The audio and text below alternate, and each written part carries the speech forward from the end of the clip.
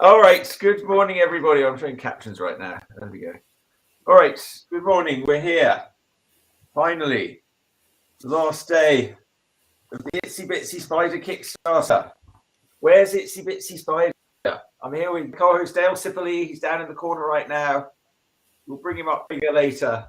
He's going to talk to our guest, who is Mr. Kennon James, in the first hour this morning. He's an amazing fantasy illustrator.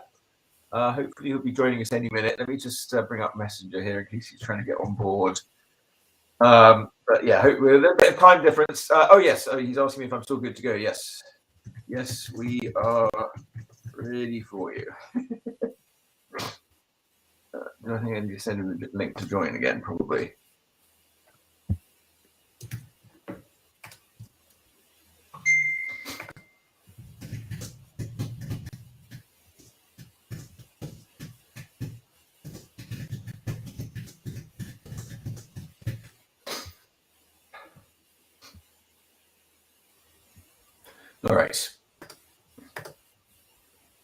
All right, he's coming. Yes, so Kennon James will be here in a minute. That looks like maybe that's him. All right. Hello. Oh, your camera's not on. Do you hear me? He's trying to get in. All right, well, Kennon's trying to join us. I guess, we'll have the theme music and we'll be right back. We've got a long list of guests. Chris Porro is going to be back with at 10 with his band. He's at band practice right now. At 10, he's going to be here with his band, the Citrus Kids. So we're going to hear them. Then what else have we got? I think around noon, we're expecting, we're going to do a review of Wizard Pickles. And then at 12:30, we have the Seagulls coming in. Oh, here he is. Kennon. Buddy, hello. Yes. All right. Yes. And we're starting off this morning with Kennon. Here he is. Hey there. Can you guys hear me all right? Yeah, we hear you good. We see you good. All good. All right. Well, I was just sort of introducing you a little bit. You're a fantasy illustrator, I guess, cartoon fantasy artist. You do a lot of work for games and other things. Yeah. Correct. So, and where are you? You're in Central Time. So you're adding a time zone to our show this morning. Central Texas, to be exact. Yep. Oh, Texas. Brilliant. All right. This is my co-host, Dale Cipperly. Hello. He's up there. He knows about art and art supplies. He'll ask you a lot of questions about how you do things. I'll just ask you where you get your ideas from. Where do I get my ideas from? That's just a stupid question. You can answer if you like. That's how we're starting this, huh? Yeah. No. Where? Yeah. So Texas. Yeah. So you drew all your life. Yeah, I've been drawing all my life. Started in, obviously, when everybody else does in elementary school, and didn't stop when everybody else did. So yes, that's usually how it goes, isn't it? Yeah. But all right, you have a very beautiful style. I was having some trouble sharing my screen earlier, but I'm gonna share some of your work here so that people see it. So I give us your website. Is that the best place? The website itself is kind of outdated. I haven't updated that in a while, but maybe your Instagram stuff. But it's hard to pull stuff from Instagram, I guess. Yeah. Well, I can do it quite well because I can share the whole window. So I do it like this. There we go. There we go. All right. Look at this stuff, Dale. I don't know if Dale's that familiar with your work. No, once I remembered the name, I already have another window open where I'm doing a Google image search. I really enjoy the Cthulhu on the bicycle. Oh, thank you. Well, I enjoy all of your work. What's OKO stand for? Is that your signature? What's that? Is your signature the letter O and then K and then O, or am I missing? Oh no, it was just it was kind of like K is the signature, and the little dots were misrepresented as O's, and I've since changed that this year. I'm kind of rebranding my signature this year, so it's just KJ now. So I got that. I've gotten that a lot. I thought it was. I think I over designed the first signature, and I had people asking me the same question. So Now, Yeah, I'm seeing I read a lot one time of you have to have a legible signature so people know what you're doing. Right. If I have room, I'll Um, write my name, just my first name, just because it's not that common. But generally, I just put K and J or K. So that's where that is. the sea monkey This is quite- illustration's hilarious. The sea monkey, that guy. Is he a sea monkey? No, I no, don't know. no, no. I may be looking at the wrong thing. Oh. I'm looking at Google image search, and perhaps Oh wow, I'm. yeah. Yeah, I've you got can a lot of share. different styles, so yeah. Yes. Oh, yes. We can see some of that. Is this you as well? The astronaut here. Yeah. Well, Yeah. the astronaut is a movie that I worked on with a team of people. That's a movie that's out on Netflix now. It's called Apollo 10.5. I was one of the animators on that. So Excellent. So is that your day job, working as an animator sort of thing? my day job is whoever is currently paying me at the time. So Yeah. Okay. So that you're was a gig. That was a gig that lasted a year, and that's what I did last 2021. Is I worked on that movie, and that ended back in July. So wow. So yes. So that was a big project. Yes. yeah. This is something you did recently because I was sort of getting into doing more blacks and stuff in my work. I was doing some stuff for Goodman Games, which I hadn't done for a while, and I hadn't really used a lot of sort of blacks and shadows for a while. And then I saw you did this, which was very dramatic with the shadows. But this is a great example of Using all the blacks kind of made me nervous because I hadn't really committed to using that much black, and I was doing this is for a graphic novel it's a short story in a book called Dragon Ring, which used to be a comic back in the 80s, and it's since is being redone now. It's being reprinted. Well, not reprinted. It's being resurrected by Outland Entertainment, and I got to do a short story in the back of one of their books, and this is that. There's actually there's no text in this short story at all. It's just action and pictures. So yeah, wow, cool. Yes, very good. Yes, all right. and I was trying to channel that old the old school like Frazetta comics and the Prince Valiant kind of stuff back in the day. So yeah, definitely. You've definitely got that feel of those, but also very modern. You've got it's great. You sort of mix up. You're so clean. I mean, that's what blows me away about your work is just the sort of, how clean and much detail you have, and keeping it very sort of clear and smooth and well defined. I tend to work in a much more sort of messy way, I guess. Well, I think that's kind of I feel like it's kind of one of my downfalls is because that stuff was all digital, and so I feel like it loses some of the energy when you work all digital, so it gets too clean. Yes. Oh, yeah. Well, I know what you mean about that. Yes, but okay. But this He-Man here. You're doing like by hand. You do these little thumbnails. I don't know if this is one of the post-its that you do. It looks a bit bigger. Yeah. No. That was 8.5 by 11 just on printer paper. But yeah, the post-it notes I do just because they're quick and I do them traditionally, obviously. And the small size keeps me from over obsessing about stuff and keeps it small and fast, so I can just do it real fast and it's done instead of spending way too much time on it. So I mean, it looks like you spent ages on it. yeah, these take. I mean, people have asked me how. Usually, they take about 30 to 45 minutes tops. So I try to keep them under an hour. I don't want to. It's something I do for fun and just kind of a warm up kind of things for fun, basically. So I want to keep it fast. Yeah, Now, is well, that that's wash? amazing for just a little fast. Well,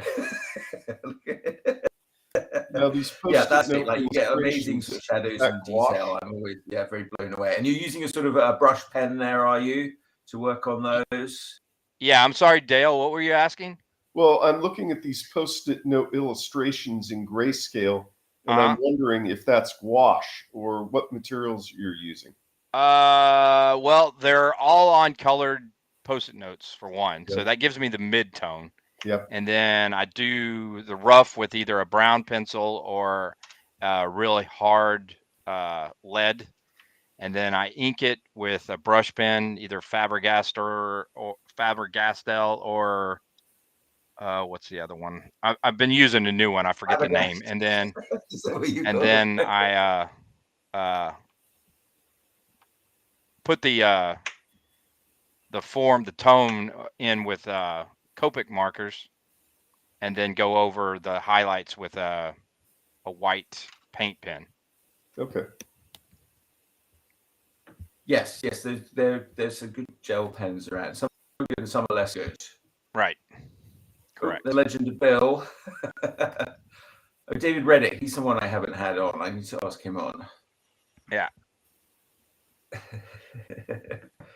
Perfect. Excellent. So where did you learn to draw, really? Like, where did you go to art school? I mean, you look like you've got quite a polished sort of and a good understanding of anatomy and everything.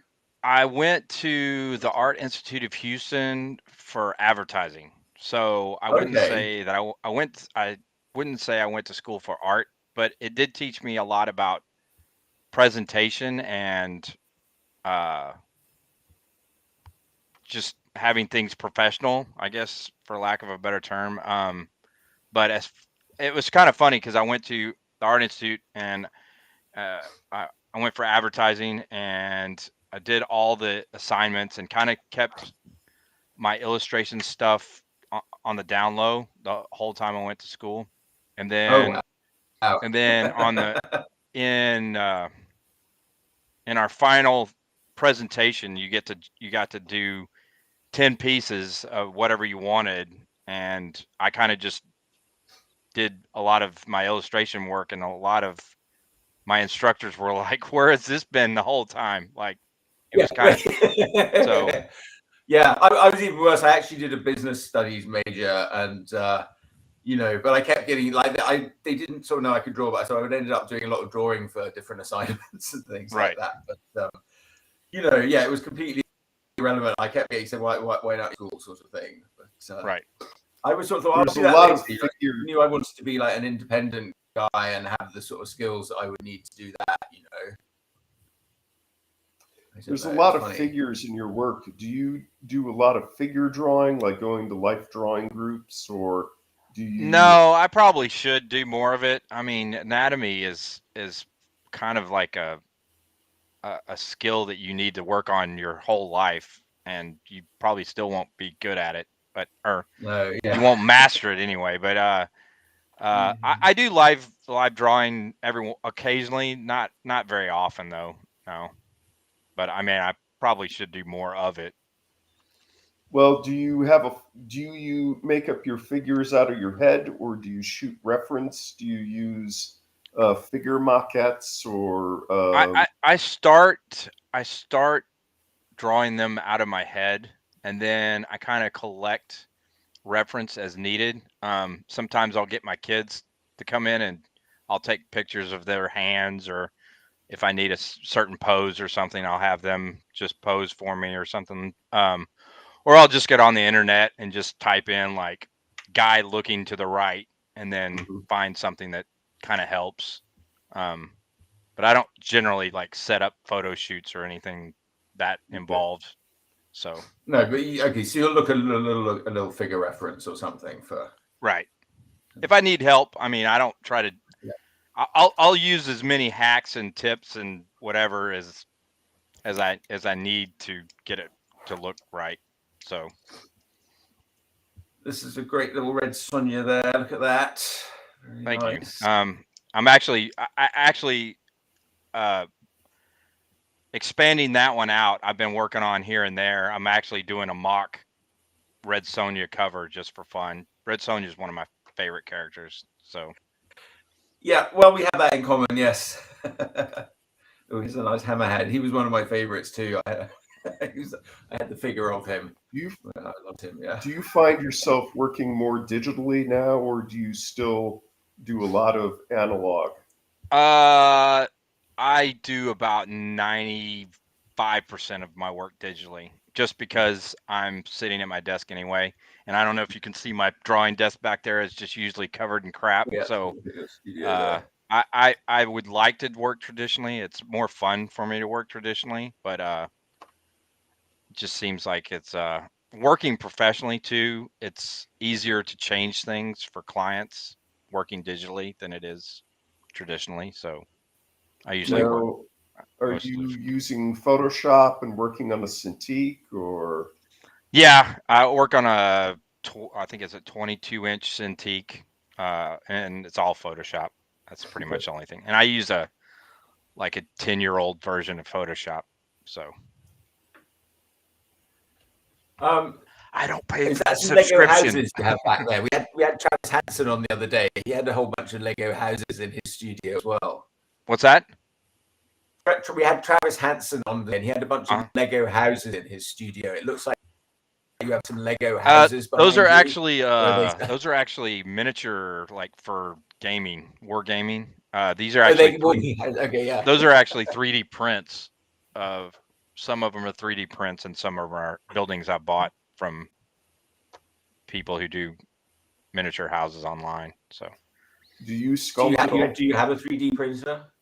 I do not have a 3D printer. I have several friends that have 3D printers, which is like having a friend with a truck. So so you just send them your it's I don't have time for that hobby. That seems like it's a whole hobby in itself, learning how to operate and maintain a 3D printer. So yeah, I can only just about operate and maintain my regular desktop printer. Exactly. that one gives me enough headaches, so I don't need another more involved, more complicated printer. So now, do you sculpt at all? I do sculpt. I sculpt here and there. I don't. I mean, you can see some of the. That's my Castle Grayskull. I don't know if you can see that. It's even the picture. No, it's not in. It's not in. But yeah, there he is. See right there. That's a custom toy I was doing. That's a Castle Grayskull I was working on. So it's mainly the sculpting I do is just for fun. Usually, it's not. I've never been paid to sculpt. Let's put it that way. So, have you ever tried it on the computer with something like Blender or ZBrush? I have worked in ZBrush a little bit, and that's one of my goals this year. Yeah, ZBrush has been like a 3 to 4 year project that I've been trying to learn. I have several buddies that are really good at it, and I've committed to this being the year that I actually am able to do something decent on ZBrush. But I've dabbled in ZBrush, so that was So this is how you used to look in the in the where is this from? Yeah, that's when I was in high school. That's what I looked like in high school. Yeah. You got your Silver Surfer t-shirt on, yes. Yeah. The ripped jeans. I always had ripped jeans. Yeah, your hair moved down from your head onto your chin. That's similar process. Exactly. Yeah. I don't have any hair on my head anymore. Yeah, mine's just pulled at the back. Some of your work has wonderful perspective. Are you using any 3D models as reference, or are you using perspective grids, or how do you work out perspective, or is it just eyeball? Most of it's all eyeball. If I need some help with perspective, I'll work it out, but it's most of the stuff. I really try to push the perspective thing because I just think it makes things more interesting. But a lot of it's just imagine. Okay. Yeah. What am I looking at here with the Immortan Joe? What is this? Oh, that's actually my custom toy Immortan Joe, which was a lot of fun. That's a very beautifully detailed eye painted. Oh my god! I mean, I'm trying to figure out the scale of what it is. All right. Hey, well, give me 2 seconds and I'll go get him. Hold on a second. Yeah, that's quite a beautifully detailed eye.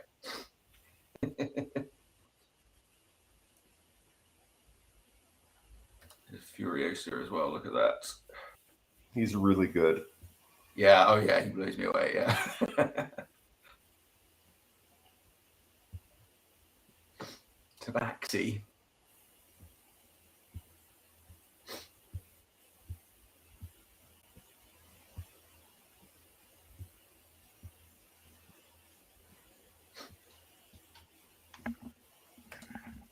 Oh, here All he right, is. I'm back. Okay, so here he is. Can you see him? Yes. Oh wow. Okay. Yes. All right. So yes, he's quite big. Yes. Yeah. So this was done on a custom, a toy blank. I don't know if you're familiar with custom toys, but he was in a show, and it was a blank, so they're just like straight white, and then all that was sculpted on top with super sculpey, and then painted, and then the hair is like actual hair. Okay. Yeah, I don't know anything about custom toys really. Yes. Okay. Yeah. So yeah, Now, that's a if I- whole nother can of worms. That's a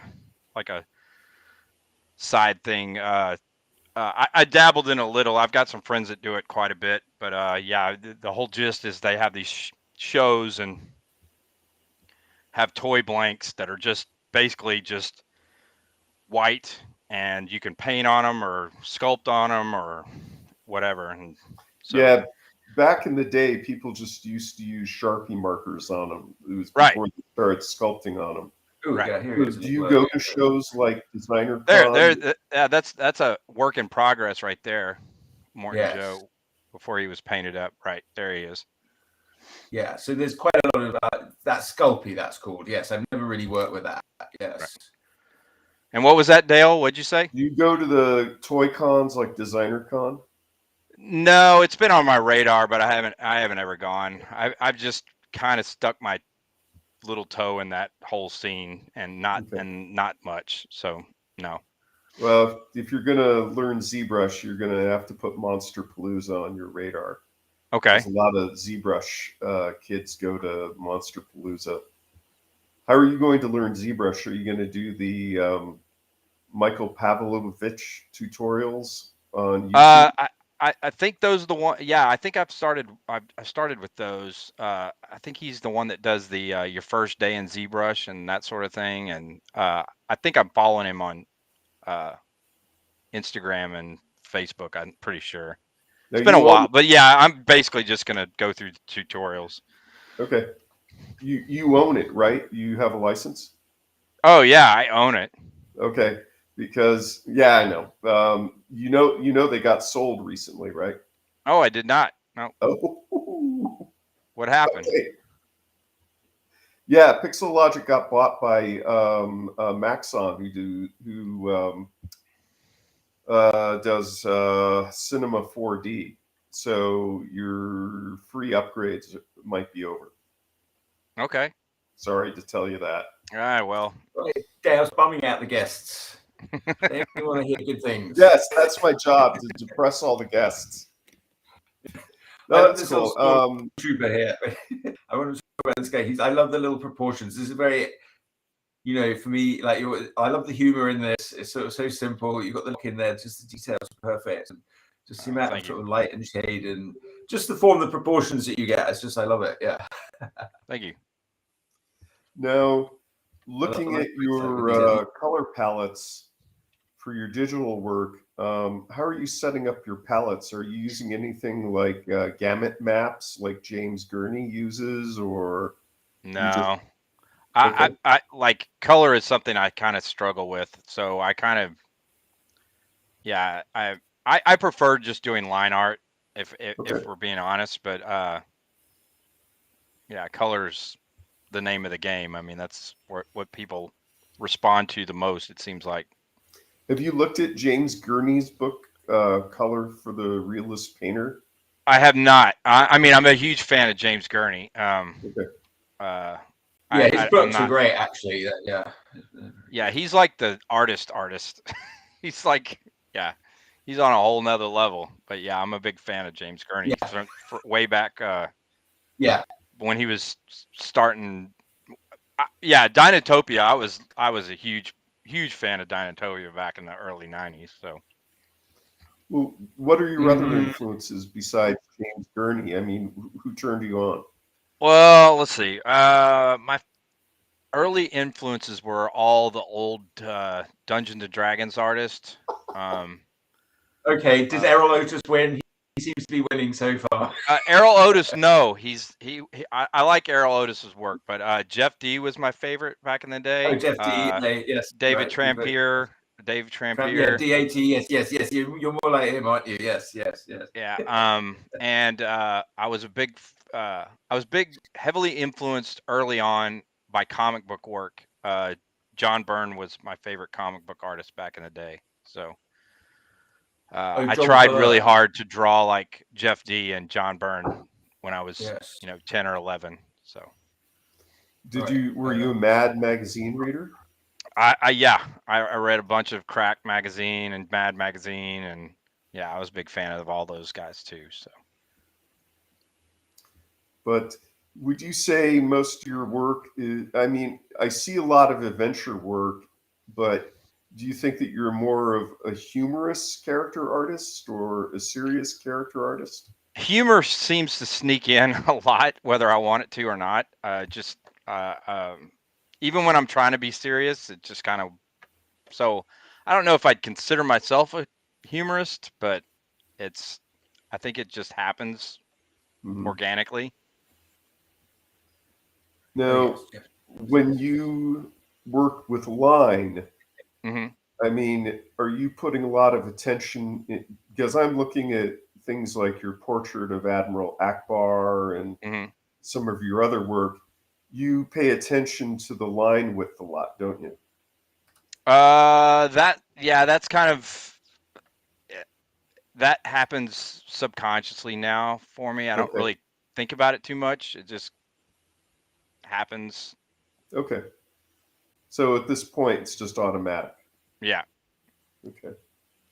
And was there anyone who influenced you on how you do your shading, your hatching? Like, did you look at other artists' work and go, "Hey, I want to shade like that," or like I some mean, there's a people are lot. into? Yeah, it seems like every time I do something, uh, I'm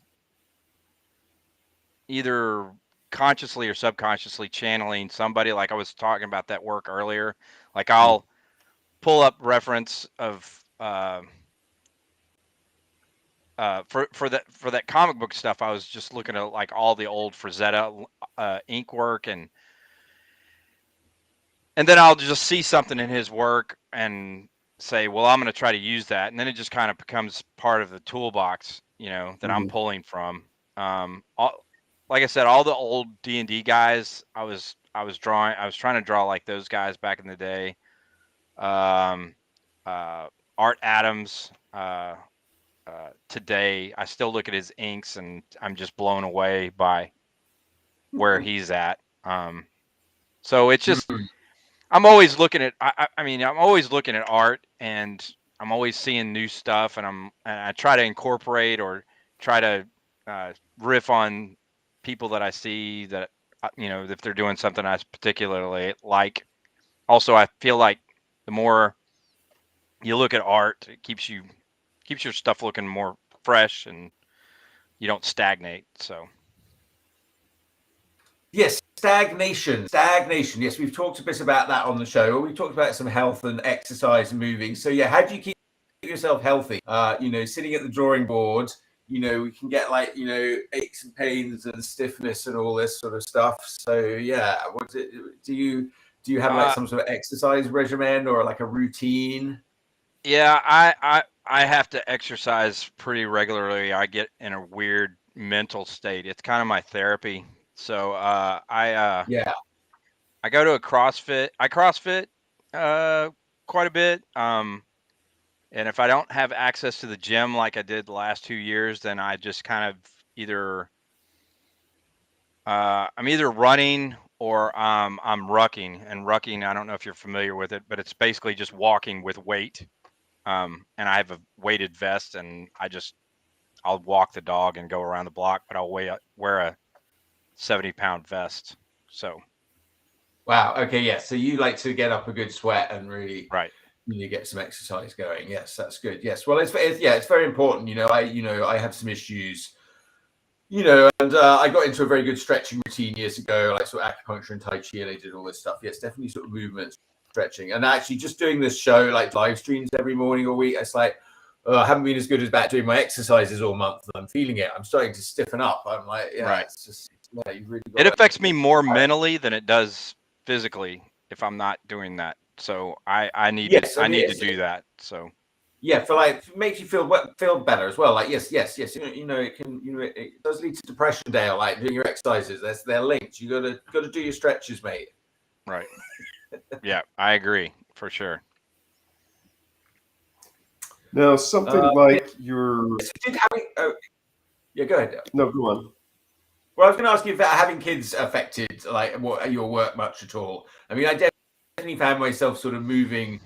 It's sort of when I'd been working in advertising and drawing my comic at night, and then then my son came along, and I was getting more interested in doing children's book work. I'd done a little, but then I started more actively kind of going after, and then I was sort of doing that. But now he's 19 again, and I'm sort of moving back into sort of wanting to do game work and stuff again. I don't know.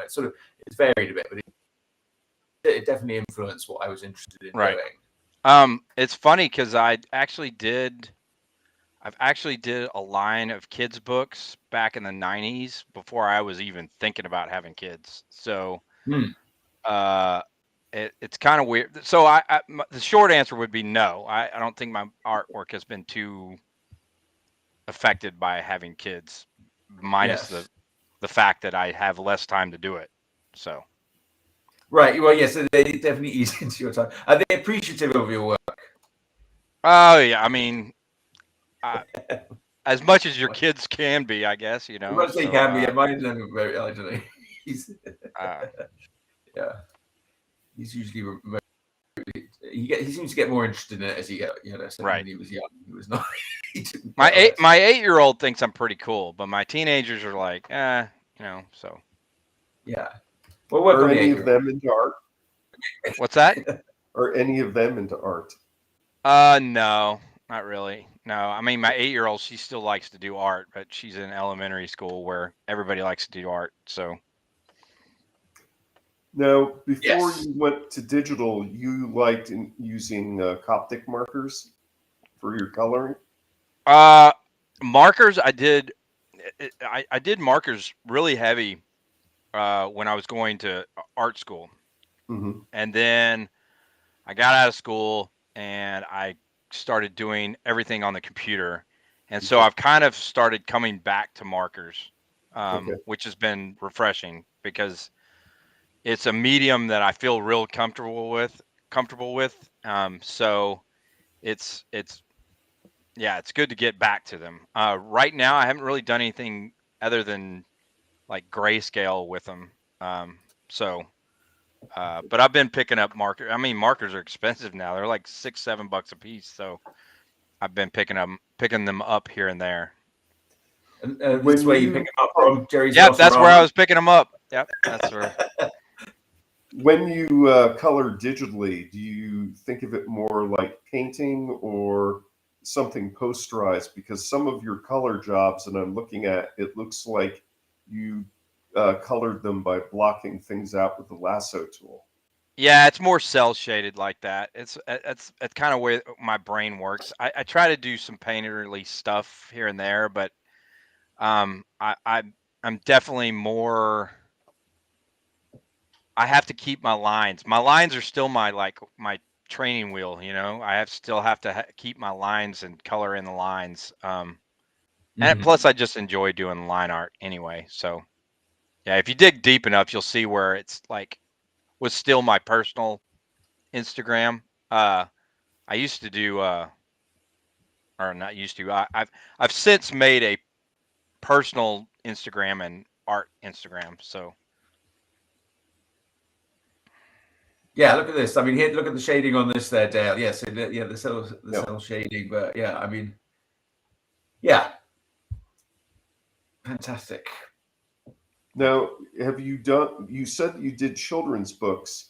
Were these self-published? Did you do it for a client?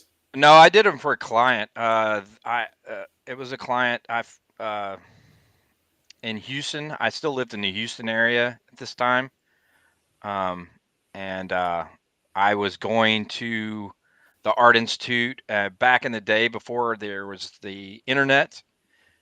You would go into school and they would have a folder, and this folder contained clients that would come to the school looking for Okay.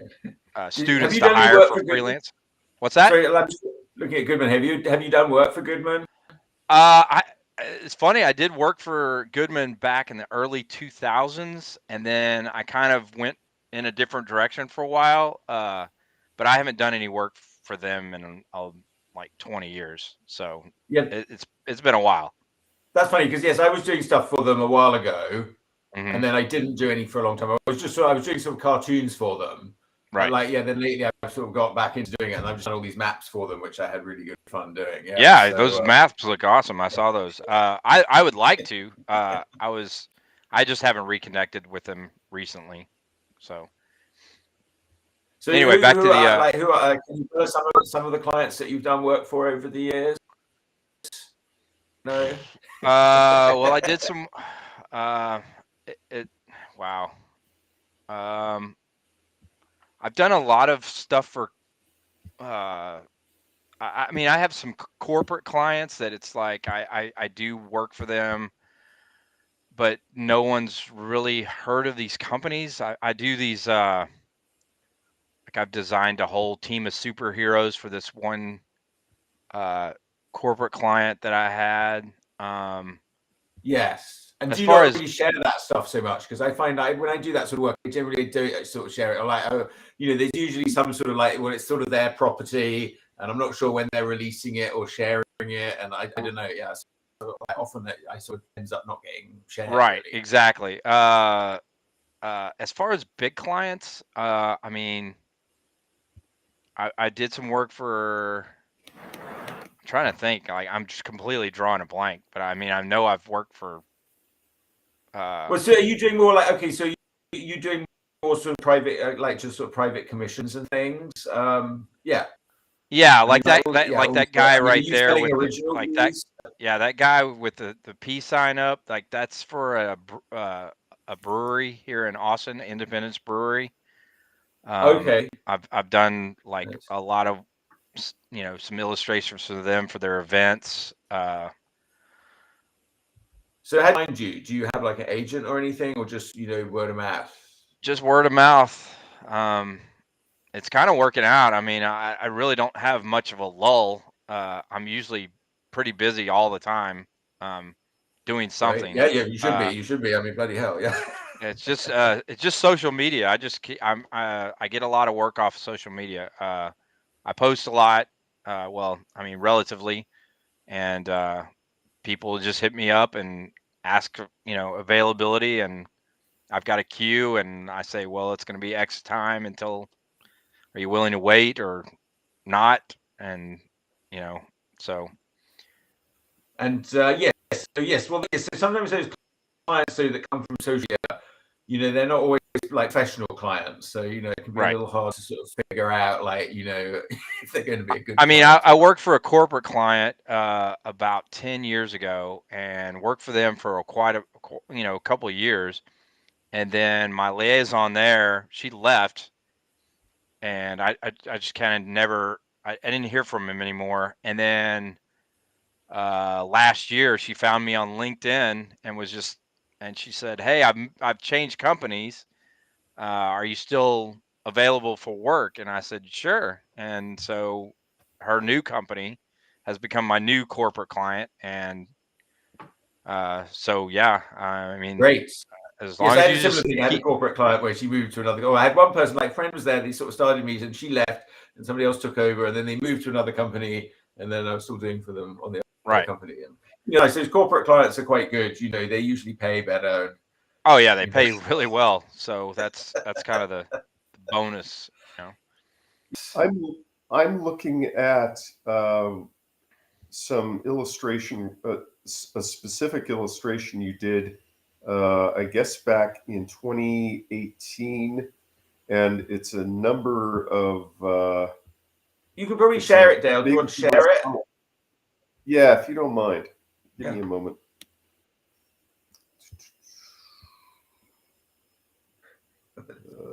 Yeah, you're a great at caricature as well. We've talked a bit about caricature on the show. I wish I was way better at it, but it's a lot of work.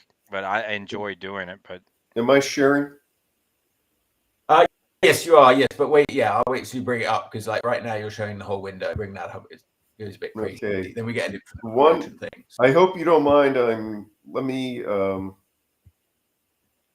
okay. Find it again. I'm trying to find. Oh, okay, well, I'll wait till you find it. Hang on. Yeah, tell me when you find it. Oh, there it is. This one. Ooh. Can you see what I'm talking about? Yep. So I'm looking at this, and I'm looking at the way you colored it. Are you using any custom Photoshop brushes, or is this just the round brush? That's just the round brush. Okay. And you're painting your coloring. You're not using something like the lasso tool in fill. Correct. Well, Okay. I mean, I use the lasso tool sometimes, but that and brush. So yeah. Okay, so this do you do like a flat sort of fill first? I mean, how do you do that with tones? Like, I mean, do you do a sort of gray and then add color? Some people do like a sort of gray and color it after, and then other people do a color. I have a flat layer, and then I have a layer on top which is light, and it's black at 40%, and that's what I do my dark tones with. And then I'll do another one that's light, and that's usually at 20%, and that's white. So okay, yes, so you do like a 40% darker so, and a 20% of lighter. Yes, correct. Right. And I tweak that depending on what color I'm working on, because Yeah. Okay, so well, you're that's nice. putting down some hard numbers, don't we, Dale? I'm putting down. Go ahead. You're putting down a flat tone. You're flatting it like a comic book, and then you have a shading layer and then a highlight layer. Correct, and not always just one. Like sometimes it's more. Okay. Like that ghoul or that zombie you guys were looking at earlier, like that had like maybe 2 or 3 darks and 2 or 3 white or lights, but it's basically and then you had this sort of like a rim light layer and right. Yeah. So I go through a similar process. I think I usually have a highlight and a shadow layer, or I might have a sort of extreme highlight layer, and I might have a sort of rim light or something like that will pop in. Right. But again, it looks like you're also going in with a soft-edged airbrush tool, like in this hand. Yeah, that's part of my flat layer. Like sometimes I'll put on the flat layer. I'll do some subtle color changes. But that's usually on my my flat layer, and then I do. But that would be more about the color of the object rather than the tone, right? Correct. Yes. Right. Yes. Okay. I'm going to stop sharing since we both know what we're talking about. So I'm just looking at this one here as well. Like the hand. I see you like the hand. Is he your favorite character? Yes, he's my favorite character from Game of Thrones. Wait, why do you like the hand so much? I don't know. I just relate to him better than the rest of the characters. I think he had a great arc too. Like everybody. Yes, I loved his end battling his brother and falling off. Yeah. That was falling off the castle. I mean, when you started, you thought he was like a total scumbag, and he was a total scumbag. But like he had a real good redemption arc along the way. He had a scumbag, but his brother was the real scumbag. Right. His brother was just like a total like monstrous sociopath. Right. I'm pretty sure that actor was the trolley boy in Hot Fuzz. Yep. The big guy, that guy. Yep. Yeah, he's been a British actor. He's been around for a while, I think, in this and that. But when you're doing your flats, are you using that Photoshop plugin B flat? Nope. Okay. If that's gonna save time, I want to know about it. Yeah, check. I found it helpful. I got into it from when I was doing Whelon, and then I used it on the search and find. So he's a Dutch guy, Eugene Pelt, He's got 2 plugins: Flatten Pro and Multi-Fill. Multi-Fill like randomly fills like your outline layer with like a palette which you can choose of colors. And so particularly for search books, it's great because, you know, it sort of kind of randomly does all the clothes, you know, which really sort of helps a lot. You know, and then the other one that, you know, so that randomly fills it, and then the flatten one pushes it out to the borders so that, you know, then your black is on one layer and then the colors are on the other layer with no sort of space between. Gotcha. And those are called multi-fill and So what? Google Peltmade, PELTMADE.com. Peltmade, like animal pelt. Yeah. And he's, Boogien Pelt. He's like a Dutch, but B Pelt. All right, I will look that up. But yeah, that's one of my least favorite things to do is flatting. I usually sometimes I'll hire people to do my flat. You do, yes. I've done that. I've done that once or twice, but yeah, it's I sort of, in a way I don't mind it because that's the bit where I can put on an audio book, right, and just zone out. Yeah. You know, you don't really need to be thinking about that bit too much. Have you tried other applications to do your flatting, like maybe working in Clip Studio Paint? No, I haven't. Dale's a big fan of Clip Studio Paint. We've had I had the senior product director from Adobe came in and tried to convince Dale that Clip Studio Paint was not the only product out there, but right, it is. Yeah. Dale was able to point out some of the others that Clip Studio Paint had over Adobe products, and he's promised to pass them on. Yeah, sure. Yes, probably more than his job's worth. Yeah. I mean, I'm kind of just Photoshop. I feel like Photoshop is a lifetime.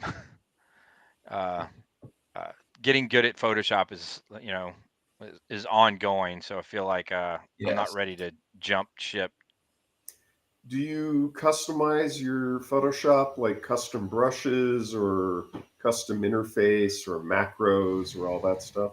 No, I mean, I probably should. I'm kind of learning things here and there. But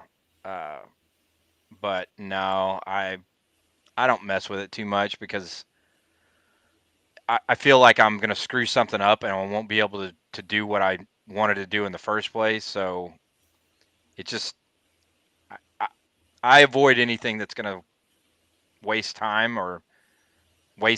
me trying to unscrew what I screwed up. So. Well, good. Well, you do create work. It seems to me like you get it out pretty quick. You know, and you seem to work fairly fast. I mean, especially considering like the quality, you know, of the work and the line. Oh, thank you. I'm just looking at the tentacles. You love tentacles, don't you? I do. Yep, I do. I've got an affinity for them for some reason. But yes. Fun fact: I used to have a pet octopus. Really? Oh, did you? Yeah. Oh, wow. Yeah. And did you think it was very intelligent? I mean, people say that octopuses are like. Oh yeah, I was fascinated. It was really cool. It was back when I saw them at this exotic pet store.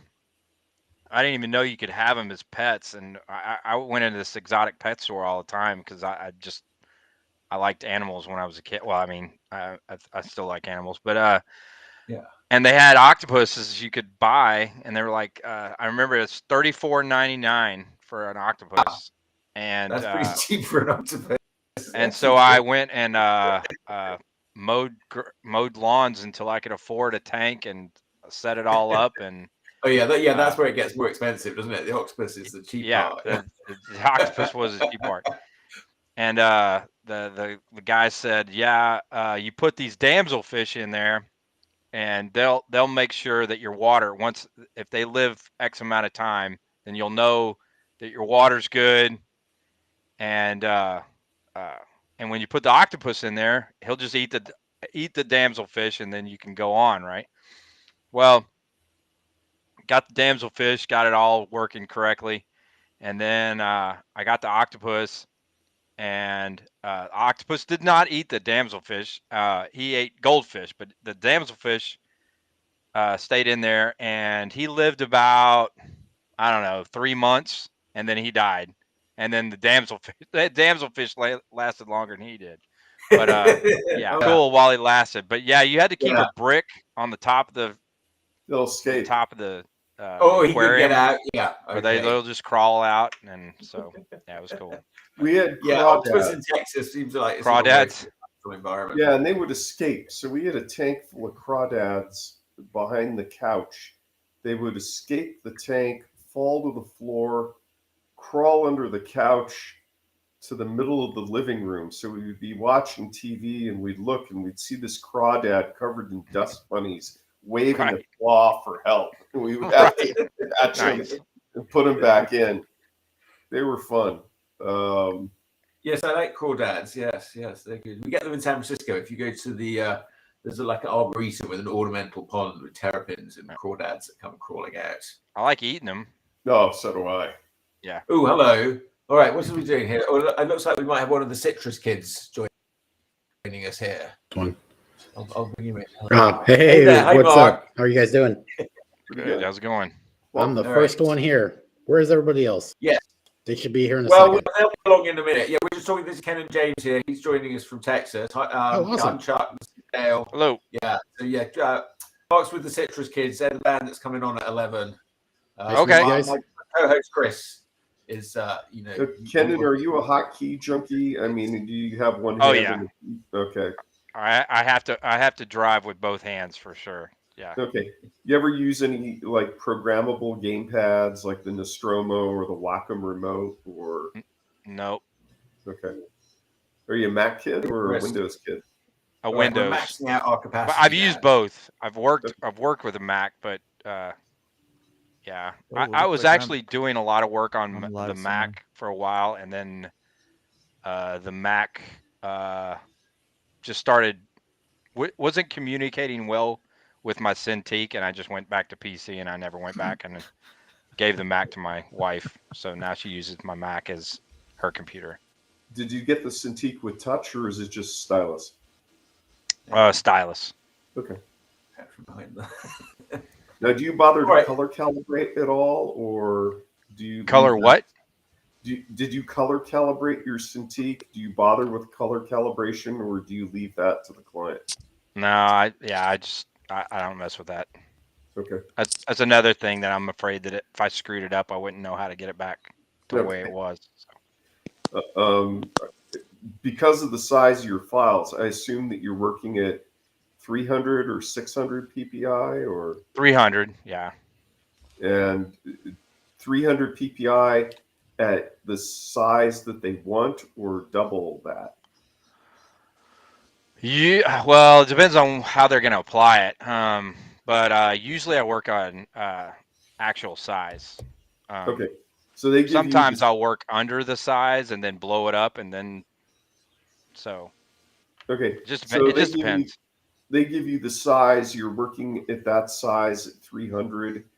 Do you find that you have a lot of layers, so you need a lot of RAM, or are you collapsing layers while you work, or? Yeah, I usually I save all of my files remotely for backup purposes, and also to keep them off my computer. Okay. So my files usually tend to be ginormous. So. And you're doing that to the cloud or to just a hooked up drive? Dropbox. Dropbox? Yeah. Okay. And then you're right, Dale. That like Kennon. I mean, yes. So yeah. So have you got any projects right now that you're sort of pitching, or not right now? Nope. Nope. Nothing to pitch currently, but that'll change. But currently, no. All right. Well, it's been awesome having you this morning. Thank you. Yes, thank you very much. Yeah, I appreciate it. Thanks for having me. Really great to chat with you, buddy. And yeah, we've been talking online on Instagram for a while. And yeah, it's just awesome to get to look. So I don't know. Do you want to hang around? We're going to talk to the Citrus Kids now and listen to their music. You're welcome to hang around. I think I'm going to get off and have lunch, but I'll bounce in and out here and there on the chat, though. Yeah, Good luck sure. with Oh, you. yeah, I've had the chat off. Let me just see if there's any comments we've had in here. All right. Okay. Oh, yeah. So here's somebody who said, oh, well, I'm not sure that was in response to you now. But it will change, Kennon. Thank you, John. Thanks for tuning Yeah, in. me and John. Yeah, that's a conversation me and John just had about starting future projects. So yeah, Yes. cool. Well, All right. I will see you guys. Thanks for having me, and I'll see you guys around. Yeah, Thanks. I'll see you around, mate. Thank Thanks, you so Kennon. much. Cheers, buddy. Hey, Chuck, we just dropped in early just to see if Yeah, it no, worked because that's these right. guys Yeah, haven't no, signed in that's yet. good. We did a good hour. Welcome, guys. Good to see you all. Hello. Thanks I don't for know. having us. I guess you can tell who's who by the caption that's on their Yeah, their we got video. Mark, Chris, the Citrus Kids. Hey guys, yes. All right. So you guys were a band a while ago, and then you got back together again. Like, did you get back before the pandemic or during the pandemic, or did you never really break up? I was going to let you guys talk. Yeah, I mean, we got together like in the 90s, and then we kind of like dissolved, and then we got together again. I think it was before the pandemic, wasn't it? It was a little before the pandemic. We were kind of just hanging out. We really weren't talking about starting up a group again, but we're just hanging out, as friends and reconnecting. Yeah. And for whatever reason, the conversation of us having the band again never came up. And then all of a sudden one day we're like, well, why don't we just play some more music again? So that started, and then the pandemic happened. And so we were actually doing stuff during the pandemic. So traveling to SFO, I'm in Phoenix. So I was traveling from Arizona to California during the pandemic, but going to SFO with me and about 5 other people in the entire airport was interesting. But yeah, that's how we all kind of just got back together and started up again. So yeah, like we were just hanging out like Mark said, and then I was like, hey, how about we take all this old material that we recorded in 3 different like basically project studios, and I'll put it together as this cohesive piece. It'll be 14 songs. It's kind of the length of an album, even though it was done in 3 separate chunks. And I think that's how, and then we were like, oh, well, of course we have to post it and we have to do some promo around it. And then somehow we ended up doing music again. We started off thinking about like kind of like business projects to do together. And then I think we kind of like slipped back down into that very comfortable space that is making music together. But we had some early game changer business ideas, such as the Kruger cutter, which was going to revolutionize box cutting. Yes, the Kruger cutter is much like a Freddy Krueger glove that you would have on your hand, and it was going to revolutionize the box cutting industry. Yeah, great for planes. All right, so do you have some music you're going to play us? Do you have like a video? Yeah. So we got this video. I don't know what the easy way to do it is. It's up on YouTube. I can send you the link, Chuck. I'll pull it up on YouTube. Yeah. Okay, let me just grab this, and I guess I'll send it to you in the private chat. Yeah, and so this is it's a song that's about 2.5 minutes, and then there's a little outro voiceover part that is super important to play. If you don't play it, I don't know what puppies get slapped or something. Angels fall out of the sky. So that last 30 seconds is crucial. All right, hang on, let me just open that up. Sean, how's your connection there? This is your low flow. All right. I guess it's not good. I guess Sean is currently in. He's outside of Tacoma, Washington, at an Airbnb. Okay. I think it's pretty desolate where he's at. So you may just see his face. Probably won't hear him speak. All right. He's got the potty Wi-Fi. Can we hear?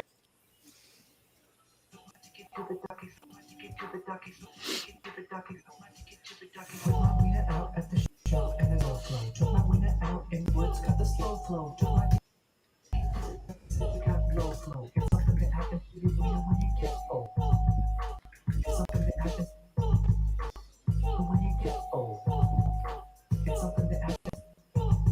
Do you wiener when you get old? My wiener's like a classic car that put me on the highway. When I go on it, will it work? I can't say. Cause it's got a few dents. And it drifts to the left when I try talking to it fast. I didn't hear me, no. It's kind of quiet, but it's fine when it's seen it. Thinking about the meow, it won't kill, but there's no harm in it. It's something that happens when you get old. It's something that happens. Do you wiener when you get old? Whipping around at the show and there's no love. Whipping around in the woods and there's slow flow. If I think you do it, Ducky said you got low flow. It's something that happens to you, you know when you get old. It's something that happens when you get old. It's something that happens to you when you get old. This is how it looks when you're on the slow flow. Dr. Seuss and everything strapping down the road. From a dingling, documenting all the bullets clogging up my wiener flow. Hanging from a dingling, Dr. Seuss and everything. It's something that happens running on a GoPro. When you get old, hanging from a dingling. It's something that happens when you get old. My wiener out at the show and there's no flow. My wiener in the woods glow. I think it did the ducky said you got no flow. It's something that happens to you when you get old. There's no secret to my secret sauce. It comes from my wiener boss. I call my wiener boss because he's the one who calls the shot. He's the one who wakes me up with his witness, not a sock. He tells me I should see the doc if I ever skip or cough. It's something that happens, wakes me up with his witness. When you get old. It's something that happens, wakes me up with his witness. Do you wiener when you get old? A wiener, it's my favorite part because it goes in, but there is no rest, let's have some dinner, turn on HBO and have a binger, fall asleep.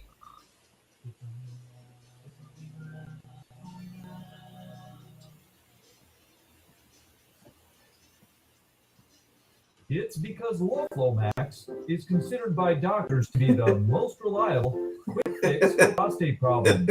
Low Flow Max, meaning flow in a gush, primarily acts on two muscles. The first is the muscle located at the bladder's neck. The second is the muscle in the prostate gland. The chemicals in Low Flow Max abruptly release the guillotine chokehold that these muscles have on your pee-pee pipe.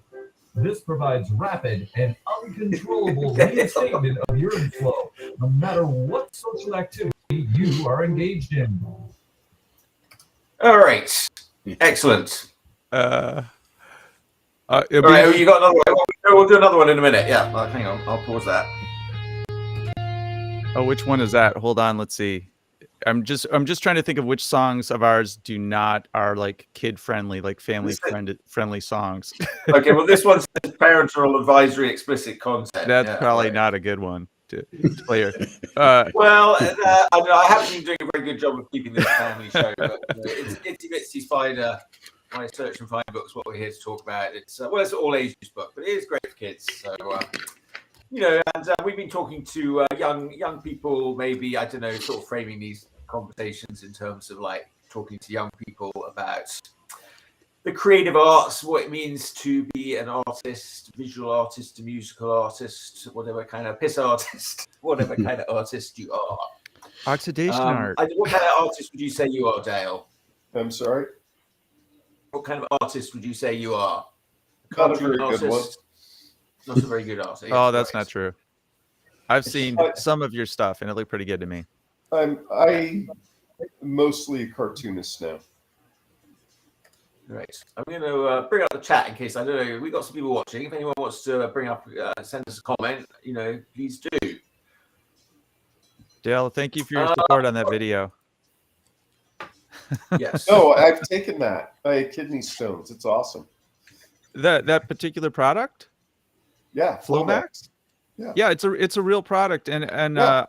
I that VO at the end is 50% ripped off from their website. Yeah. And after I did it, after we finished that video, we reached out to them on Facebook and Twitter, and they never got back to us. Yeah, I don't know why. It's not a product that you talk about it's not something you talk about over like a dinner. You don't really share with people. Oh, I'm taking Flowmax and I pee great. Yeah, I mean, I guess that's true. I just I thought we'd hear something back from those companies. Well, they don't. They're not going to buy the song to play on TV for a commercial. I mean, we worked really hard on that video. Yeah, it's a great video. You did a good job on that. That's excellent. Yes. So you just went up there for the day and filmed some stuff and edited it together. I mean, how do you go about making a video like that? I don't really have done anything like that. So that's my property in Northern California, which is just kind of like this rundown trailer on 20 acres. And we had no plans to make a video out of that. And I think this ties into what you're saying about like kids and the creative process. Not making that particular type of video, but this idea of like, don't discount spontaneity, because we had really no plans to do that. I got up there, I was there for a few days, and Sean was like, let's make a video. And we did it all on our phones, and it was super spontaneous. A lot of that stuff was not planned at all. And I just think, you know, I've seen my daughter in art classes for a long time. And, you know, there is this idea where you kind of like marginalize spontaneity, and it's all about discipline and learning skills. And that's important too. But I think it has to be balanced with just, you know, just going with your instincts, being spontaneous and not having any time to second guess yourself. That's a really interesting way to work as well. I think you have to balance both of those things out. Yeah. So do you guys have any like shows planned? Are you going to do any live shows now? Pandemic sort of coming to an end. Sean, you want to take that?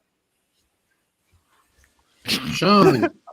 Mark, do you want to take that? If you guys have planning any live shows? Have we got anything like that lined up now that pandemic's over? I guess I can take that. No. There was a long delay. There was a long delay to get to a no. Which, as soon as you asked that question, I knew the answer to it, and I was like, "Hey, let's see if we can have a long walk to this no." We go through phases where we kind of think about it. I mean, it's kind of hard because we're remote, and we've tried to do the online thing, and the technology just isn't there. Is the short version of it. You just have major latency problems, especially with like 3 different people. But I think we'd like to play some shows in the Bay Area and stuff like that. I'm not sure what Jerry's referring to here. Jerry says they have no sense of humor. I'm not quite sure who she's talking about. She's talking about our video of the low flow. We're a serious band, Jerry. Okay? All right?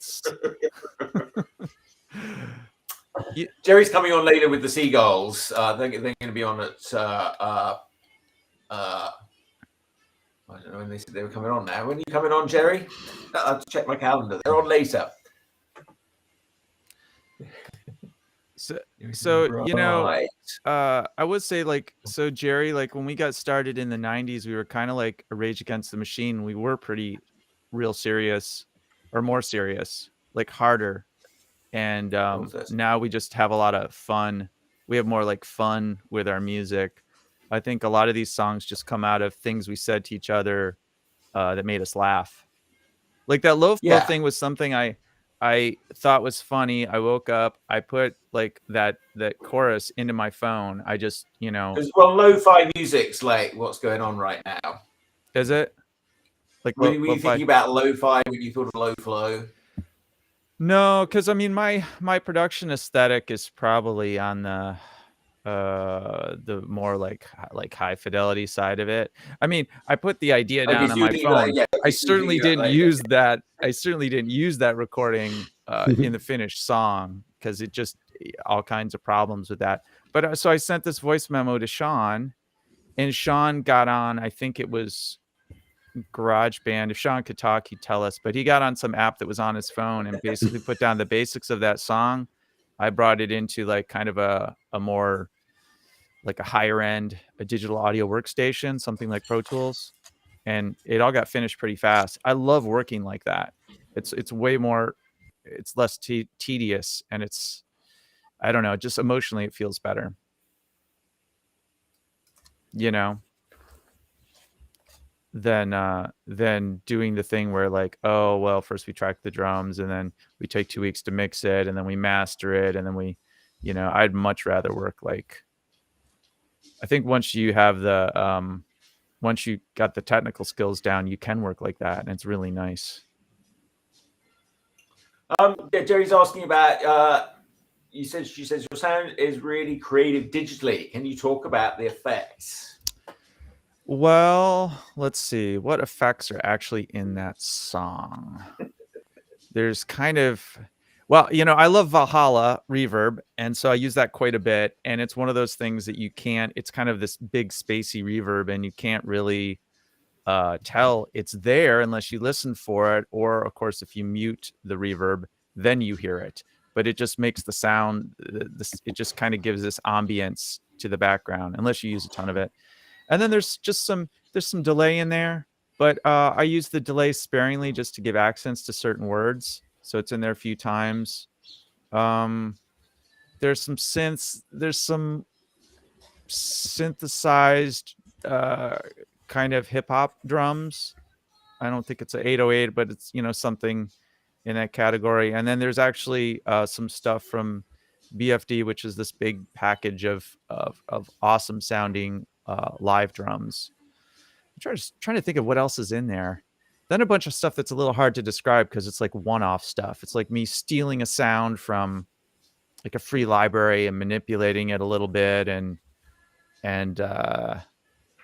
having it do what essentially is like really, really hard, like on off, like almost like a vibrato effect, like on off. It's hard. I'm like just trying to think of specifically what's in that song. I think you should tell them that how the sound, we've changed our sound just due to the pandemic and due to the technology that's available to us now, like that we didn't have access to in the 90s. We were. Oh yeah. So when we started in the 90s, I was playing guitar and we were very, very live. Like we like wrote a lot of the stuff in the room together. Mark was on the drums, Sean was on vocals, and we didn't really know anything about recording technology. I think we might have had a 4-track, but we'd always go in with these students in these studios that looked nice, but because students were running them, nothing ever came out sounding that great. So it was very much a live thing. We never played to a click. We never used I'm just trying to think. We went into a DAW. I think every time. I think we never went to tape because of the expense of tape. But we were like just a super live band. And if you listen to it, the tempo ebbs and flows. And now we were trying to figure out how to collaborate. So almost all of our stuff started on Soundtrap, which is this like online platform where they give you a bunch of drum kits and instruments, and then you record into it. And it's definitely got some limitations on it, but as the guys will say, it's a scratch pad, so we can get our ideas down. And then after that, we do the painstaking process of trying to get those sounds out of Soundtrap and into my DAW, which is kind of like Pro Tools. And then a whole bunch of other stuff happens, but the collaboration happens on Soundtrap. It's a fast way to kind of get your ideas down. Okay. Dale's moving around there. I'm trying to see. Dale, what's going on? Do you want to take a break, Dale? No. I was folding my laptop into tablet mode. Okay. So the camera moves around when I'm still listening. It's fascinating. Oh, okay, good. Yeah. No, Dale's expertise is asking the artist questions. Yeah. Do you have any questions for musicians to ask? What are the well, obviously you're using your instruments, but you're currently talking about the digital tools that you use, and that's now easier because there's new tools. I mean, are you mixing all this stuff on a laptop? You mentioned there was something that you're using instead of Pro Tools. Could you go into more depth on that? Yeah, so like Pro Tools is what's like called a DAW, digital audio workstation. And Pro Tools is probably like the best known one. It's kind of like Photoshop for, for audio mixing. Mm-hmm. And but there's a whole bunch of other ones that, most people don't know about unless that's what they do. And so I'm using this thing called Reaper. But it's basically what Pro Tools is. And, you know, it's got like a timeline where you see like all your tracks together. And I don't know. The big advantage of working, I think, digitally is a lot of your changes aren't destructive. So, you know, you can always undo things. So that's really nice. You can do amazingly accurate edits. I mean, I don't think I've ever edited on tape, but if you have edited on tape, it's amazing that, you know, digital is just so much more accurate. Not that those guys couldn't get the job done. They could, but, you know, slicing tape is not the same as zooming in on samples, you know, and actually slicing like, you know, between like two samples. But it also I don't know. gives us the ability to work remotely. So we can all work.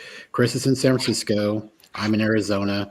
Sean's in Washington State. So we actually, today is our day we actually have a Thursday meeting that we collaborate and we work on music together in these separate places, and we can actually just put stuff down digitally. You know, so that's a big difference, because usually it was back in the day we would have to be in the room together during rehearsal, and now we can just set up a Skype meeting and hop on our sound trap and kind of collaborate that way. So that's been a bit different. Each of you have that application. Correct. And it can all work on the same file at the same time. Exactly. And then we just save changes, and then you just sync it, and then it updates from whoever made that change to the next person. So it's pretty cool. Yeah, I mean, files large. Do you need a high-speed internet connection for that? Yeah, they're pretty big. I mean, we're trying to work out a system where they're smaller, you know, but they're usually a couple gigs when I get done with them, because my process is just, there's a whole lot of chaos involved, and then it kind of comes down to, there's a whole lot of ideas generated, and most of them get thrown away. So you end up with these sessions, they get quite big. But, you know, we've all got, like, I paid for the Google Drive thing with like 100 gigs.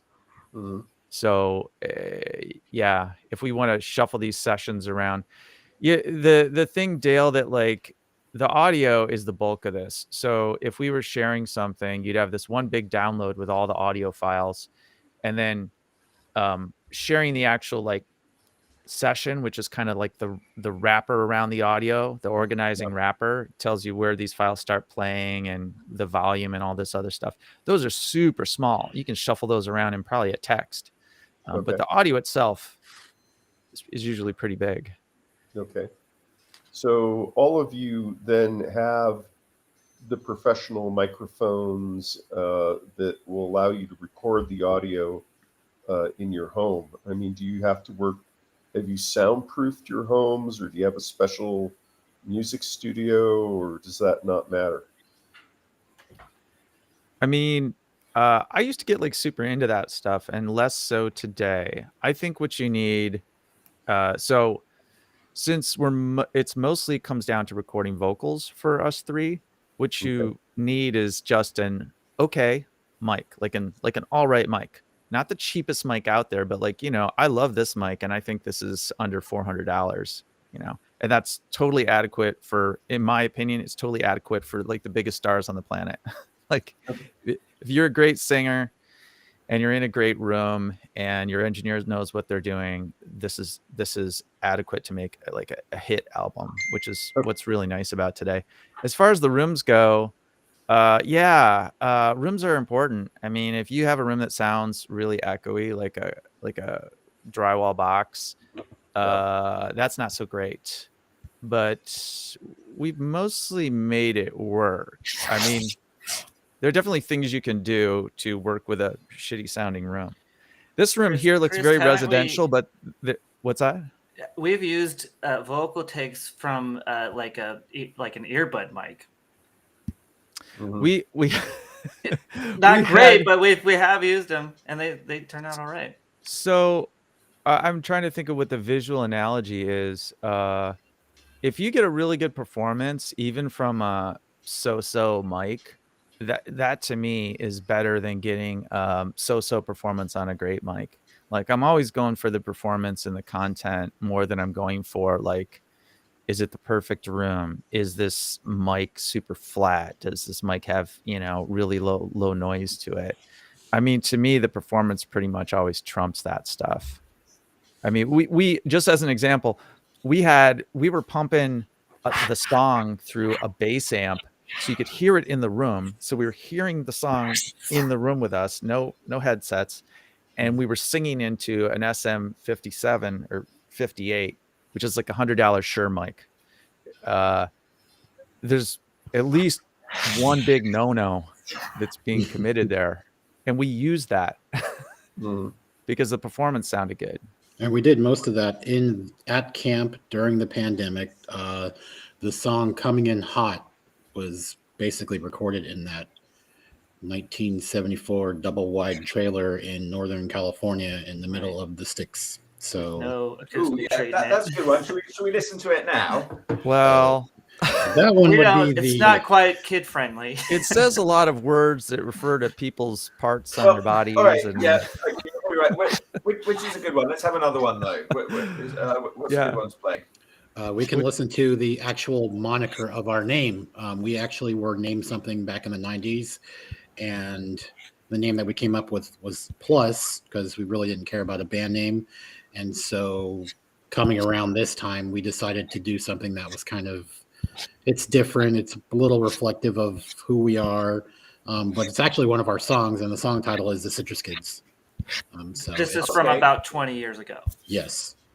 Yeah, so this is the old versus the kind of new music. All right. Back when we were hard. Do you need a link to that? Yeah, well, if you send me a link, I can share it, or you can share it if you have it there. Yeah. Are you guys in the private chat where you can? I think I have it right here. So let's see here. I am grabbing the link, and I am putting it in the private chat. All right. Okay. There's no video with this.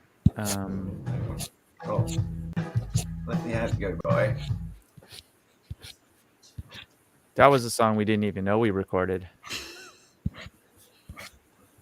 We do a lot of nocturnal sessions. It's called the Possum Sessions. All right. Hey, Chris, why don't you tell them the story about the album cover and the name and everything? Oh, yeah. Okay. So that building that's behind us that looks like it's condemned actually was condemned. Yes. But before it got condemned, slightly before, years before it got condemned, but it was in terrible shape then. We all used to live there, and we used to call it the Pink Palace because it actually is pink. Obviously, those palace clip art things that I put on top, they were not there. They're not part of the structure. Yes. But everything else is. So we lived there. We went dumpster diving for mattresses to do some acoustic treatment in our practice space. Basically filled the living room with dirty mattresses for our practice space. Happy to have them. And it is now a historical site in Tucson, Arizona. Yeah, so this is right off the U of A campus.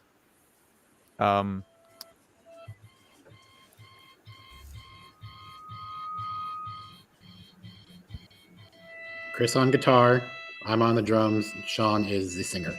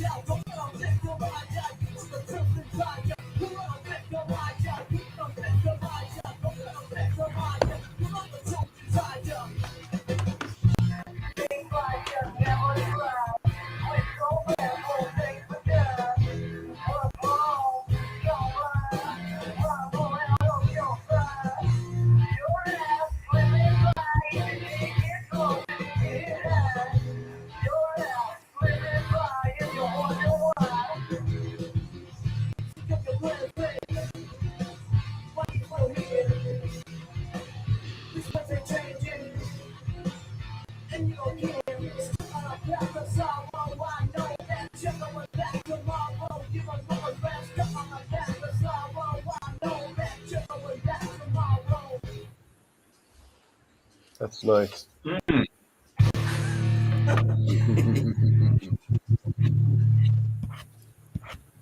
Yeah, That's from an era where we were much younger and much angstier. and more hard. Hard. We were That's when you were young hard and back edgy. then. This was like the dawn of new metal, like Rage Against the Machine and Limp Bizkit. Yeah. Yeah. We've mellowed quite a bit. All right, I'm just going to bring in here. We've got a pop-in guest here. Oh, sorry, hands starting. We've got a pop-in guest here. I've invited because this is the last day of my Kickstarter, and What's the popping guest you music? know, we've had various guests doing things. So I've asked people. I'm not running it like a house party today. I've asked people to pop in. So Greg's here. Hi, Greg. Greg was with us. Greg's a caricaturist. He was with us earlier in the week. Greg. So, yeah, he's a little He was pop-in. not on that one. Hi, we're talking to the Citrus kids here. That's Chris and let me bring the names up here. That's Mark. Chris, Mark, That's Sean. Mark, and even further over that's Sean. Okay. Hey, Greg. Oh, Greg, I don't hear you. Yeah, I can't hear him either. Like, The earbud. But do you want to tell us more? I don't think I made the one with Greg. Are you on? Oh, sorry, I was muted. My apologies. Yeah, there we go. His headphones aren't working. I don't know what happened. But what were All you right. saying? Sorry about that. Greg, it looks like you're a visual artist, judging by your background. Correct. This is Yeah. This is good. Yes. Yes, Greg was here on Monday. He did a talk about caricature. Yes, Greg. You're a caricaturist mainly. Ooh. Yeah, of sorts. I comics as well. Starting to do animation. So, real basic. Real very And basic. then manipulator of young minds. He Animation. makes books educating kids. Yeah. Trying to teach the future youth of artists, I suppose. In my best. Yeah. Oh yeah, I was saying That sounds fun. films is what I was saying. How old are these youths? What's that? How old are these? Oh, youths? it like goes from like TK to 8th grade, so it's quite a gambit. It's a shotgun of ages. Yeah. The youth. So where did the Citrus kids? Where did you guys get your name? Sean? So we started out as Slick Watts 20 years ago, and then we got a cease and desist order from Warner Brothers Records. Someone else had that name, so then we hastily switched our name to Plus. No, because no one else had that name, and so during that project, one of the tracks that for one of our songs, this was like the third album or maybe the second album we recorded. One of the tracks was called "The Citrus Kids," and so here we are 20 years later rebooting. We just thought, hey, there's a nice ring to the Citrus Kids, so we went with that. It was superior to Plus, I think. But is that Citrus Kids? So does that come from like a like a sort of Southern California? I mean, it's making me think of like Orange Grove. Yeah, you call it. So I spent some time in Sacramento, the area was called Citrus Heights. So the song was based on that experience in Sacramento, basically. Yeah, and Sacramento's got very gangster now. Like there was all these they've been talking a lot on the news about all these shootings that just happened up there, like gang. It's probably the norm. Most of Southern California is probably. You were talking about like entitled kids, weren't you? Or Not was really. It just it was just it's kind of what you would expect. Like in retrospect, just a bunch of crazy kids dropping out and partying. Yeah. Normal stuff. Yes. So the Citrus Kids name, I think part of it is also just kind of, it's fun. Like we're just having fun creating new music together. It allows our, giving our inner children a little time to play. Yes, that's good. Yeah. Stay juicy. It's very important. Like, yeah. Acupuncture, we have to stay juicy. Eat our bitter greens, citrus fruits. Well, I guess. like when you're young, you Juicy. kind of get away with a lot of stuff. You get a pass on all kinds of stuff. If you make fart jokes, you get a pass on that. If you make bad decisions, you get a pass on that. And it's kind of funny. At a certain age, you can't do that stuff, or the world doesn't laugh along with you. You just find out you're the only one laughing. And but if you're an artist, you have this one area where you can still do that in your work, which is kind of awesome. You can't do it everywhere as a 50-year-old person, or I guess you could, but it might not go over that well. You can do it in your art, hopefully. And so I think that's in part what we're doing. Acceptable. I bet you, as illustrators, you can relate. Meaning you are kind of preserving preserving your childhood passion through your current art. Yeah. I most definitely am. No doubt about it. Yeah, I mean, we talked a lot on this series of the month about similarities in like all kind of creative pursuits, really. Mm-hmm. There's so many different areas to sort of focus on, and like niches and different things we do, but. It's just like, diversity for health has been my motto, like more than, it's just very interesting to see like the wide range of things. And, the people that want to cause a lot of trouble really only ever want us to just see one very narrow viewpoint, and, that's how they get us all. But, that's good. We've got musicians versus cartoonists here. Supposedly we got a top panel and a bottom panel. No, I feel like we're going to square off. Like we're going to face each other. It's a death match, maybe. Y'all going to win. One of those cats versus dogs. I'm not. Yes, we made the cats first. Yeah, we have the Porro Zardoz on our side. I don't know. Oh, yeah. How many guys have seen Zardoz? What's wrong about Zardoz? So for the power of Zardoz, anything's possible. Maybe we will. Yeah, it's true. Yes. I don't think Mark and Sean know about Zardoz. He's a musician. I should. I think this band would enjoy seeing Zardoz. We should have a band screen of Zardoz. We'll all watch it at the same time together. Just do an album inspired by Zardoz. From front That's to not a bad idea. Or a song. We should see how that song goes. No, you gotta commit to an album. This is Zardoz we're talking about. Should we watch it first or just do the album? I don't know you need to watch it really. Just make it. I don't see that watching The people need now. I feel like I know a lot about it just by like hanging out with Dale over the last few weeks. Yeah, that's all you. So I'm not sure we need to actually screen it. I gotta look this up. How do you spell this? Zardoz? It's Sean Connery. I'm going to bring up some Zardoz images. You really won't because Zardoz. Okay. Have you ever wished to yourself, Sean, that you wanted to see Sean Connery in like a thong or something? Or Oh, wow. Oh. Sean Connery would wear, like going to the beach. Check that off your bucket list. That's hot. What can That's I a lot of say? great scenes. Mm-hmm. It's a lovely man. Is it like the Sean Connery version of Barbarella? That's what I'm. Yes. That's what Yes, it is. It is. Yes, Okay. it's like they had Barbarella, and now they were going to have Sean Connery in his mankini. They also pre-stage stormtroopers with these guys. Oh, oh gosh, I have to watch this. I'm inspired already. Hey, I didn't know you got Sean Connery too, Dale. Yeah, go to PSA Pins. I think they're in San Francisco. Oh, okay, that's where you get the hook. Look online. You can get Zardoz and Zed pins. They have great pins. So if you're looking for additional flair,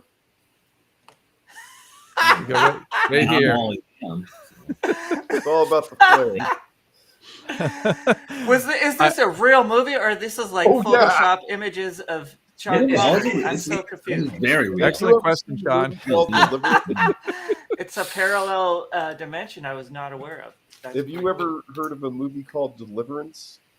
Yes. Have you heard of a movie called Excalibur, which was in the early 80s? No. Okay.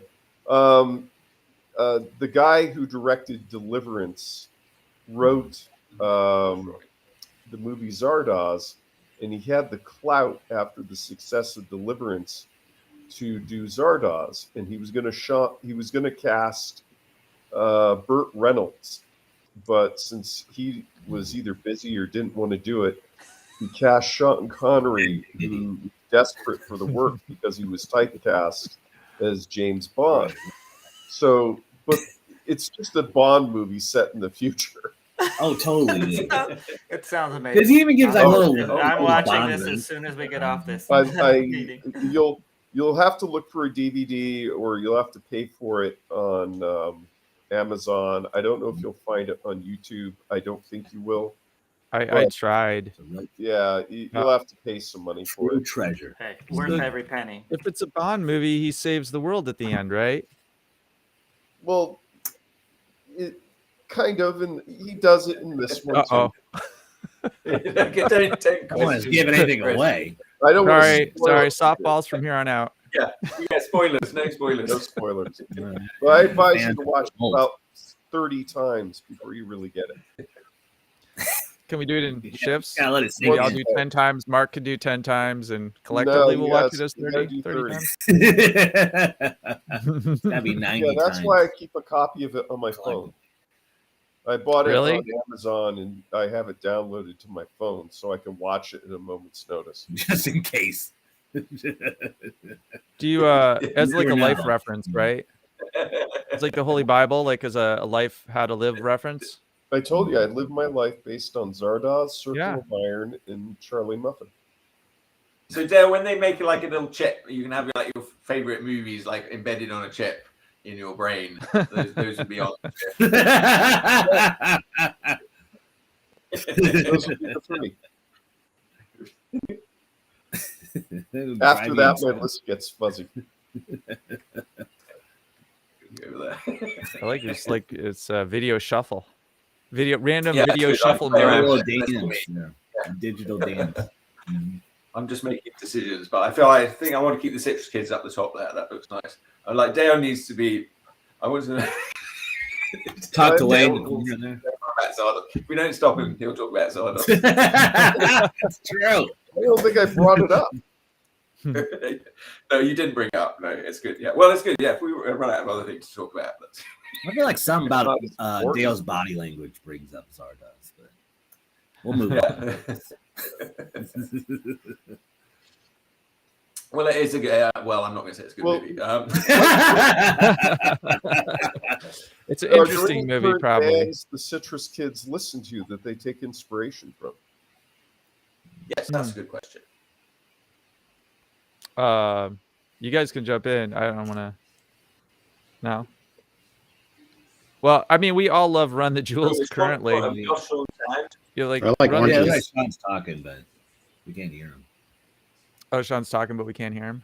Yeah, I think so. Yeah, can't hear him. Oh, Yeah, You say you like Sean, Run the mute Jewels? yourself. We all love Run the Jewels, and I a good love friend of Dolomite. mine.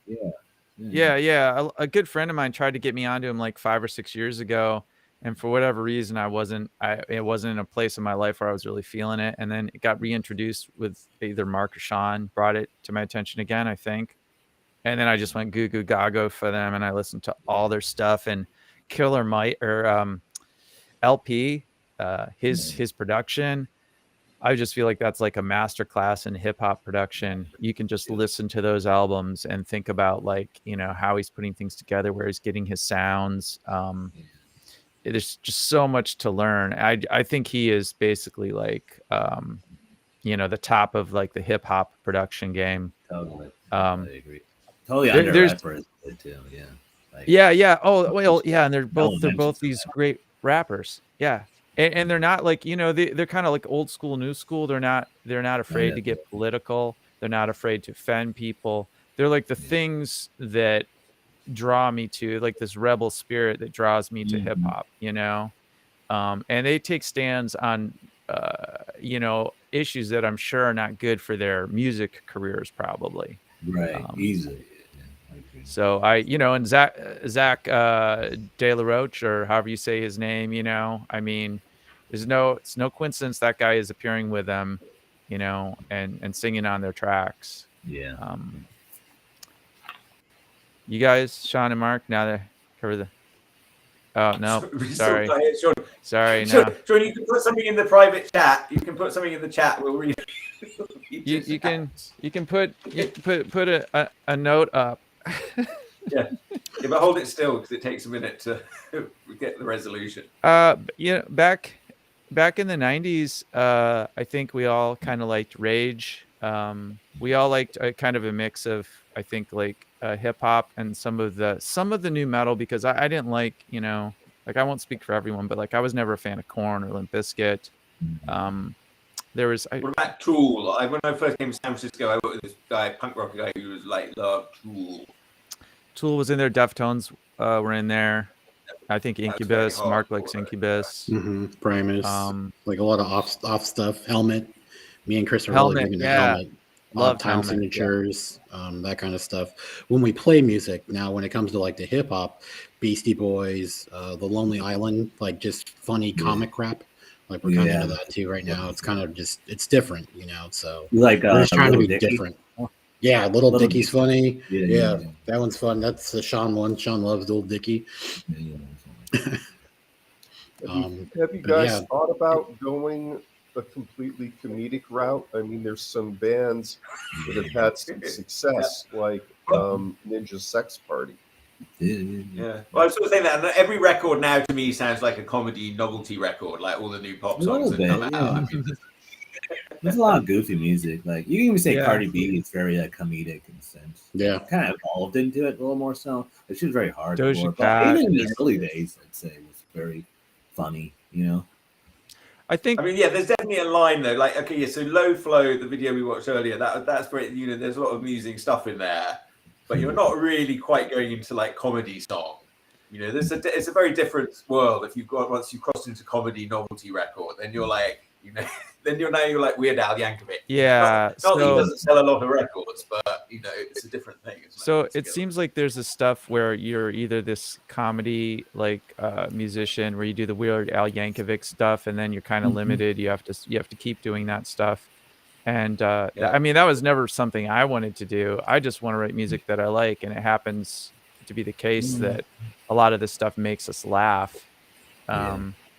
But I wouldn't want to be in that position of having to write comedy all the time.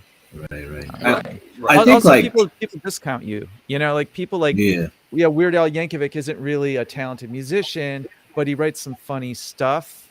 And I never he doesn't write the music, he just changes the lyrics. The music he takes somebody's music that's already there. He has to produce it. I mean, I'm not saying he could be a really talented musician. I don't really know, but The Beat Farmers years ago, a cult band, they kind of straddled serious music, and then they have some real classic comedic songs.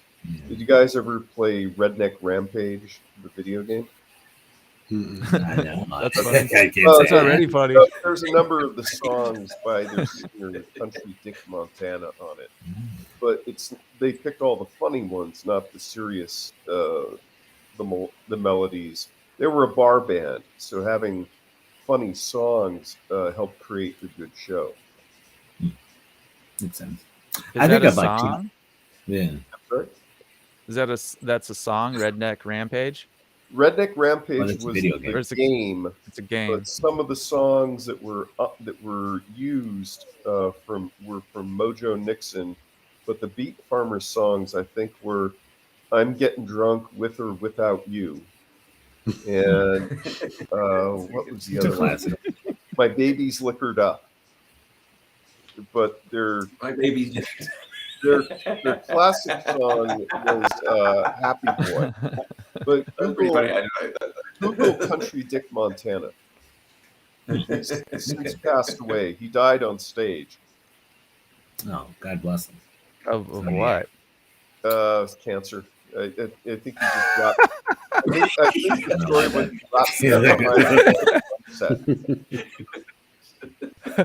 That must have been a really aggressive form. Yeah. Lightning cancer. Might not make it through the set. It happens. Okay, look. I mean, talking about it though. I mean, my my cousin. I mean, she was married to this guy. I don't know what happened. He got depressed. I don't know, but she came down and he didn't come to bed. And she came down. And she found him dead in the chair. Oh God. And they called the doctor and they said, "Oh, he died of stomach cancer." And he just he hadn't gone to see the doctor or done anything. Yeah. For however long it had bothered him. He just got into a very bad place. I don't know. I didn't really know them that well. So, yeah, I don't think I'd ever actually met him. Seems like his health wouldn't have been good the day before that, and someone would have noticed. Yeah, you're green. Yeah. No, she had been unaware of it. I mean, he sort of complained a bit about having sort of some stomach issues or something. But, this guy go to the doctor. And he was British? Yeah, he was British. Yeah. There's this suffering in silent desperation thing. Yeah. Yeah, so I shouldn't laugh. I don't know. I think she was a bit unhappy, and she's been actually happier since. So I don't know. Yeah, good for her. So silver lining. And I didn't know the guy. So you could actually. I guess what you're saying is you could actually die of cancer on stage. Yes. Yeah, you could. Yeah. It's awesome. It's not very rock and roll, I gotta say. Oh, that's screwing up this long legacy of drug overdoses. He's the realest of rockers. That's how I'm going. I'm going to choke to death on tea right now in front of you all. I don't think they continued the show though. So they just stopped it. Hello, Jerry sent us some comments. Also not rock and roll. Okay, Jerry loves the beet farmers. Why wouldn't you? That's kind of like the Bukowski thing. You get known for a certain thing, and then when you outgrow it or it's going to kill you and you try to transition out of it, people are still trying to shove free drinks down your throat, Sure. I'm just trying to think of who else was like that besides Bukowski, but there's quite a few people where you get this reputation for overindulgence and then people won't leave you alone, and that becomes your thing, seeing you screwed up is the show. Yeah. Enables them. So hard. All right, have you got another song for us? Oh, we got a ton of them. We just can't play most of them. Yes. No, yeah, well, one we can play. Yeah. Well, yeah, I don't think it matters at this point. I think I'm when I'm posting them on YouTube, I'm saying no, they're not for children. What do you guys recommend? I know you did make an attempt at the beginning to make this very geared. I did. I was trying to. What happened, Chuck? I'm saying to the parents. I'm talking to the parents. What are they going to do? Shut us down tomorrow? What's that? What are they going to do? Shut us down tomorrow? Ha! The joke's on you. It's true. Right. Well, I like coming in hot. personally. Oh, let's play that then. Let's go for it. It does say all the words. It does. Parental discretion is advised. It rolls off the tongue. What? Warning: explicit lyrics. Implied content. Where can you actually play the full length of that? Warning: explicit lyrics. All right, I'll find it. I've got it here on YouTube. It's on the citruskids.com. It's on that. Yeah, it's on there. Okay. Oh, citruskids.com.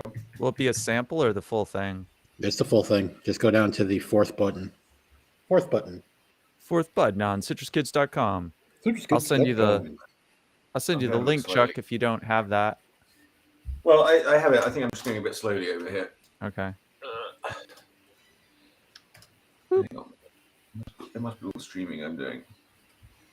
We'd like to make a video for this, but we don't have the budget to hire the Bentleys, the pool, and the girls. Yeah. Oh, this is coming in hot. Here we go. Maybe we can get some clip art and do this, or some stock footage. Stock hip hop footage, poolside. All right, yeah. Didn't you have a coming in hot dance video or something? We did. Oh God, do we want to show that though? Yeah. Sean says no. Mark? Chris says no. Here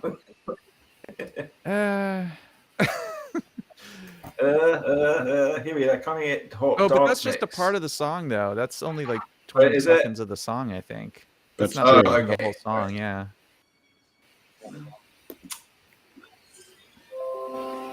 Right, so you want to just do the song without the video? If you can accurately count all the explicit lyrics in it, you get a free copy of our not forthcoming album, our very slowly forthcoming album.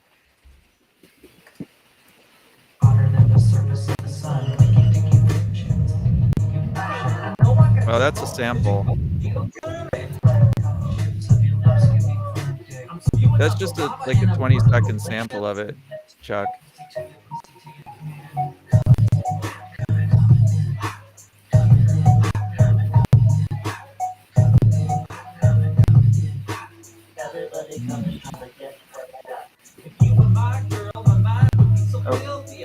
Yeah, Right, that's only part of it that's too. a 20-second sample.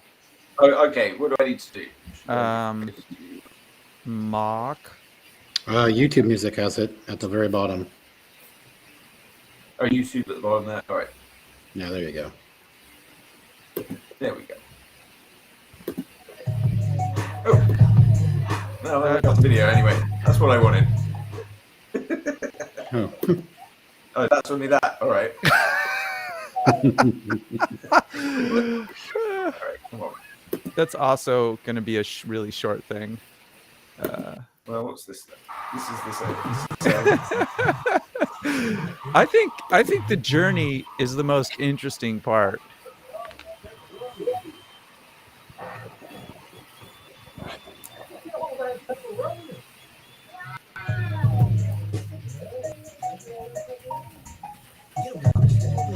There we go.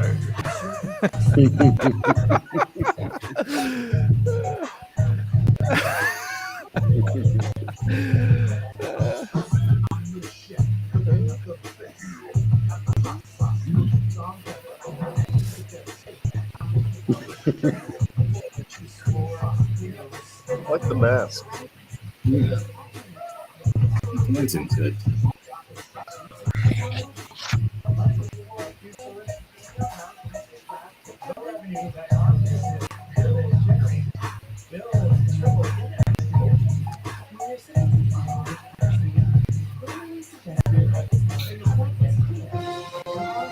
All right.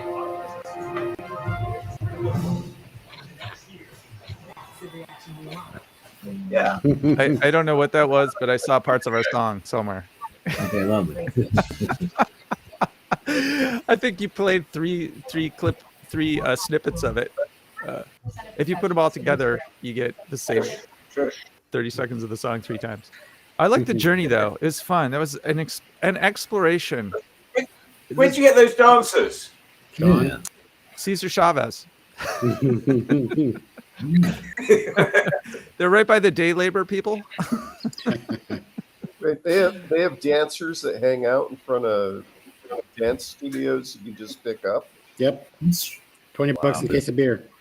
Yeah, it's a day dancer program. How did we get those dancers? They did a good job. Sean would take this, but we can't hear him. But I can take it for Sean, maybe. Yes. Or Mark. So, do you okay, wanna so explain? used to play How did we bass get the in a band with the lead dancer. All There right. you go. I mean, Great. come on. How did we get those dancers? I mean, it's the major attractive force of the music that we're making. Maybe, I don't know. Yeah. Well, I don't know. Yeah, I'm just curious.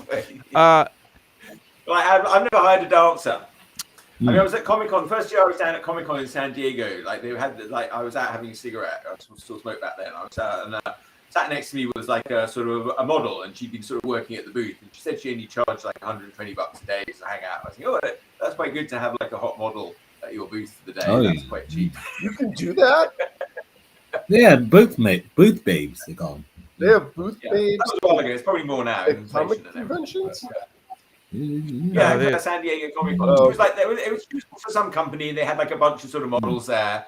And you know, we were having a smoke, and I just chat with her. I mean, that was the benefits of smoking in those days. You know, you get to have a conversation with somebody. I didn't even know you when you Causing smoked. lung cancer. That's all. Yes, yeah, yes. Now they're all gone. So Sean says he used to play bass in a band with the lead dancer. Okay. So, Yes. and she's actually like an established, like I guess profession. What would you call it? Well, Sean can't talk. I'm just gonna make stuff up she, now. she was really, dancer. I mean, she was very. You could see she really knew what she was doing. Yeah, she's a choreographer. She's a dancer. She does television commercials. So she's in that space.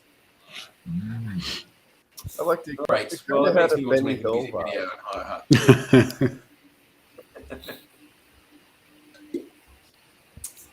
Cool. Anyone else made any videos? I've never, like, Greg's done some little animated videos. I guess we've done sort of little animated videos here and there.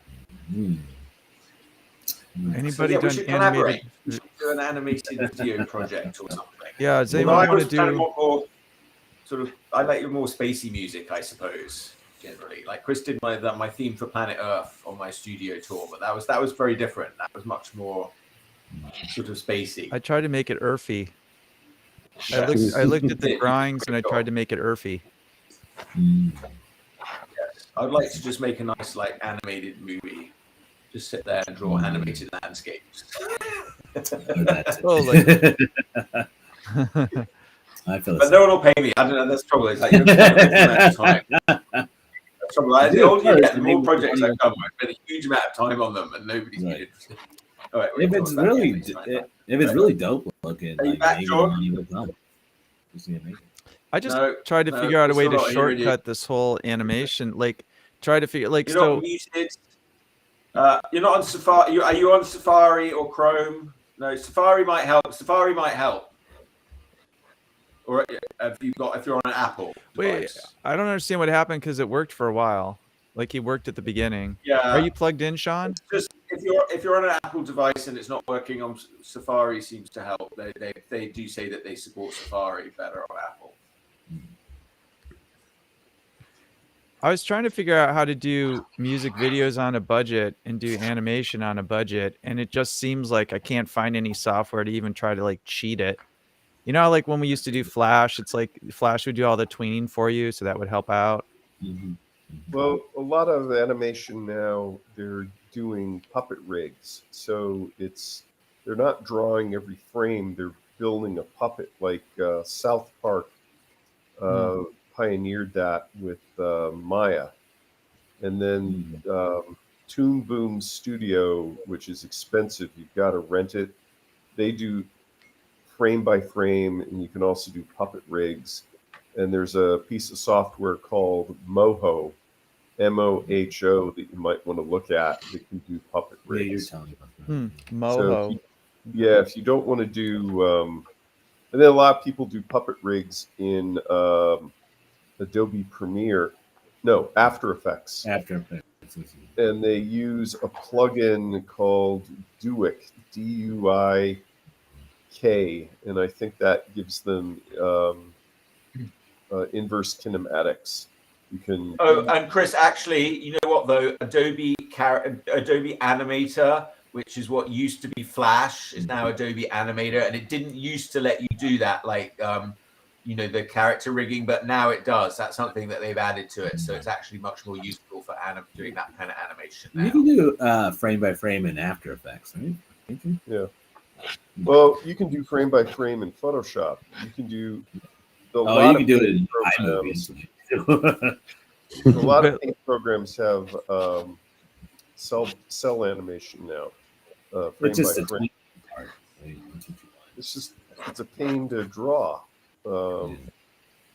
See, I got to figure out if I'm gonna finish producing an album or be a full-time animator, and I think the album part's gonna win. So I'll try to figure out how to cheat. I think both would help out both careers. They would, but I know how much time I have to spend to get a song sounding the way I want it to, and unless I can clone myself, like a Michael Keaton type of thing. That's why I never did animation, because it took so long. Like that. Yes, there's a lot of sitting around in darkened rooms, which is kind of sad. Do those guys burn out quick and die young? They're not happy. Yeah. Are they not happy? It's like the Matrix. I don't know. Some of them are. I think they're quite happy. It depends who they're working for, I think. That's what they tell you about, like people making, the shoes in Southeast Asia too. They love this job. Opportunity. It's better than the alternative. Yeah, that is what the Nike CEO says. Forget his name. He might be right. I don't know.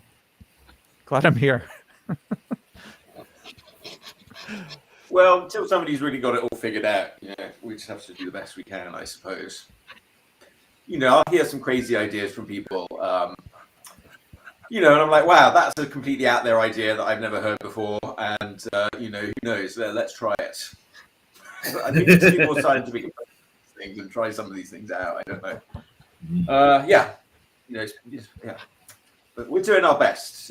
Diversity perspective, keeping your eyes open. Those are the themes of Where's Itsy Bitsy Spider, which is still on Kickstarter. It's 11 o'clock now. All right, great.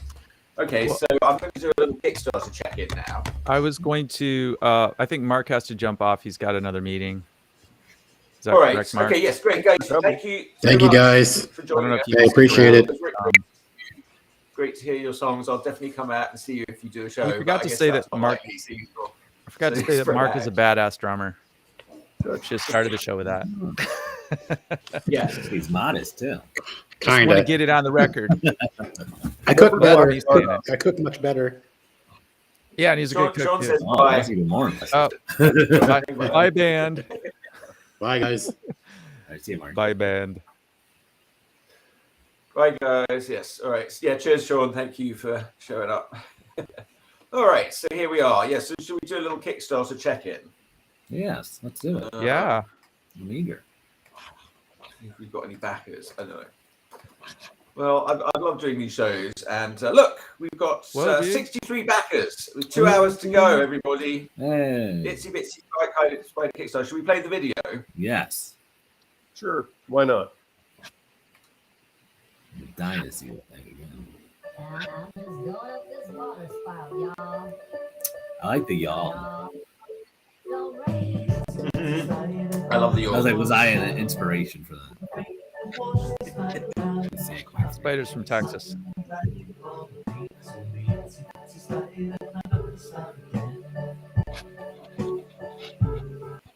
Our first guest was from Texas.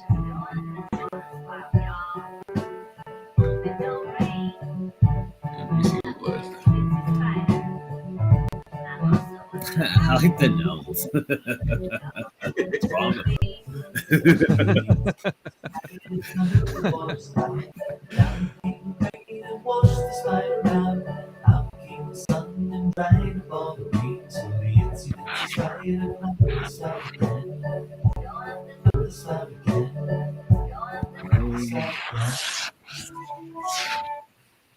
Very nice, Chris. Cheers. That's brilliant. I liked when you posted that, so people can go and download that song now. And I it's posted free. the link in an update. Where is it? Let me get it here and I'll share it.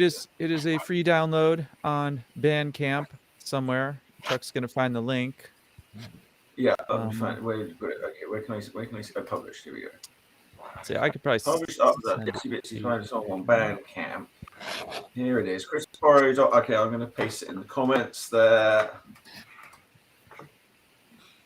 And yeah, so you can go on to Bandcamp. And there it is. And I like that you had written your the lyrics there. Like, it was quite good to see them. So you've written it down as a verse. I'm just going up the water spout, y'all. Hope it don't rain. I'm an Itsy Bitsy Spider. I'm also a hider. Oh, that was one of my favorite parts. I haven't really read those like that, but yeah, you wrote your own little poem in there. That was great. Yeah, that's kind of an ad lib. I thought this spider should talk a little, and I think that was the first take. And I was like, well, let's see what Chuck says about that. I like it. I loved it. Yeah, I wasn't going to complain. I asked you to do it, and you did it right away. That's that was enough. I know how it is. Sometimes people ask you a project, you just never get around to it. Other times you get to it right away. Sometimes maybe. Well, that goes back to my whole spontaneity thing. Like, when you first asked me to do it, I was excited about it, and I think you have to capitalize on that excitement. There's a book, and maybe one of you guys have read it, but I think it's for the business community, but it's basically about managing like energy and emotional states, like harnessing, like when you're excited about something, and and trying to get yourself in this frame of mind where you're like productive and taking advantage of things. And if I spent 3 weeks on this, I'd probably have a lot less fun, and it might not even be as good, Yes. Yeah. Similar to, I guess. Well, yeah, I'm just showing. Oh, look, here's Tina. All right, so let's bring in some Oh, captured comments here. Sorry, Tina just made a comment. I'm going to do the chat overlay. Hi, Tina. All right, now people will be able to see your comment. Yes, Tina's been humming it all day long. It's good. I haven't got tired of it. I've heard it a lot of times now. Well, the best jingle is a mind worm that drills its way in, and you can't get rid of it. Yep. Like Yes. infection. A good jingle will make you bleed from the ears. Hey, Chuck, can we spin this off into the adventures of the Texan small Texas spider? Yeah. I think so. Right now, this is very nice. People gave me permission to use some photos of the kids. This is the only one that I didn't get permission for, so I'm not quite sure whose kids they are. No one can tell me. Oh yeah. But I figured if I can't tell who they are, then that's probably fine to use that one. But thank you, whoever sent me that one. That's a lovely one of some siblings. This is our friend's daughter reading it on a plane. Where's the penguin? That's cute. Oh, that's cool. Yeah, well, this is very nice when people send me these pictures. So thanks to everybody. Oh, here we go. We got a pop in. Dr. Phil's here. Dr. Phil. Dr. Phil. Hey, Dr. Phil. Hi, Dr. Phil. I'll put you up in the big window there. All right. So yeah, we're looking at the Kickstarter. We got Dale and Chris and Greg is here. I don't know if you met Greg. Greg is a cartoonist friend. Dr. Phil is he's our educational scientist. He'll answer any questions you have, Greg. So if there's anything you need to ask Dr. Phil, now's your chance. I don't know, on any subject. He'll take on any subject. Brought a list. I will, and I'll give a bad answer. We don't guarantee Dr. Phil's answers. He's a real doctor, but not a medical Not a real doctor. Not that kind of doctor. He's a doctor of learning science. I have a question. Or something. A learning scientist, you call yourself, which is good. But Dale has a question. All right. Dale, what is it? Dr. Phil, when I was being taught something in a corporate environment, they would limit the lecture time to 20 minutes and then give breaks and food rewards like M&Ms. Do you guys in your research, look at the length of time of instruction with attention span and then use rewards? Like the delayed marshmallow Not effect. exactly. Yeah, and you see, I'm getting the thing saying I'm super laggy. I don't know I'm so laggy. Can you hear me? We can hear you. Maybe turn off that wall background. That might be making you slower. Yeah, I was fine last time, but I was super laggy earlier. But let's see what happens if I turn off the wall background. I think your voice is all right. Okay. We're hearing you fine. So I'll just make you a bit smaller. I like.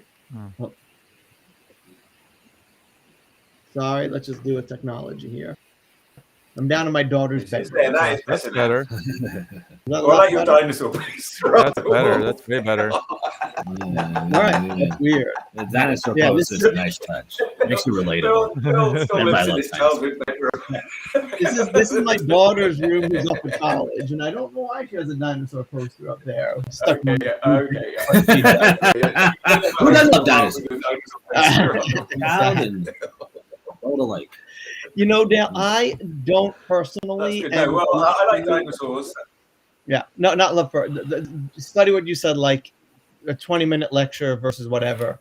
There is some work on that, and it's really age dependent, right? So the work I do, it tends to be in K-12, right? And so that goes all the way from very young kids, so a very short attention span, to high school AP courses, right? And so I would have to say it's really pretty dependent. And then the rewards thing you say, there's definitely a lot in the rewards area is interesting, right?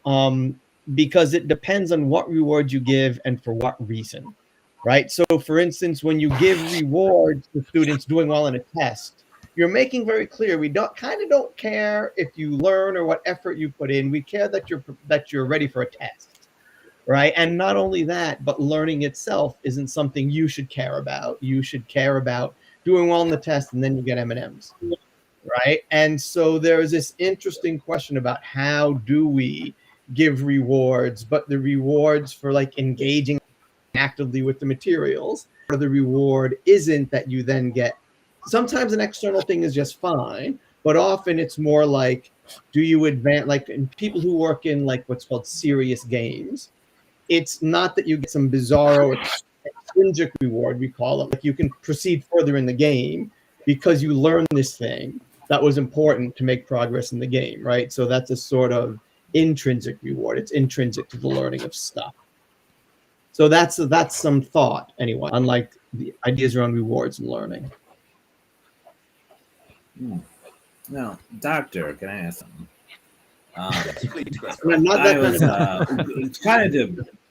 To kind of continue that point, at my school, they don't really like they try not to practice rewards. Do you have an opinion about like whether like rewarding a child was necessarily a good thing or a bad thing? Like when you say they don't like rewards, what when you say your school, you mean when you were growing up or your kid's school? Or like, yeah, they like like the school policy is like they don't really want to reward them with treats or prizes or anything. They just try to like this is where positive like, reinforcement. those cheapskates. I know it's like completely different from my last school, you know. And I reward them with drawings. That's what I do, you know. So like, but I wanted to get your opinion because that's very like part of education. What's that? You know, it used to be education used to be a lot more sort of competitive, right? You know, we were always competing for rewards and prizes in our generation. You know, and that was, but it's that slowly been eroded. Like they sort of said, well, you know, it's not because the reasoning is like they feel like, oh yeah, it's connected to they only want to get the reward. That's what their like worry is. But with that said, I worked with like a lot of behavioral differences, you know, and like for certain kids, like they need. Well, they don't get it. They just don't see it unless there's a reward or something connected to it. So I wanted to hear your opinion. Like, what do you think? I think do you going feel like to no there's something reward, dark about something where it could go wrong with like rewarding your kids? Or... Yeah, I would say going the full on, we don't do any rewards is probably, you know, further along than I'd say. Like I said, I'd want, if they're concerned, like Chuck is saying, that, well, rewards make things really competitive, right? And we want our kids to engage in collaborative learning. And in fact, the real world is both competitive, but also really collaborative. Right. No important problems are solved by an individual anymore, right? They're solved by teams of people with different expertise coming together and working on a hard problem. So you have to be able to collaborate, right? But I think you can have rewards for good collaboration, right? Like, I don't think that it needs to be like if you have rewards and you're encouraging competition, or if you have rewards, you're just encouraging memorizing for the test. But it does require some thought and subtlety behind it. You know what I mean? Like, it's so without knowing any more, I kind of see where they're coming from. And maybe they've tried different versions of rewards and just gone terribly wrong with unintended consequences. So they just said, never mind, we're not doing it.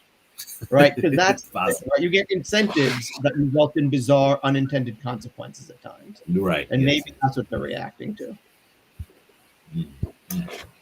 I think I put this cartoon up. This is a cartoon that does the rounds. I see it all the time. I don't know. Doesn't say the artist name, so I don't know who did it.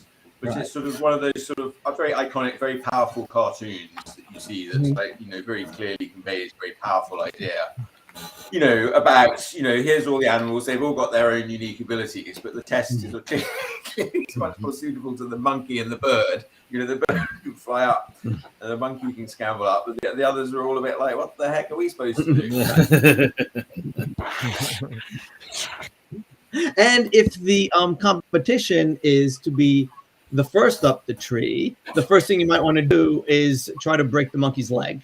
Right. Well, that wasn't the goal, right? The goal was that's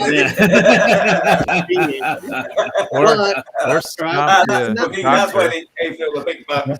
Right. He knows how to get up that tree. But that's what I mean by unintended consequences, right? Like, you can give an incentive that, like, oh, the incentive was intended to have you do this, not that bizarro thing we completely didn't expect, right? And so I could imagine that that's happening up with them, that they're like, never mind, we're not doing it.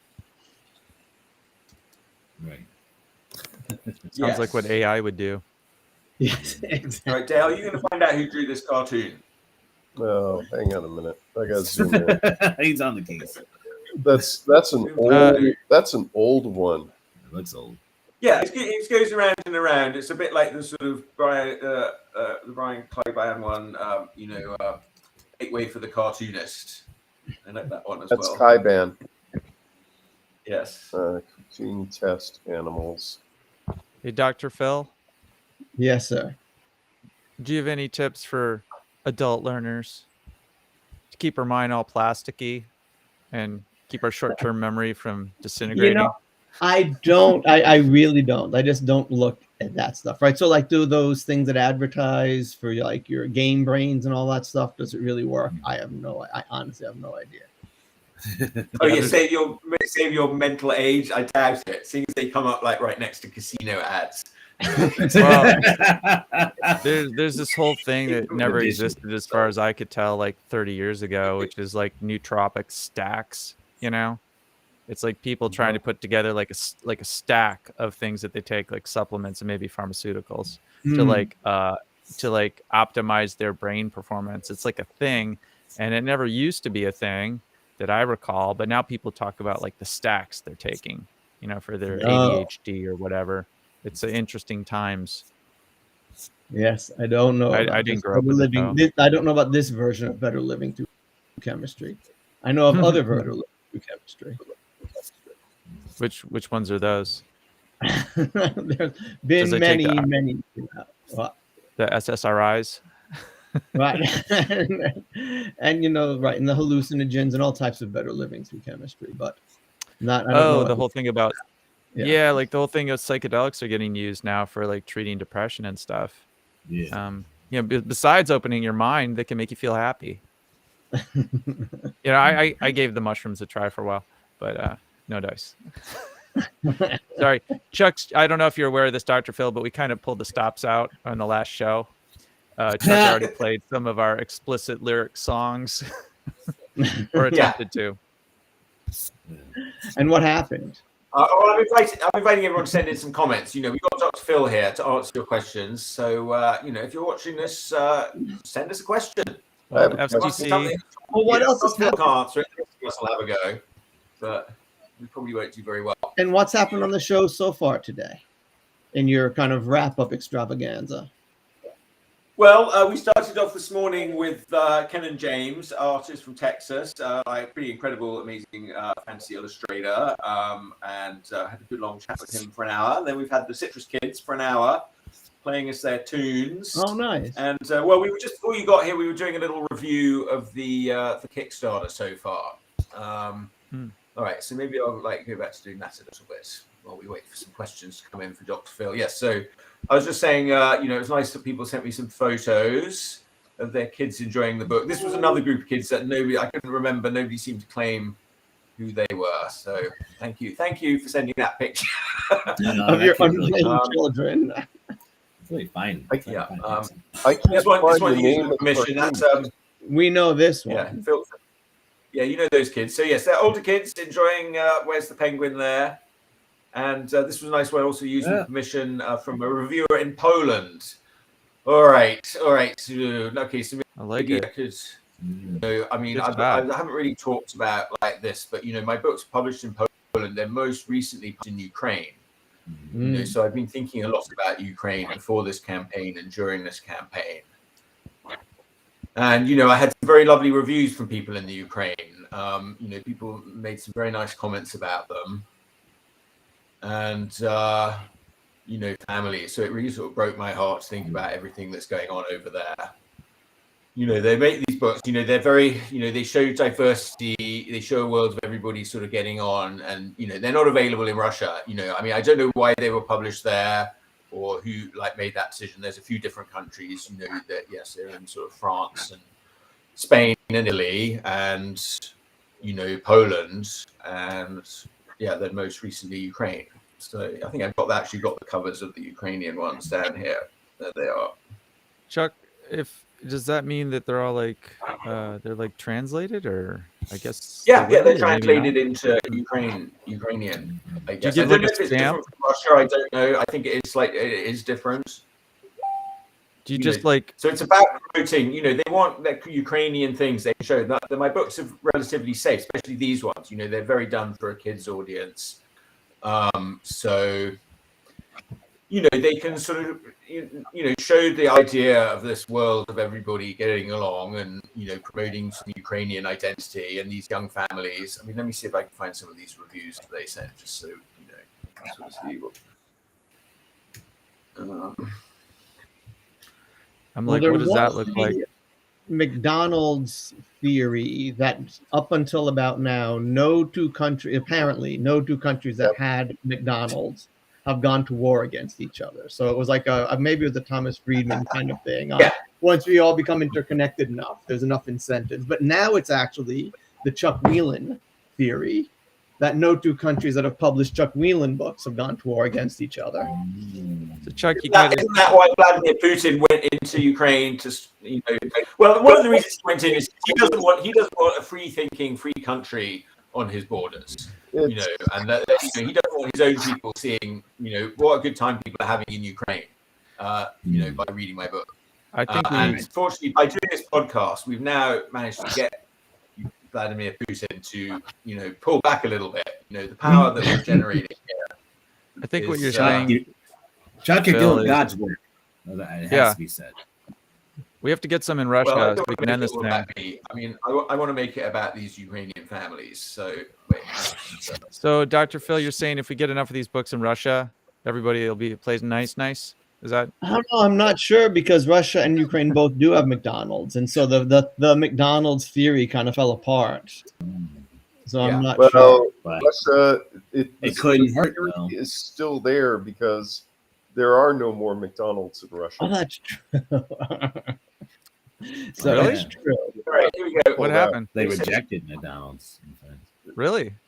The history of McDonald's in Russia is actually quite interesting because Russia didn't have the agricultural and food infrastructure to provide ingredients of the quality that McDonald's needed.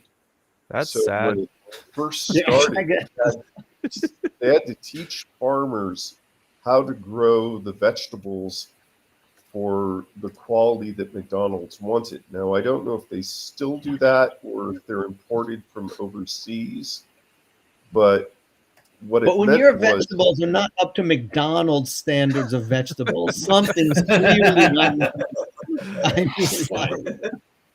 You got to have those really long russet potatoes so you can have the really long fries. Potatoes, tomatoes, yeah.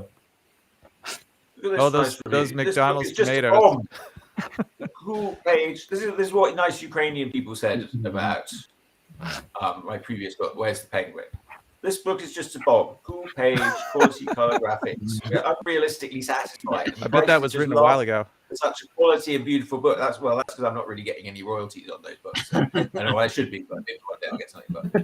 But they sound like they did a nice job. Quality material, solid pages, good color graphics, 44 pages of impressive stories. Disadvantage. The only drawback is that it's a pity there's such few books in the Bookshelf Publishing House. We want more. Hey, look at you. Isn't that nice? Mm. All right, hang on. Forward my mouse and what was happening. All right. That must have been written before the invasions.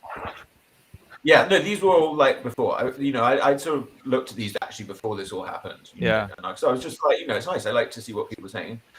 They were surprised by the discount on the book. I think it cost a lot of material. Yeah, the book is unrealistically cool, ranging from appearance, size, super thick, super strength, frigid. So there's nice bit. Illustrations, ideas in general. Bought my son 2.5 years. We used almost 3 months. The book did not leave indifferent any child or adult. Suitable for your own baby as a gift. Must have. Did not leave indifferent. That's very good. Yeah, the first weeks did not go to bed until we find all the penguins. And on some pages you need to look. Well, disadvantages, absolutely not. surprised by the discount. So the only real disadvantage is that Chuck is not getting the money he deserves. They just don't know that. Yes, thank you, nice Ukrainian people. Maybe Here's outrage. another lovely one. Did you know the We bought a book penguin is growing the up, we Ukrainian only national have bird? 2.5. We bought, this is what makes me cry. I think about these people. We bought a book for growing up because we only have 2.5. But the book is so interesting, meaningful, full of beautiful illustrations. Even now, though 1, 2, 3 pages. Quality design format, filling all the highest level. There we go. I don't know. It just makes me sad thinking. It made me very sad at the beginning, just thinking about those people and what they're going through. Those are some really good endorsements. Because of no real reason, Vladimir Putin, he uses all this nonsense. About lost lands of Atlantis and all this stuff, which clearly he doesn't believe. Atlantis, where? Lost rights, heritage, all this. Check it back to the Proto-Indo-Europeans. That we talked about. Oh yeah, you talked about this before. This Atlantis idea. And these sort of nationalist ideas that sort of get roused up and used to make people fight each other and kill each other. It's all very horrible, Phil. What can we do about them? What can we do about those people? Like science now says that sociopaths are about 1 in 100. That's the scientific number. A person that has no empathy. That person may not be a lawbreaker. They may not be doing anything. But they may well be leading your country, or maybe you go to war and kill your neighbors. As a consideration, how about we make them game show hosts? Yes, I thought you could make them teach kindergarten or something. Yeah, it's probably not fair. Or work on not work on Wall Street. Game show hosts, I think, is the way to go. I heard hugs help. You got to hug them a lot when they're young. Really? Might be too late for the adult ones. I just think get into a profession where they can't do too much harm. Is my thinking. You could put people on an enforced hugging regime where they're forced to endure 20 minutes of hugging every day. It works for animals and it works for humans. Forced hugging? Yeah, or like 2 years straight. Seems like an oxymoron. But animals, like pets, they get socialized to humans as small animals. And if they don't get that, then they're very frightened of us. But you can overcome it with hugging. And it has been done with people. And it does have has an effect. Chuck, that's what the sociopaths want you to think. It's just been faked. They want me to think that nothing will work and that everybody's like that. Yeah. Hugs do feel good, though. But for some of us, hugs feel good. But it could be that for others, they do not. And I don't want to be the one that takes up Chuck's thing on like an adult tiger. We're going to tame this adult tiger by giving it forced hugs every day. I don't want to have that job. Well, that's the trick, isn't it? Who's going to hug the tiger? Yeah. Well, maybe that's a good book. The tiger just needs a hug. I don't know, but I think the point is, though, that actually it's very difficult to help them. They're mentally different. So, you have to be careful about thinking that they have a sort of good side. Then you're getting into the law of the jungle and Timothy Treadwell and, the Grizzly Man. Werner Herzog's point in that movie is you can't Disneyfy nature. In the end, it's going to sort of tear you apart. You can Disneyfy the foxes, just don't Disneyfy the grizzly bear. Yeah, well, did try and hug a grizzly bear. Yeah, the foxes are okay. They take your hat every once in a while. I don't know if everyone's seen that film. Right. Yes, or you can breed the Russian fur foxes with the tamest ones with the tamest ones, and within 7 generations they become very tame. Yeah. Just do that with the grizzly bears too. There's a project in that, I'm pretty sure. Yeah, give them bikes. They're good at that. What's that, Greg? Little bikes to ride. Yeah, that's what tames them. Yeah, because they're just focusing on riding bikes. Did you guys listen to Chris Rock? Like Chris Rock's thing about the Siegfried and Roy thing? It's like after that attack, people are like, "That tiger went crazy." He's like, "That tiger didn't go crazy. That tiger's like riding on a little bike, it's jumping through a hoop. That tiger went tiger." Like crazy is me jumping through a hoop, and Yeah. Yes. You can't. Yeah, the leopard can't change its spots. That's the Just So story. But I did used to like. There was a very good little show when I was little, talking about animals driving cars and things. You had little Hammy the hamster, and I'm sure he was like, it was taken off the air because clearly it was one of those sort of 70s British TV things before they realised they were horribly abusing. Who knows how many hamsters died? It was real hamsters. It wasn't someone driving around in a car and do water skiing and all sorts of little things, like, and have a little adventure with a real hamster. But yeah, they stopped that. Then they switched over to doing more, like, gradually to more nice animal programs. They had Johnny Morris, who would do, like, they would show a little bit of animals and he would do a sort of funny voiceover, and that was comic. But for a while, he was great. But then after a while, they're like, no, he's still not really taking animals seriously. So then they gradually moved more towards sort of, you know, a much better view towards animals and looking after animals. I mean, it's very interesting to see how much things have changed over the years, I suppose. You know, I think animals are very important. Animal bridges is a subject I'd like to talk about. I would like to do a little children's book on animal bridges. I think that's a lovely project that people can do in their community of all different sizes, you know, connecting up. There's a massive, big, expensive one they want to build down in LA, you know, and that will be a sort of world showcase like bridge, which is costing a massive amount of money, but you can also do them much more cheaply, or, you know, and you should think about this when they're building roads and stuff, to connect these areas so that wildlife can be more wild, because it can't be wild in this world. This is the problem, you know. Itsy Bitsy Spider, you know, it's all about crowds and lots of people being in places.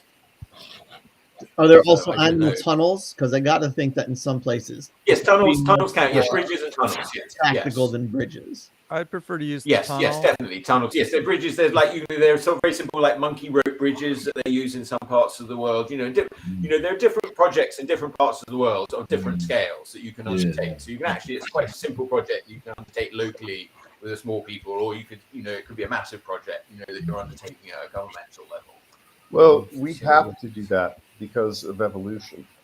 If we don't start building animal bridges, natural selection will eventually breed deer that can survive being hit by cars. And also will recognize traffic signals. There'll eventually be deer that can drive cars and start running. Well, we're in trouble. You go to Australia. I was out in the outback in Australia, and all the cars had these metal tubular grids over them. And I asked, why is all this piping on the outside of the car? And they told me those are kangaroo cages, because kangaroos can get up, you know, I think over 20 miles an hour. And if you hit one of those when you're driving, it'll destroy your car. I believe they're like monsters. It's like those trains with the cow catchers on. Yeah, kangaroos. Yeah. They're great. Yes, you can go up quite close to them in Australia. Like, there are certain places you can go and be very close to them, but they are very, very dangerous. You know, what they do is they rear up on their tails and they scratch you and gore you, and, you know, but they hop right around and they look like big mouse and they're pretty cute, and they are sort of friendly. You know, so, but you just have to be extremely wary. I fed them. They're like big upright cats. Right. Yes, or mice, are they? Isn't it in Tom and Jerry they're always just a big mouse? No, I just associate any animal that's an asshole is related to a cat. I have a question for Dr. Phil. All right, and then Dr. Phil's going to have to run off. Okay. Yes. So, pop-ins today, pop-ins only, but yes. You've seen lecturers who will lecture at a chalkboard, right? Yeah.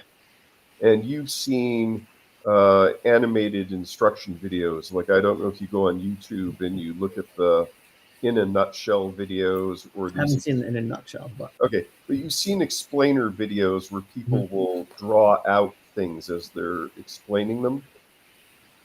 How important do you think it is for an educator to be able to, in essence, put on a show visually or with wording? Because I've had really good teachers, and after I took some stand-up comedy classes, I realized they were good because they were good at the art of spoken word, of performing. How much do you think performing is necessary for teaching?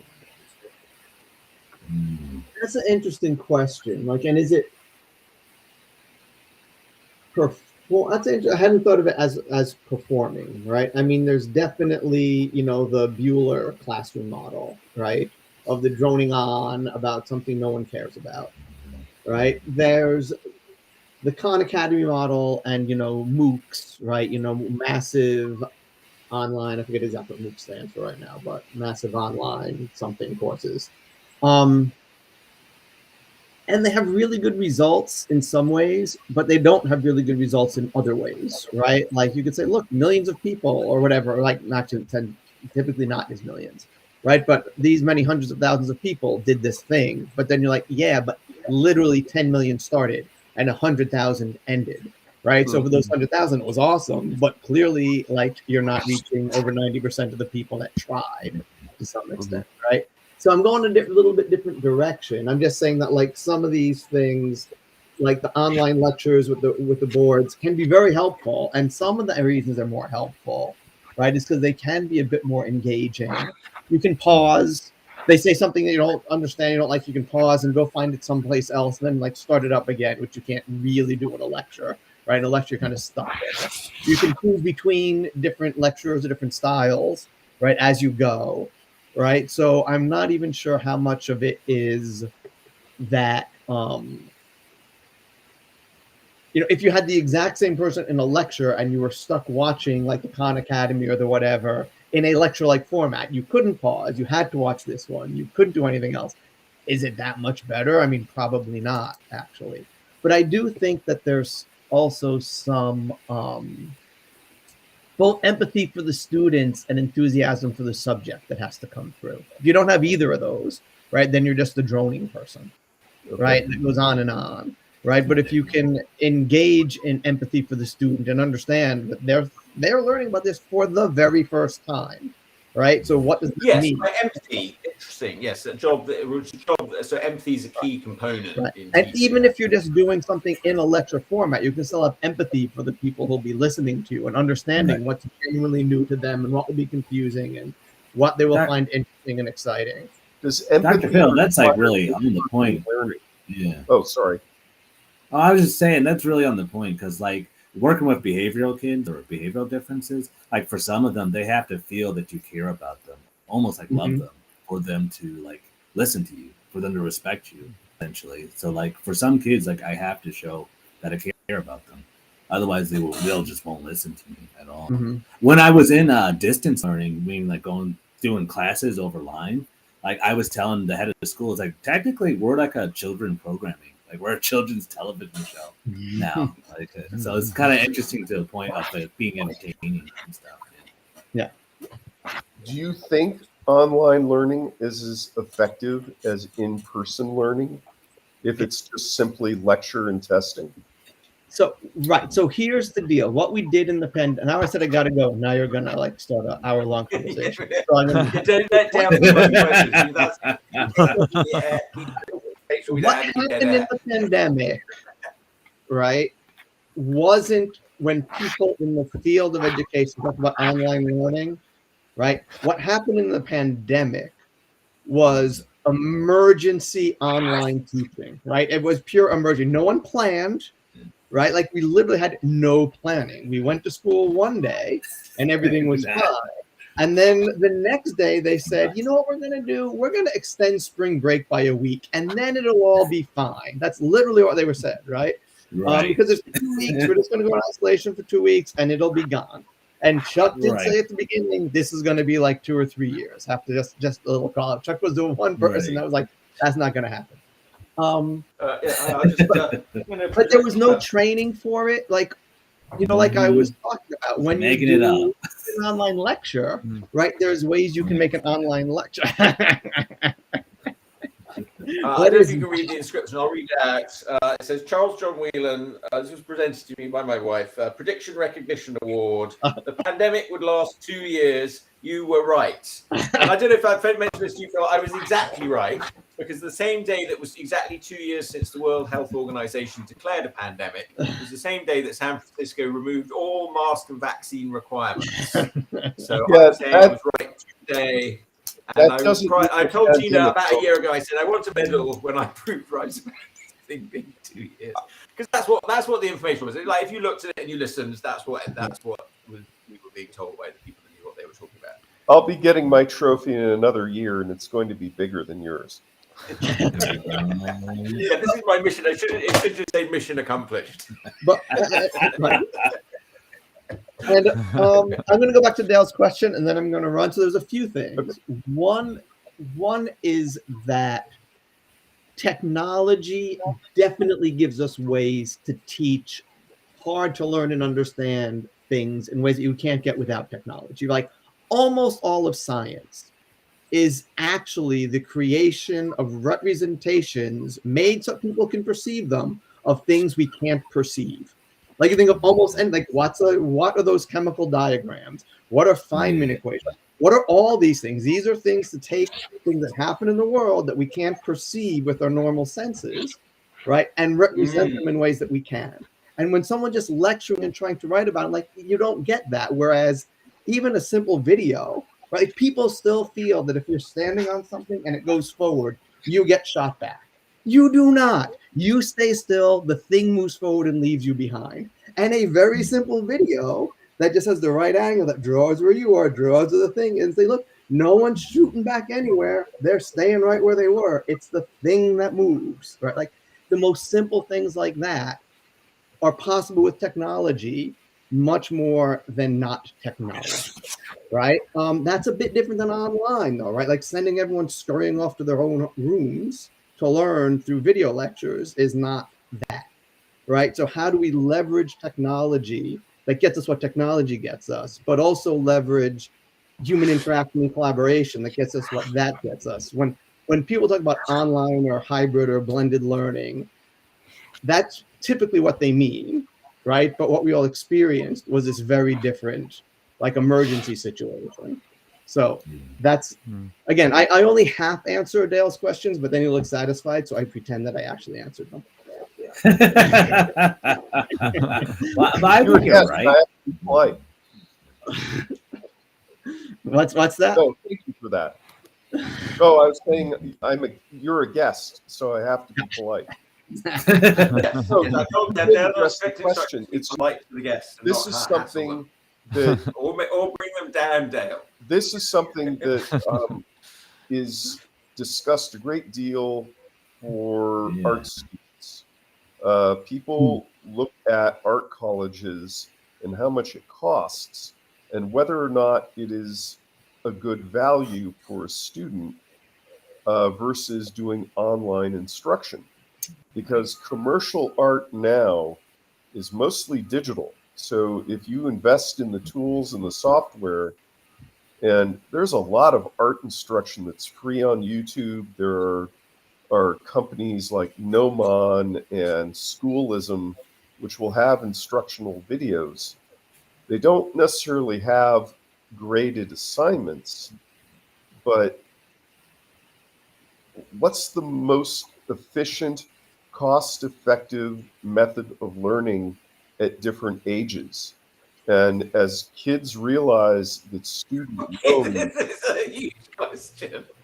as student loans become a real problem for some people, they're going to shy away from higher education. Right. Yeah, it's true. And it could be that the thing to do, the killer app in the thing or something, is for these online groups, is to say, oh, by the way, you know where our folks are, and they have that's funny, Jerry. When you know that, is there a God? But we know where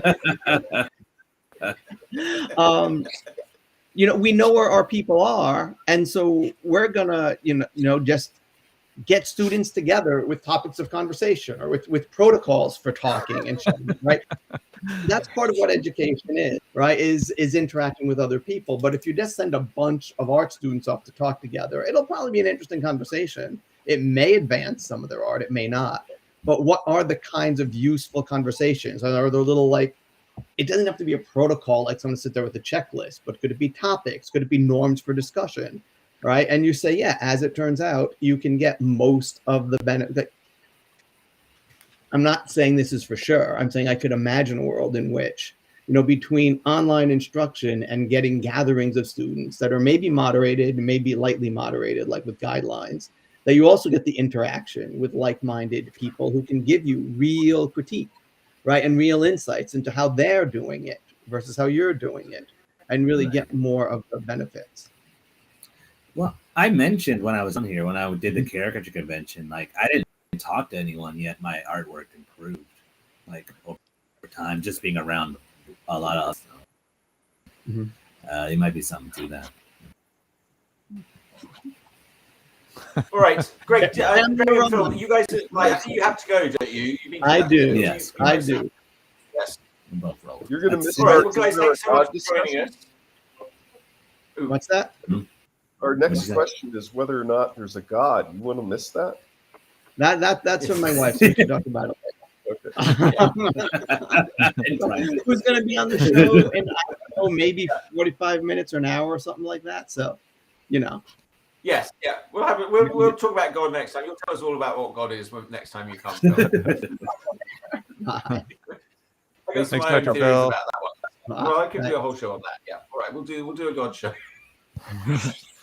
All right, how you doing, Greg? Guys, I want to take a little. I've got my. Yeah. Okay, Greg. Yeah. Cheers, mate. Yeah. Thank you. Thanks, Greg. Thank you so much for coming in and popping in. It's good to see you again, and I'll see you soon. Yeah. Guys, can I leave you in charge for a minute while I go take a little break? I've got my friend Matthew coming in at noon again, Matt from Adobe, but he's coming with his daughters. I'm going to leave. Wait. Is this the guy? Is this the guy who I got in the argument with? Yes. Got an argument, Dale. He's right. He's here in a different capacity. He's here in a different capacity this time, Dale. He's coming to with his daughters to talk about Wizard Pickles. They were fans of Wizard Pickles. Okay, we're going to have a look at my book, Wizard Pickles, for half an hour, and then the Seagulls will be with us at 12:30. So can you guys hold the fort? Don't break everything and don't start arguing. And I'm going to pop off and I'll be back in a couple of minutes. Okay. I'm going to try out all these screen layouts. Okay. Let's see. Oh, okay. That's cool. Oh, so is that. Hey, why don't you just ask me all the questions you were going to ask Dr. Phil, and I'll just guess. Okay.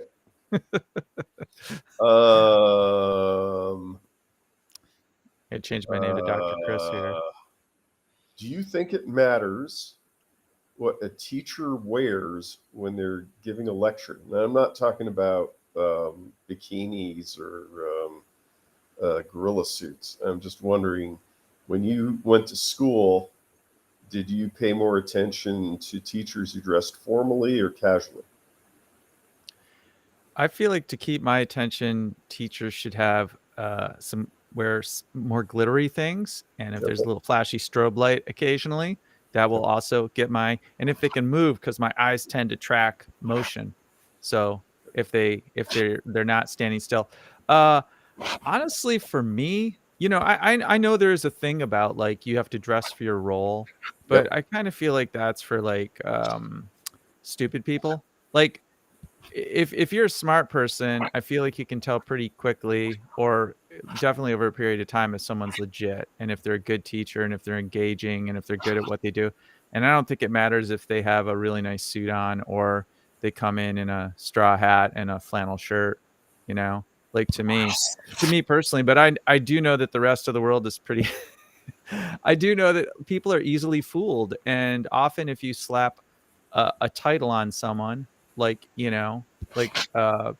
citrus, like the citruskids.com or Art Supply Gourmet, and you put them in the appropriate clothes and they don't stick their foot in their mouth half the time, most people will listen to them, I think they probably should dress the part. I think, it gives them some weight of legitimacy for most people.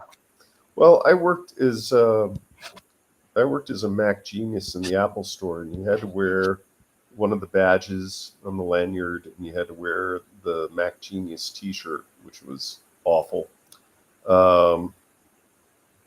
And people would come up to me, and they would assume that I knew what to do, and I knew nothing about that. I was just there for. I was a placebo genius. But that's going to work on a lot of people, just like placebos do.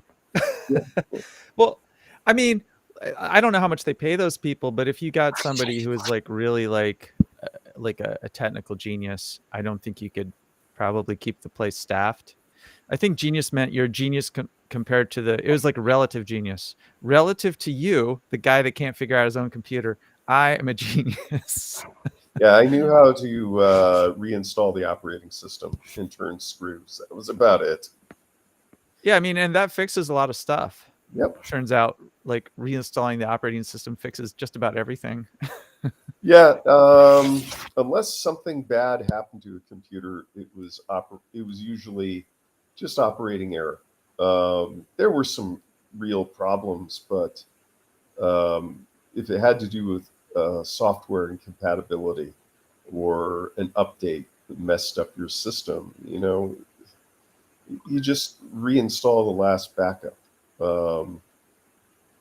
But I know uniform matters. I've worked in a number of different places, and you can see how people will either have to wear a uniform they're assigned, like I worked at McDonald's when I was a kid, or they'll look at the people who are in the executive class above them, and in order to get noticed, they'll start mimicking them. When I worked at Apple, there were so many people. They didn't directly imitate Steve Jobs' style, but there were a lot of people wearing black and a lot of people wearing shirts that didn't have collars. You could see there was a style that was popular. Yeah, I was watching that Elizabeth Holmes thing on HBO, and she gets into this, Steve Jobs is what people are saying phase, where she dresses similar, with a black turtleneck, like really simplified clothes. Yeah, I mean, well, that's the thing is, if you're in a startup and like for a while I worked in Mountain View, and there were a million little startups in Mountain View. It was on Castro Street. There would be places that used to be retail stores or little restaurants, and they were now becoming just offices for startups. And I talked to some people who worked in these startups, and I go, why are they here in downtown Mountain View? I mean, you don't need that. You could be out in the boonies just writing code. And what I discovered was they all told me that to get angel investors, you needed to be near Google. So you could say, oh, I have a startup. It's in Mountain View. It's near Google. And for people who are relatively unsophisticated, who are investors, they would be able to get investments just based on the physical location of the startup, because they would assume that if you can afford to be in Mountain View or Palo Alto or San Francisco, that you knew what you were doing, which not to be the case. Yeah, I want to buy myself some legitimacy. For a band, you're a serious band if you're out of LA or something, and really good bands will all go to those areas. One, because the industry is there. So you're just more likely to bump into somebody that will help you, and that's a real thing. But it also just sounds legit, because where do bands come from? Well, they all come from LA and New York and a few other places. But it's that appearance of legitimacy. I often like the people that, like, when they do a show, they'll do it in their like library, like, or a library background, because if you have lots of books behind you, you're obviously smart, because you've obviously read all those books. In the audio field, I see so many engineers with like the most expensive gear that they own will be directly behind them, because obviously you're an expert at that awesome gear. This is makes you seem very legit. Go try to find a picture of a mixing engineer where he doesn't have $100,000 console behind him. They're hard to find. Even though there's a lot of like really great pros that just basically are doing it on a computer now. They just do everything in Pro Tools, and they're at the top of their game. But there's still this legacy of legitimacy. I think it's kind of fun. You can like play with it, like see what you can get away with. Well, that's one of the things that I've enjoyed during the pandemic. I've been following some independent artists, music artists, and some of them are well known. Some are they're just cover artists who are doing it as a hobby. to get YouTube views. But you look at the equipment that they're using, because they're during the pandemic, they're recording in their home, and it just looks like a gaming desktop and a big screen, maybe a keyboard hooked up to it. I don't see these enormous in-home studios that you used to see in Rolling Stone or BAM magazine when I was in the 80s and 90s. All the equipment has shrunk down to just what you carry with you or have on your desk normally. Yeah, I mean, in the 90s, it was less electronic focused. And what's happened over time is the computing power and the sample libraries have grown.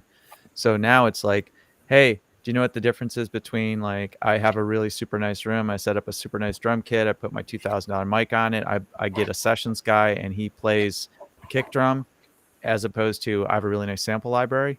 In my opinion, zero. There are some things that are hard to do with programming drums, but you know, the difference in price is kind of like amazing, and there's a lot of artists that are figuring out, well, you don't necessarily need that stuff. I'm kind of like Bruce Lee, where I want to get the sound I want to get, and sometimes you can get it from a sample and sometimes you can't. And so I don't have like kind of like a strong conviction to either side. I just want to get what I want to get.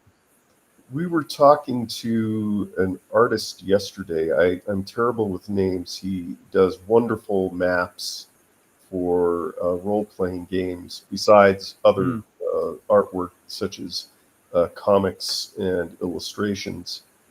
But he was showing us some of the maps he did, and he's now working on an iPad that his wife got him.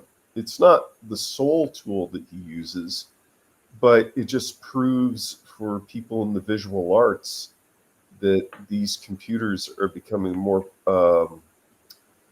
portable. Now, Chuck works on an enormous Cintiq with a Mac Pro, but I'm sure that some of his stuff, if he had to be portable, he could do on an iPad or he could do on a Samsung laptop.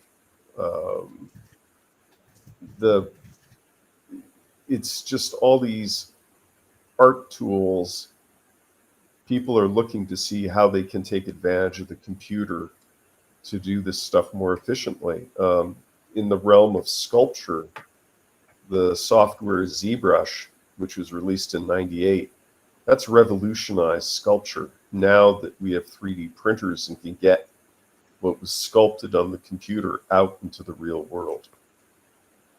That's, I mean, sculpting isn't one of those things where, like, you know, there's no redo button and it's all kind of, some of it's like purely destructive. You know, you chip something out of a block of stone, probably not going to put it back in there.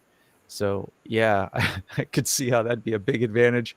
I mean, think about the work you could put out if you're printing it as opposed to actually sculpting it. It's like one of these Renaissance things where you kind of have a studio with a whole bunch of underlings, you know, putting your stuff out.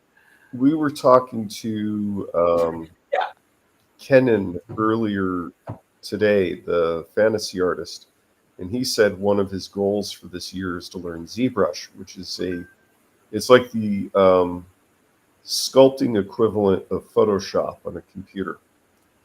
And he was talking about his friends who have 3D printers. I know there's still real sculptors in the world who are working by hand in wood and clay and stone, but the commercial stuff, you can sculpt this stuff, and there are mills, companies that make funeral monuments, for example. You can sculpt something, and it will be a 5-axis robotic arm with a drill bit, and it will carve the item out of stone, or you can do wood.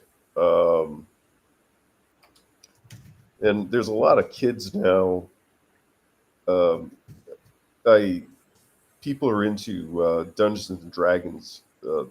and they use those miniature figures. And there's another game called Warhammer 40K, where they have a lot of figures that you buy and you paint. There are kids now, and I mean kids who are under 50, who are designing and making their own figures, because it's now possible to have all that equipment that just sits on your desk. And you can set up a studio to do that for under $5,000. It's a great time. I mean, I remember when I thought to myself, you'll never be able to get a professional sounding recording because you'll never be able to afford the gear that the pros that you're listening to, your favorite albums, you'll never be able to afford that stuff. And now a lot of people can. So it's good in the sense that like anybody, it's wide open in that respect. And all you have to do is really acquire the skill. You still have to be skilled to use the tools.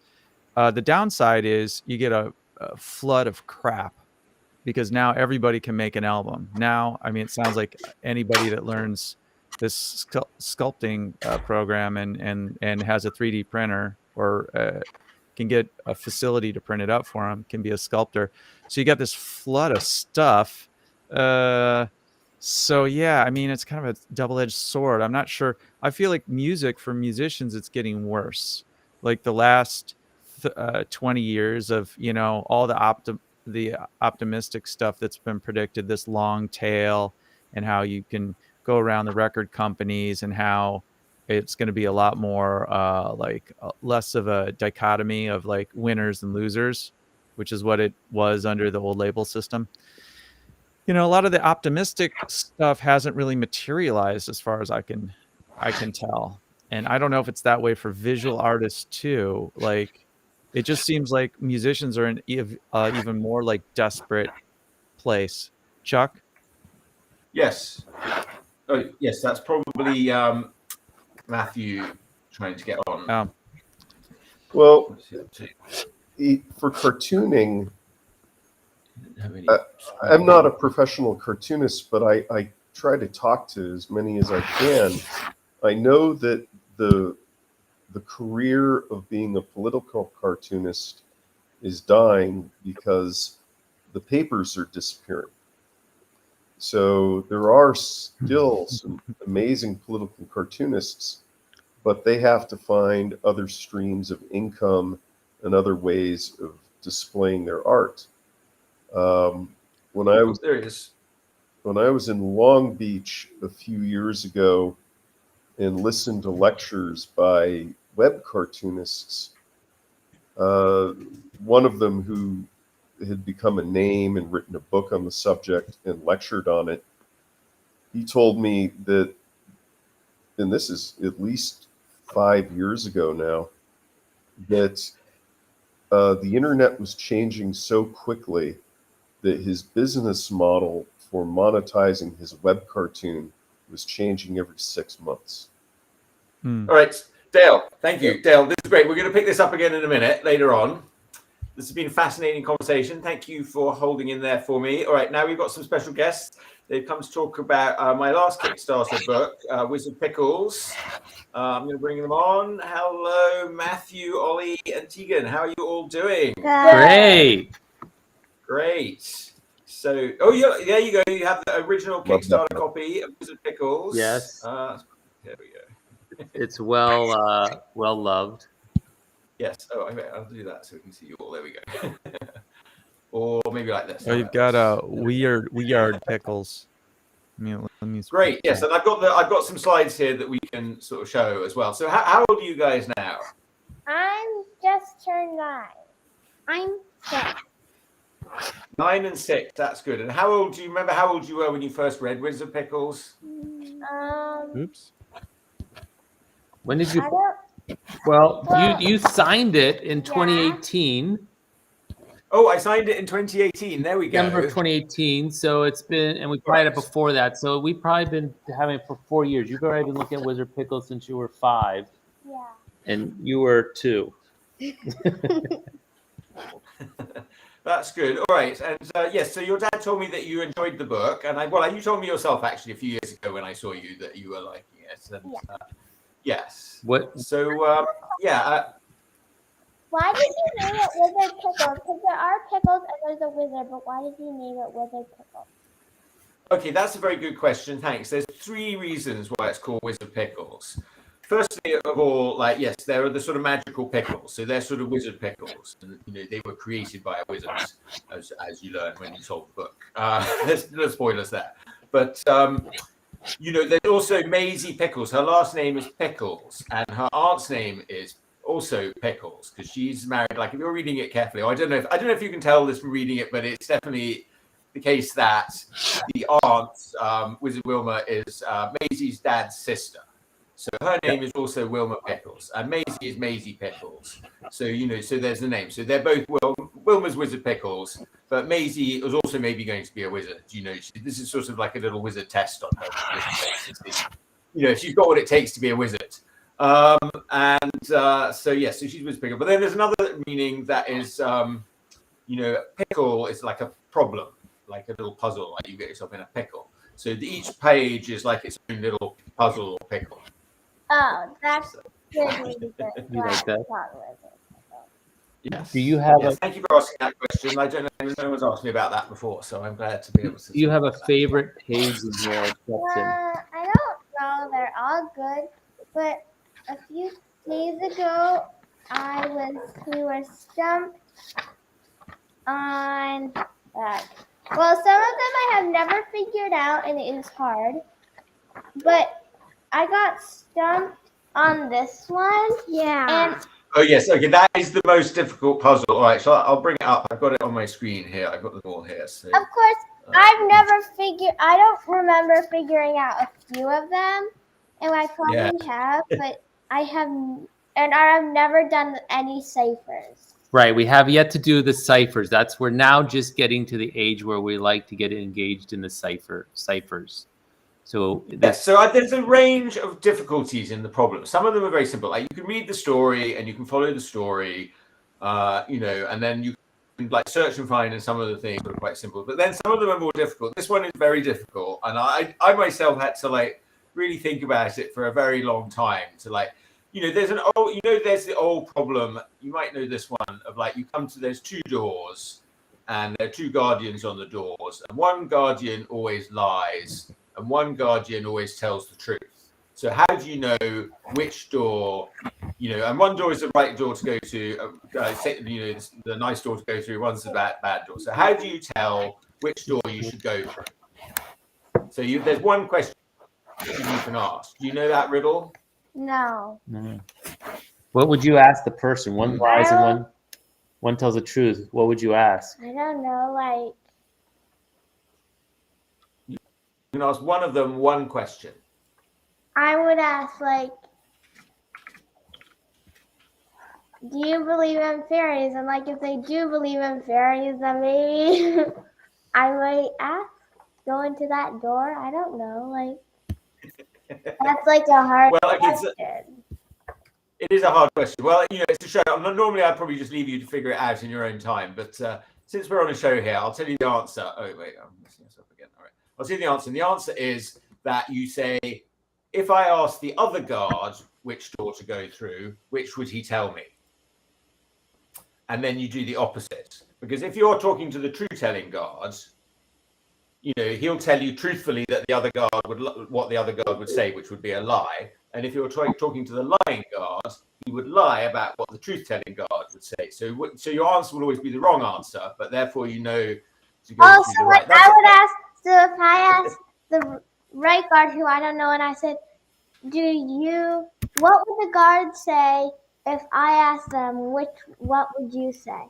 And he would say that. And then if he went over to there and he lied about what the guard was going to say, then you know, because I know what that guard's going to say. So I know that guard's going to Yes, yeah. You know, so that's a little old riddle that's been around for a long time. And so I was trying to improve on that riddle. Well, yeah. There's a lot more sort of complexities like that. So you do have to sort of think quite hard on this one. I memorized the one with the doors. Yeah. How to get there. Oh, the one with the doors? Yeah, I memorized that one. Let's have a look. Like when they're in the town? No, This one. Yeah, that one. Yeah. Oh yes, That's okay. the easiest, probably. Yeah. Can you do it real quick? Yeah. Yeah, If you go to this door, Yeah. and then if you go to that door, which you can take to that door, and that door gets you there, and that door gets you there. Then you can go there, and then you go here, and that door gets you there. Yeah.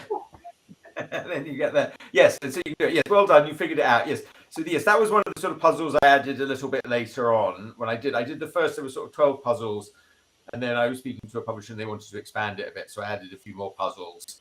And this was the ones that I added. So it's a little sort of simpler one, but you know, but it was lots of fun, and yeah, there's just all sorts of, you know, and I would like to do a lot more of these. Yeah. At some point. Tegan, did you have a favorite page?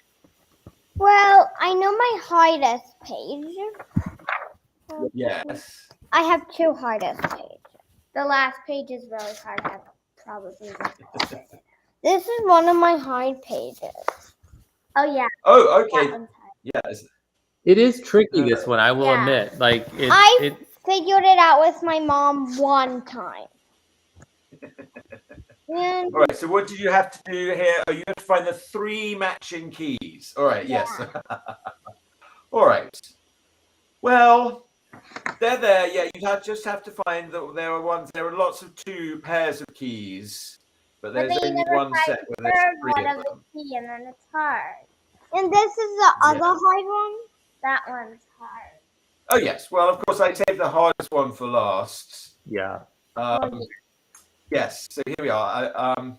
But like in a video game, you know, you always have to have the big monster at the end. Yes, the big boss at the end. Okay, let me put that up here. Here we go. So yeah, so here he Boss. is. So, so now so here's the King Pickles. So we have seen him before. Like he appeared in the second scene of the book, like in the village. So the second scene is a very important scene for sort of figuring out, because you sort of know, like if you're solving the clues that are sort of hidden in different codes in the sidebars here, they'll tell you, you know, that you're looking in that second scene in the village, what you're looking for. But yeah, here's the king, and he's used the magic wand to magic himself big. Yeah. And he's got the queen here, and the queen's daughters, the princesses, are there. Wizard Woman's sort of flying in on the dragon, and she's leaving Maisie to, you know, Maisie should know everything now to be able to finish things off and solve the problem. But Maisie's still a little bit like, what am I doing? Yeah. And one of the clues you could learn from the Pickles before is about the cat. So the cat here, Claudius, he's telling us, Claudius is based on my old cat Monty. Claudius is telling us that, you know, you start solving around here. And if you've solved all the puzzles through the book, you should have, like, each puzzle will give you one of these symbols and one letter.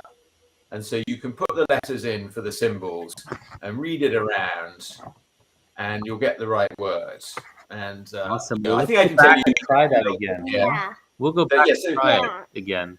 Since Yes. I've never The been extra able to thing- solve most of them.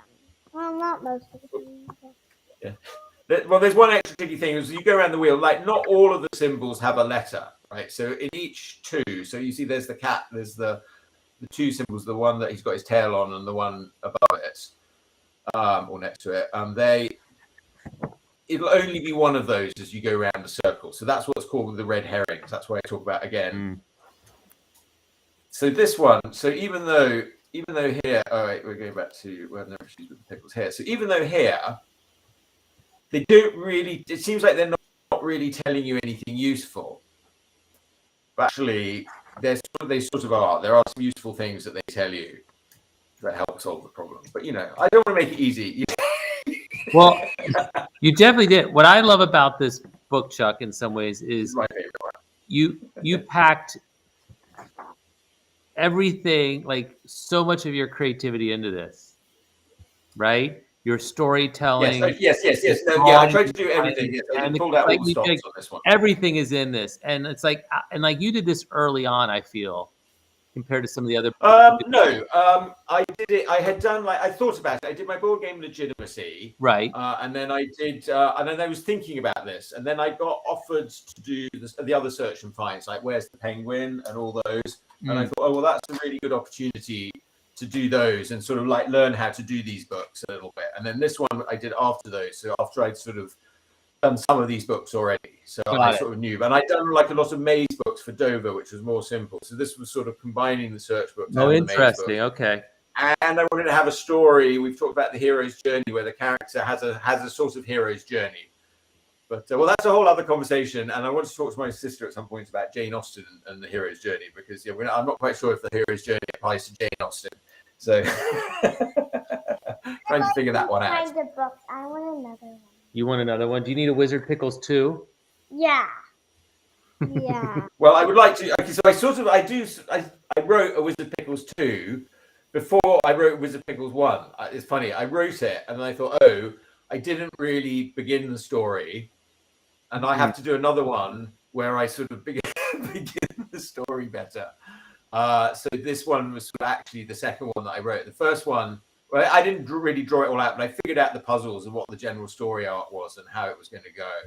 And I had it all pretty done. But I was still like, I sort of felt like, you were sort of being dropped in the middle of it a bit. So I had to sort of, really think about a story on this one and make sure that there was a good, beginning, middle, and end to the story. And she goes through, and in the end, she has a happy ending. But, you also have to sort of follow the story, even if you don't really quite understand the story. You can sort of look at the pictures and see what's going on. And there are all sorts of different things. And you can look like all of these characters in the end scene here. And I've done this in other books. They're all the same ones who are in the village, earlier on. Ooh, right. Yeah. This one. Yes, this one where we meet everybody in the village. Let's bring that one up. Well, I also had a lot of fun because I got to do my, fake British accent to read through it with them. Yes, Matthew does a very good. You did an entire play with a British accent once. That was pretty incredible. That was a great play. It was a very, very good time. Yeah. So that was fun. Yes, that was like before you guys were born. Yeah, he was like up on stage there, the whole crowd. You were pretty much the only guy on stage through most of the play. Yeah. But there were some other actors in it, but it was largely you. Yes. Yeah, it was Tom Stoppard played the real thing. Yes, the real thing. Yes. Yeah, there was two other guys. It was me. I was the main lead, and then there was like two women. One, one was more of my like counter lead. And there's like another woman and another two guys that pop in and out. But you had quite a lot of sort of monologues where you were talking directly to the audience. Monologues, cricket bat monologue. Yeah. And we've been talking a lot about that. So my co-host here, Chris, he's a musician, and Dale is, he's an art supply and technical support expert. But we've talked a lot about sort of creativity, the technical process of creating things, and the performance aspects of creating things, and going on stage. Do you girls, do you do any like acting or anything like that? Or dancing? You do, Ollie? Yes. And Tegan, yes? Yeah. What do you guys do? Well, I like acting, and we both play the piano. So. Piano's great. I love piano's a great instrument. Yes. It's especially good for like writing songs and stuff. It's a great like foundational instrument. My daughter did it for a little while, but then she stopped. There's a piano right over here. Well, not a piano, an electric piano. We have a keyboard here, although I didn't have way to keys, and I went. Oh yeah. Do you want to play something? Maybe. Okay. Tegan, do you want to show something? I don't get this one since there's like some things. There's like at this one there's this too, but then there's a prince and a scepter. So I don't know which one's the right path. All right, yes. Let me bring up. Yes, this one is a little difficult. All right, so yes, so yes, she's come out for the pickles. So again, counting pickles is a thing you can do in all of them. All right, so she's trying to find so the story is we don't really know this as you're reading it, but she's trying to learn that the Pickle King's got the wand, and he's run off with the wand, but he's left sort of little false trails. So you can see there's the one pickle gnome up there he's got sort of fake footprints that he's been making, but one set of these footprints does belong to the Pickle King. So which set belongs to the Pickle King?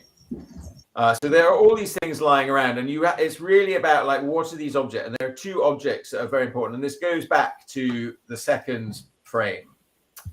So back to the village. All right, so we'll go back to the village. So do you see the Pickle King at the bottom right here? Yeah. All the way down. He's running along with the wand. And do you see he's wearing a crown, and he's got a little cape, and he's got his little Prince. I like a rosette. Do you have a name for that in the US that's different? Like a little, like sort of thing that a politician would wear, like a little round thing with a little tail and a frill around. Yeah, it's a ribbon. I mean, it's a prize ribbon, but yeah, rosette. Pride ribbon or something like. Well, yeah, that's more like a sort of arch ribbon. But yes, it's like a little, official little ribbon thing that he's wearing. So Yeah, I know which way it is. Then. Yes. You know that. So when scepter. yes, so he's taking the scepter there. All right, and he's run away with it here. All right, and so you can see him. So look, if you look carefully, you can see there's the rosette lying underneath, and it's got a P on it for the Pickle King lying near this mushroom. So that shows that he went that way. And then you go all these other ones. And look over, and then you can also see his red cape, like up near the L. Yeah. So that's where he went. So you're following the Pickle King. Yeah, and also And he went that way, and then he went up that way. But it also gives you a clue on the first page that the red guy in the clue thing who's right, it tells you that I'm the Pickle King. The red guy is not telling the truth, which means never let a cat help you start a spell is wrong. Because you know that Yes, that means that's right. Yes, exactly right. So yes, so you should let the cat help you start the spell. So that's where you start the spell at the end. So it doesn't seem like it's very helpful, but it's a little bit helpful. But yes, and that's working exactly like that door riddle. Like so all of these, one of them's telling the truth. Or one kind of them is telling the truth, and the other kind isn't. I know one thing that's wrong. I never eat pickles. Me neither. Yeah. They're in the middle of eating pickles. Yeah. Yes, so you're obviously not telling the truth. Right? Yes. So they're very untruth telling. There's a lot of funny things in this book too, right? Yes. Right. Like you can. Yes, I mean, I've seen you just sit down and look at the drawings and stuff for an hour and like find all the funny little things, especially like all the wizards, all the fun here. And this page is a lot of fun. And one of the things that is funny is like this two people. They're bouncing. These two people bouncing. No, but they. Oh yes. He's from. It tells you in the beginning about those two boys, and like they're trying to win a contest, and then the thing comes out. Really? It says. Yes. The two brothers, the Bifta twins. The Bifta twins. I call them the Bifta twins. My friend Katie, she used to call. She called her kid the Bifta. So I call them the Bifta twins. Yes, and they found a Grunion, which they are. Yeah, and then with their thing, and they want to win the contest. And then he broke away. Yeah. He broke away. Yes, and then so they didn't have him very well. Oh, actually, the Pickles did it. The Pickles got out. The Pickles were under the bucket. Yeah, cut it. Yeah. And yes, and and we learn at the end of the book that actually all the time it was Wilma. Like she was putting them under there, and what she was doing that for. Well, we don't know. But, she was certainly using the whole thing as a little test to see, the riddle says a wizard must be good in a pickle. That's the final code puzzle. How long does it take to be good in a pickle? Well, so Maisie's running off. Maisie's got her thumping stick. Maisie wants to use her thumping stick. That's her way of solving a problem at the beginning of the book. But at the end of it, she's like, no, use it like a magic. Use her brain. Use your brain, not your brawn. It's good to have. Right. We say use your brain instead of your brawn. We kind of use that. We say use your words, not your body. When you guys have fights, right? Yes. They use your words, not your body. But sometimes we forget. Yeah. No boxing gloves. It's really hard. That'll be fun. That one's hard too. But yeah, this one was one I spent a very long time on working out all the different spells that could go wrong and fitting everything in. And I was very careful. Okay, so I drew this. I found a lot of reference. I was very careful about this one, thinking about it. But then when I did the space here, I'd sort of mapped it all out, but I knew I had to draw it. So I was drawing it exactly right, so it fits there. And then later on, when we're in the map, okay, so the room is in the right place. Yeah. The room is. Well, you can see it here. So this is her room is this above the archway in the house. So that's the window. So then do you realize that when Wilma's looking through the window, she's actually sort of floating up in the air? She's using some magic. Oh yeah, that's cool. Like her window's right there, and so she's because you can see. She had to float up. And you can see Piccalilli. No. Piccalilli's her window is on like the which part, so she's there, and then you can see Yeah. the little thing if she's floating. Yes. Here, the window's like here above the archway where the duck and the chicken are looking through in the middle of the page. So yeah, she's got her little room there. But so Wilma somehow is sort of floating up there. Yeah. Julie, she doesn't really need her wand to do some spells. She's saying, come on out, and Piccoli's downstairs. Piccoli's based on his character Noma, who was based on my neighbor. I used to do a comic, which I'm doing on Instagram again, Pewful, rerunning it. But my neighbor would come in and say, "Why don't you put me in your comic? Why don't you put me in your comic?" So I said, "Well, I'm going to put you in as a little blue gnome." So and then I sort of moved here. She's Piccoli's different from Noma. And this like is Noma funny, right there. Yeah, that's what we're talking about. Yeah, Piccoli. Yeah. Little Piccoli. And then all the things in the room. Yeah, this was when I sort of did a little later, and I just sort of thought about all this. What would she have in her room? She has a lot. And yeah. Did she have This her one's hard. in it? No, I don't see her thumping stick. Is in that this one. no? That's That's like a wand. Yeah. She has her wand. You should Hey, have put Chuck. a thumping stick in it. I was gonna Where sorry, should you I guys. put I it? was gonna jump off because I have to eat Oh. some food and then I've got the doctor's appointment. So hopefully you're cool with Right. the rest of the time. I definitely won't be our 2:30. So Yeah. Okay. No worries, Chris. Oh, thank you so much, man. Okay, we'll just say goodbye Yeah. to you quickly, Chris. Cheers. Yeah, it's You've good been, talking to you guys. Bye. I'll see you again soon. Maybe Absolutely. we should do a post-mortem one tomorrow morning or something, just to say goodbye. all right, bye everybody. All right. Bye. Bye.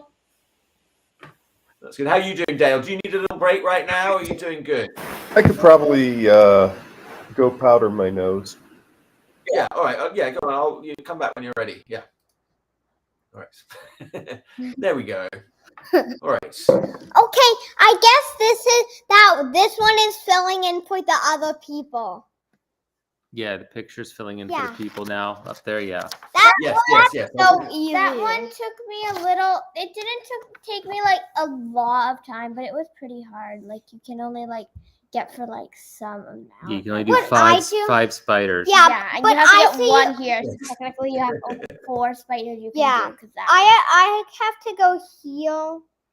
but then you get stuck, and then you have to do 1, and then you only have 2 or more, and then it's impossible. This one. And the other thing I had to think about on this one, I had to make sure, in the middle of the page, you have to think about on these puzzles, like where's the page going to fold Oh, in the right. book when it's printed, because you don't want anything important to disappear into the middle of the book. You have to make sure that, sometimes, when things are printed, they don't always line up exactly. Right. So you have to make sure it's going to be, it's all going to work. So there's a lot to think about. It took me, I had to spend a lot of time going back and forth getting everything Our just book right. kind of has a white spine, and so everything is kind of has that white spine, and so it fits together. Yes. Yeah. Yes. So I have to really think about that. Yes. Yeah. There's different ways to sort of get things printed, but this is the easy way. Unless I'm sort of going to print, thousands of copies. Right. Which, that's a different. then I can sort of do better with the white line. And I really want to know the answer to this one. If you tell me it. No, but I We don't can want to know. figure it out. We can figure it You out. want the answer? He's not going to tell. Well, I don't know if I can remember it myself off the top of my head. I haven't looked remember at it. for a long time. I remember it. Yeah, I'd have to look at them. Yeah, I remembered. I see the 3. Yeah. I'm not going to say which 3 they are, but I see it. I'm pretty sure this one's one of them, but I never. Yes. All right. Is it that one? Where's the third one? I don't know. Thing is, it's easy to find 2, but then Yeah, which it's one's easy to the find third? too, but I see it. Is it this one? Because I found 2 of them. Well, if you find third. Ah, this is annoying. But I had to again for this one. I looked up all different kinds of keys you can have. Like, what kind of teeth can you have? That's on a cool. key? That's funny. Different things And like one that. of the It's always things- fun to- Some of the things you do is you find the third one, so it has a different kind of key, little things that stick out. So then you have. And then Hey, the Yes. So you chose 2 in this story to make have a heroine. It's not a boy wizard; it's a girl wizard, and Wilma. What? Oh yes. Well, that Who's the sort girl of changed this time? originally. I don't know why I thought I think actually Yeah, I don't know really why I did that, other than that just sort of seemed right. Maisie Pickles. I thought about the name. I was talking about it. I think Yeah, you know, like, I'd done it. sometimes Like my it's mum just was like- around at the time, and we were talking about like the idea.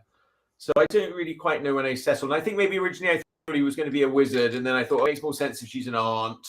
You know, I thought that would be more fun.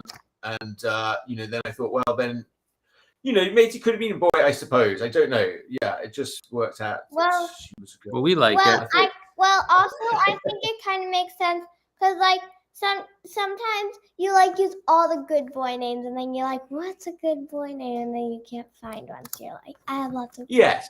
and then it's like, Yes, I like the idea of Maisie because it's a maze. Oh, look, Dale's back from his break already. Oh yeah. There we go. Let's bring him Dale's in. back. and then I think you can also find this gold at the top. Yeah, gold. Oh yes, the gold. Okay, so yes, so all of these things in the bars, there are little codes hidden in those. You know, for example, like that one. All right, wait, okay. Also, like here, the music, like the musical notes. You know, each musical letter. So, you know, that's the sort of.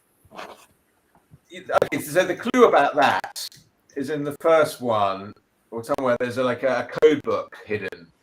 You know, when the mum's on the top of the stairs at the bottom, there's a book. It's a code book. It's probably not even very easy to read it. But the code book, you need the code book because they're all different. They're kind of well-known codes, like the Navy flag code in this one. So you can look those codes up. If you find some codes, figure out what those things mean as well. You know, use a lot of things that were in a lot of puzzle books that I had encountered in the past. I wonder if the code book isn't any of the other things that you can see it throughout the. Well, let's see. So don't all have a code. Like this one has a code. So this one's called. No, we'll have to do it. It's hard to say. Not really see it on that one. Yeah. So on the side there, it's like a picture code. So it's like IT was without the P was not a. That's a baby goat to a kid. It was not a kid. So these are all giving you clues that mostly that refer back to this. You know, they say because it said this. I think the culprit is here. That's what the flag say. They say the culprit is here. So one of the people in this picture, or is the person that was responsible for putting the pickle gnomes under the bucket. Tegan, would Well, you like? I think I know who it is. I think it's Wilma Pickles, and Wilma Pickles did all of it so that she could test it. Yes. What it was. Yes. Yes. So yes. So the answer is that's also Wizards of Pickles is the answer to the book as well. Cool. What kids? Do either of you want to play a little piece of music? A fun little piece of music. I kind of forgot a few of my pieces. Well, you can just play. Tegan, just play what you want to play. Yeah, we'd love to hear a few notes. You had music earlier on the show, right? Today? What's that? Didn't you have music earlier on the show? Yes, we've had music. Yeah, we had musical guests earlier. We got the Seagulls, more musical guests on next. So we would love to have a few notes. I'm trying to get as much music as possible on the show. I can't play a note. So anything you do, I will be very impressed and amazed. Thank you. Is that turn on?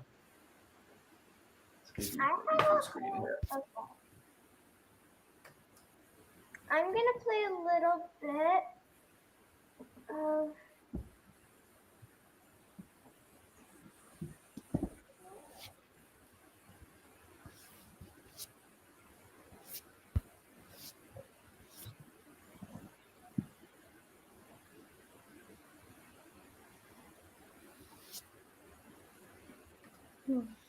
Okay.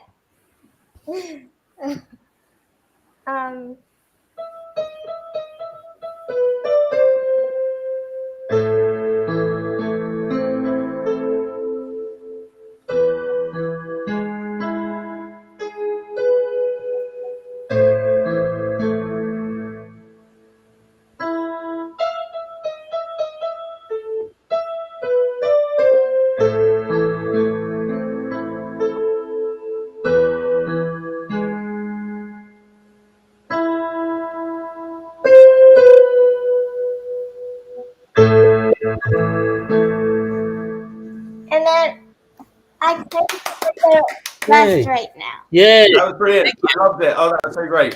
Thank you Good. so much for playing music. Wow, that's great classical music. That's one of my favorites. What do you want to do? You working What on? about, can you do Itsy Bitsy Spider? That would be a good one. Oh yeah, totally. The Itsy Bitsy But maybe we could. Yeah, you want to sing Itsy Bitsy Spider? That's because that's what his new book's going to be, right? Can we do Itsy Bitsy Spider? Okay. 1 or 2. 1, 2, 3. The Itsy Bitsy Spider went up the water spout. Down came the rain and washed the water out. Out came the sun and dried up all the rain. And the Itsy Okay.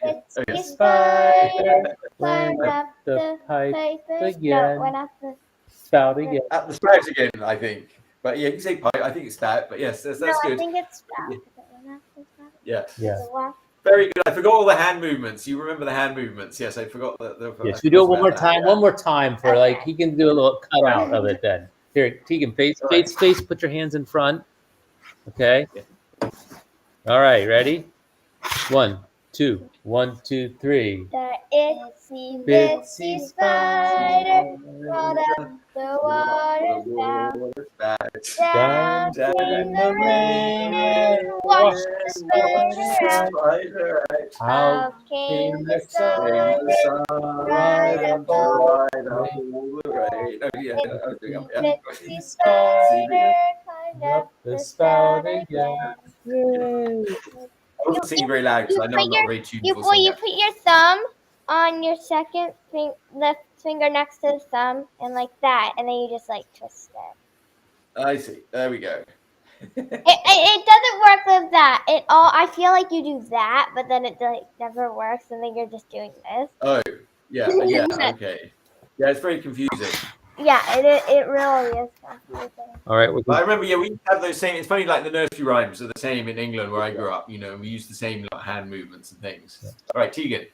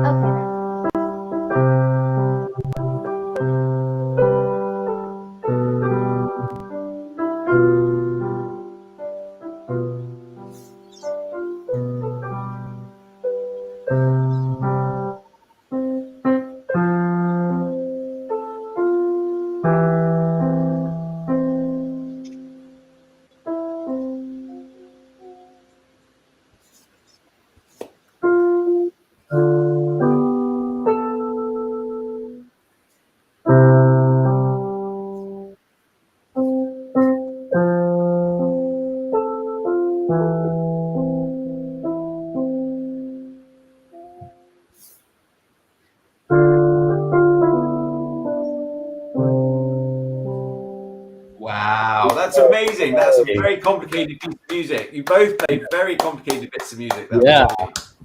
Oh my god. Anybody want to do a blues? Anybody remember any of your blues? I might be able to remember. I can't remember. Just for a different sound. Oh, yes. Remember my blues. Let's see. I have two blues songs.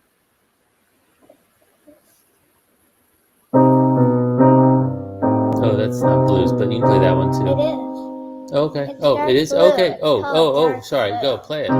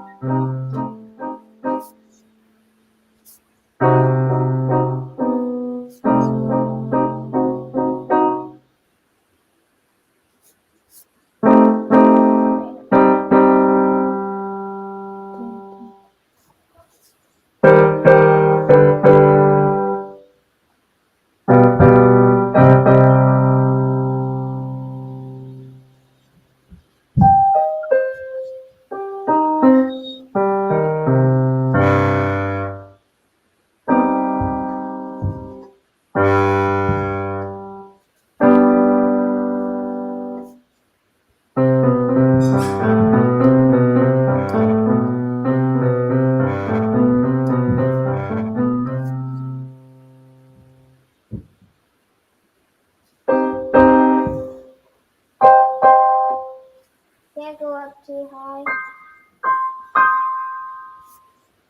Wow. I love this song. It's making me think of Dale. I want to use this as your theme tune, Dale.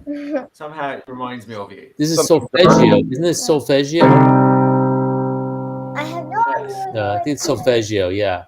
But it's called Dark Buddha. But nice. Yay. Yeah, lovely. Bravo. Fantastic. You both amazing. Oh yeah, we're gonna get some more. Oh my goodness. More. It's good.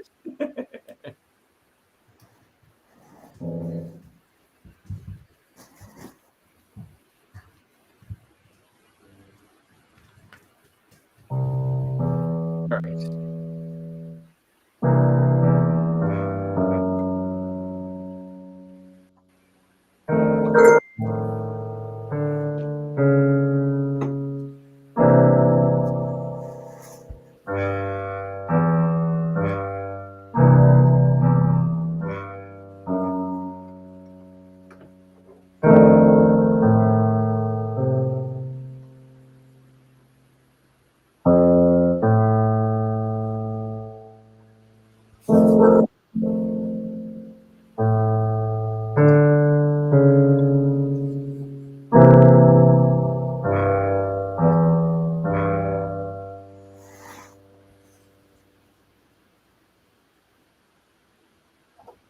Yay. This is her new piece, right? Yeah, she just learned to put her hands together recently on that one. I can't remember the other part. Yeah, but that was really great, Tegan. Yeah, that was incredible. You guys are doing a great job with that. Yes, well, I can tell you've been practicing.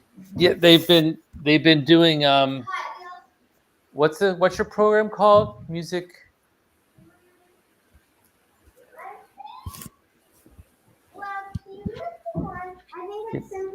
Yeah, Simply Music, but it's a way that they've been learning where they haven't even learned to read. They've just started. Well, Ollie just started to learn to read music, but it was all sort of a different way of training so that you really just understand the sounds and the positioning and hearing. And so, I mean, all their songs that they know, they basically have had to memorize just in their head, and experience it, which is really That's very cool. interesting. My uncle Bill, who was well, he managed quite a famous band that were get out of my head right now. Badfinger. Badfinger, okay. Badfinger. Really? They had some hits. They were the first band signed by the Beatles onto Apple Record, but oh really? It was a bit of a terrible experience. Bill had sort of discovered them and nurtured them, and he worked sort of in the shipyards. He was married to my mum's sister later on in life. So this all sort of happened before I knew him, but he managed this band and brought them up, and then they got very badly ripped off with American management, who basically sort of stole most of their money. But he had a big thing later on in life because he'd learned to play by ear in the bars and pubs in Liverpool, and so he always wanted. And he was very against musical notation. He said that had all been invented by monks in the Middle Ages, and it was far too restrictive. This sort of 8-note scale. Yeah. And so he was quite early in computers trying to work it all out. It would sort of make me laugh when I was young, probably about your age, Ollie, and he would come around to the house and talk to my dad. And he would be talking about his plan to sort of teach people how to, learn music in a totally different way using computers. But he would never tell anybody how all this worked because he was so sort of paranoid about people stealing his ideas. Oh, right. But I know he worked with some people in California. He came out here. I saw him here one time after I lived here. And, there were people who were very interested in what he was doing, and this was sort of later on. So he really was sort of ahead of the curve on all that. And it's so very interesting to know that that's sort of how you're learning music now. Yeah. But yes, practice makes perfect. We've talked a lot about that on the show. Yeah, every day. Every day. It's all about. Yes. Yeah. You want to build drawing. Do you want to show any of the drawings you've been working on? Oh yeah, I'd love to see your drawings. Yes. And we want to share. I know the drawings you're really proud of. Yeah. Well, we're gonna have to have Chuck over to play Legitimacy, and you can show him all your drawings. Oh yes. Well, I had my friend John on, who's he recently moved to Florida from This is our puppy. here, but his kids have grown up playing Legitimacy. Oh yeah, you're practicing she's practicing some working through perspective right now. So Oh yes, okay. Oh, that's good. Yes, I've been doing some maps like that as well. Yes, perspective maps and buildings and castles and things. Castles are good because they're nice and cute. Think about the simple shapes. I'm drawing this she's guy. working on that. She's working to get that. Oh yes, that's very nice. Yes. Yeah, we should so work on yes, that so some think more. about a cube, and well, I can tell you so much about that. You're heavy. I think we're devolving here. Yes. So, yeah, Matthew, thank you. Yes, I've got the seagulls probably waiting in the wing somewhere, or it'll be along in a minute. Okay. So, yes. Great. So awesome, guys. Ollie and Tegan, thank you so much for playing. and for One saying so last much little nice thing. about Pickles. Yeah. Look And, for, Matthew, look thanks for for joining the show during the week. children's drawing book called Secret City. Secret City. Okay. Because it might help with the buildings. The guy, I forget the guy's name. It's Mark something, but he had a show on PBS in the 80s on drawing for kids. And Okay. if you've never seen it, maybe you can find the YouTube videos, but he's great for teaching to draw. All right. Awesome. I see some stuff on YouTube. Yes. Right. Okay, I'll good check tip, it out. Dale, thank you. Cool. Mark Kistler. Yeah, Awesome. Mark Kistler. We'll check that out. Hey, Chuck. Here's Oh, my yeah. bag of art. Ah, yes. I brought it. Oh, yes. Well, yes. I'd love to see some art. Yes. Oh, my goodness. That's all your art? Well, her art No, supplies. my art supplies I brought. Yes. Supplies. Yes. My art supplies. Lots and lots of art supplies. Oh, that's okay. That's Dale's area of expertise. Dale used to work in an art supply store, so Yeah. you know, if you get started about him on art supplies, we'll never get away. Yeah, right. Art. And by the way, Dale, I did ping all those feature requests and everything over. I haven't heard back yet from the product manager on sort of Fresco. The team did acknowledge that there is a contingent of people who, particularly in Japan, who like Clip Studio Paint. And I did confirm that we are releasing some competitive manga-oriented like feature sets later this year to help with sort of that market. I'll tell you the biggest thing Adobe could do is look at Clip Studio Paint's Edge keyboard on the iPad. Yeah, I brought that to their attention. So we'll see what they. That's a big one. Yep. So I'll see what I get. I haven't got, but I'll forward any answers along. Okay. So. All right. Well, I got Jerry and the Seagulls waiting to come on now. So Have thank fun. you so much, Ollie and Tegan and Matthew, and thanks. That's so Thanks. awesome. I'm so glad Nice you to meet enjoyed you, with ladies. Pickles, and thanks See for you. talking Thanks. about it. Bye, everybody. Bye. Bye. I thought he was going to hit me. No. All right. Now we've got Jerry and John of John Bruder of the Seagulls. Hello, guys. How you doing? Hello. What's going on? There we go. I've got burrito here. All right. Well, Somebody's Tina, camera. Hold on. Tina's watching, I think. Yeah. Tina, you want to give us comments? No, I don't know. Hold on, we're cleaning our camera. Yeah. Give it a clean. Are you still using that laptop, Jerry? The one with the shitty camera? Yeah, the whole screen is messed up. Dude, keep doing that. That's cool. Yeah, keep doing that. Yeah, strobe I lights. didn't put up a warning for our viewers about strobing effects. Seizure-inducing web thing. That didn't help at all. It didn't. No, it didn't No, help at all, did it? Okay, it's nice. You're nice and blurry. You've got soft focus. It reminds me of the 90s. Good, actually. If you're doing that. Oh, you've got a little dog. Well, thanks for joining us today. We're getting near to the final hour. Wow. Of the Itsy Bitsy Spider Kickstarter. Jerry, thank you. You've been here since the beginning. Tina seems to be replying to her own comments. Tina, I think make your comments not in the No. This is a bug. This is a bug Otherwise, they will say with the laptop. replying to Tina. That's better. I'm ready to. It's seriously a technology bug. We will not solve it today. It is unsolvable. Yeah. I need to replace I think it's just an old camera, isn't it? No, it's the screen. There was a coating that Apple experimented with and it failed. And this was a laptop I got from a failed startup. And I didn't realize it was It was the way it Yes. was. Well, all right. We won't worry about it too much. We're the only ones Oh, that great. are we? Because I was going to say good. That's what we're going to. Don't think about things like that. If there's an audience. That's a No. side. Did you get a better microphone? Or are you still on the same microphone? We're Yes. just using my computer. Yep. Very low tech. All right. Well, we're going to play some songs anyway. And I'll like, where's the best place for me to access some songs and videos to play on YouTube? Yeah, I sent you an email with a. You did? Yeah. So Right. there's a song that we are mastering right now. We're going to release it on May 8th. It's called Mama Knows Best. You guys, Tina and Chuck, I'm sure have heard it at a few gigs. Maybe. Yeah. Probably. All right. Hang on. I think we I'm might. trying to access Yeah. email. So we're going to be releasing it on Mother's Day in the U.S. Yeah. Okay. Yes. My email's super weird. Right. It's sort of mixing them up. All right. Mother's Okay. Day Here we go. different where you are. Well, we're in San Francisco, but John here is from England, and his so they already had their Mother's Day this year, Yeah. right, Chuck? What did you get for your mom?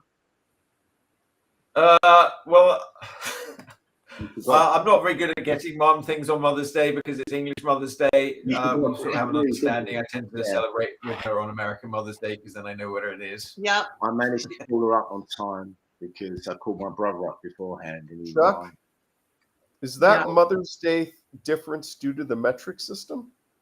yeah. Yeah, probably. Okay. I can't tell you. And pounds and all. All right, we're gonna watch a video now. Oh, Video. it's a lyric video. I made. Did Oh. you ever see this? Yeah, I saw it. No.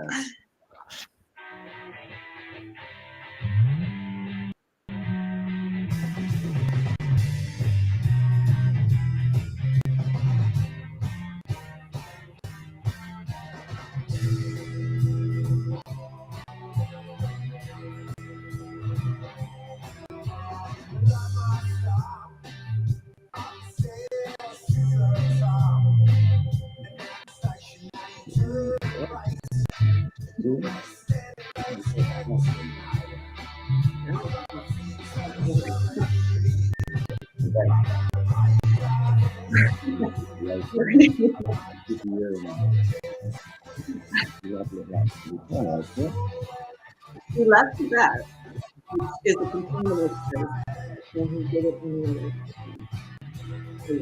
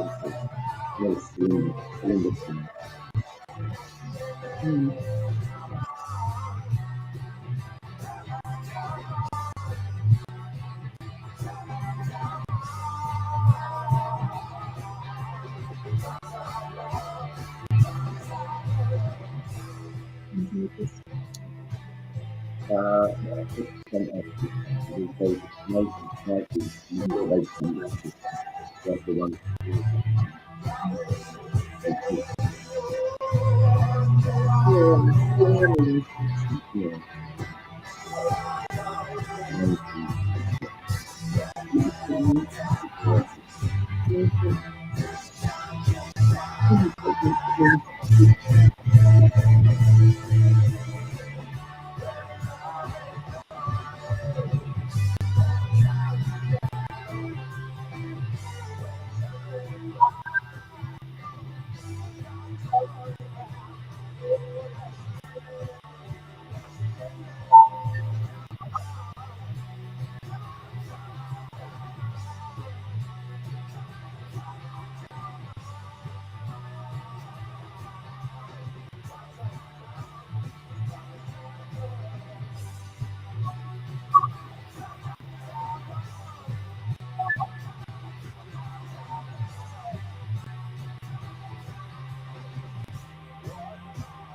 That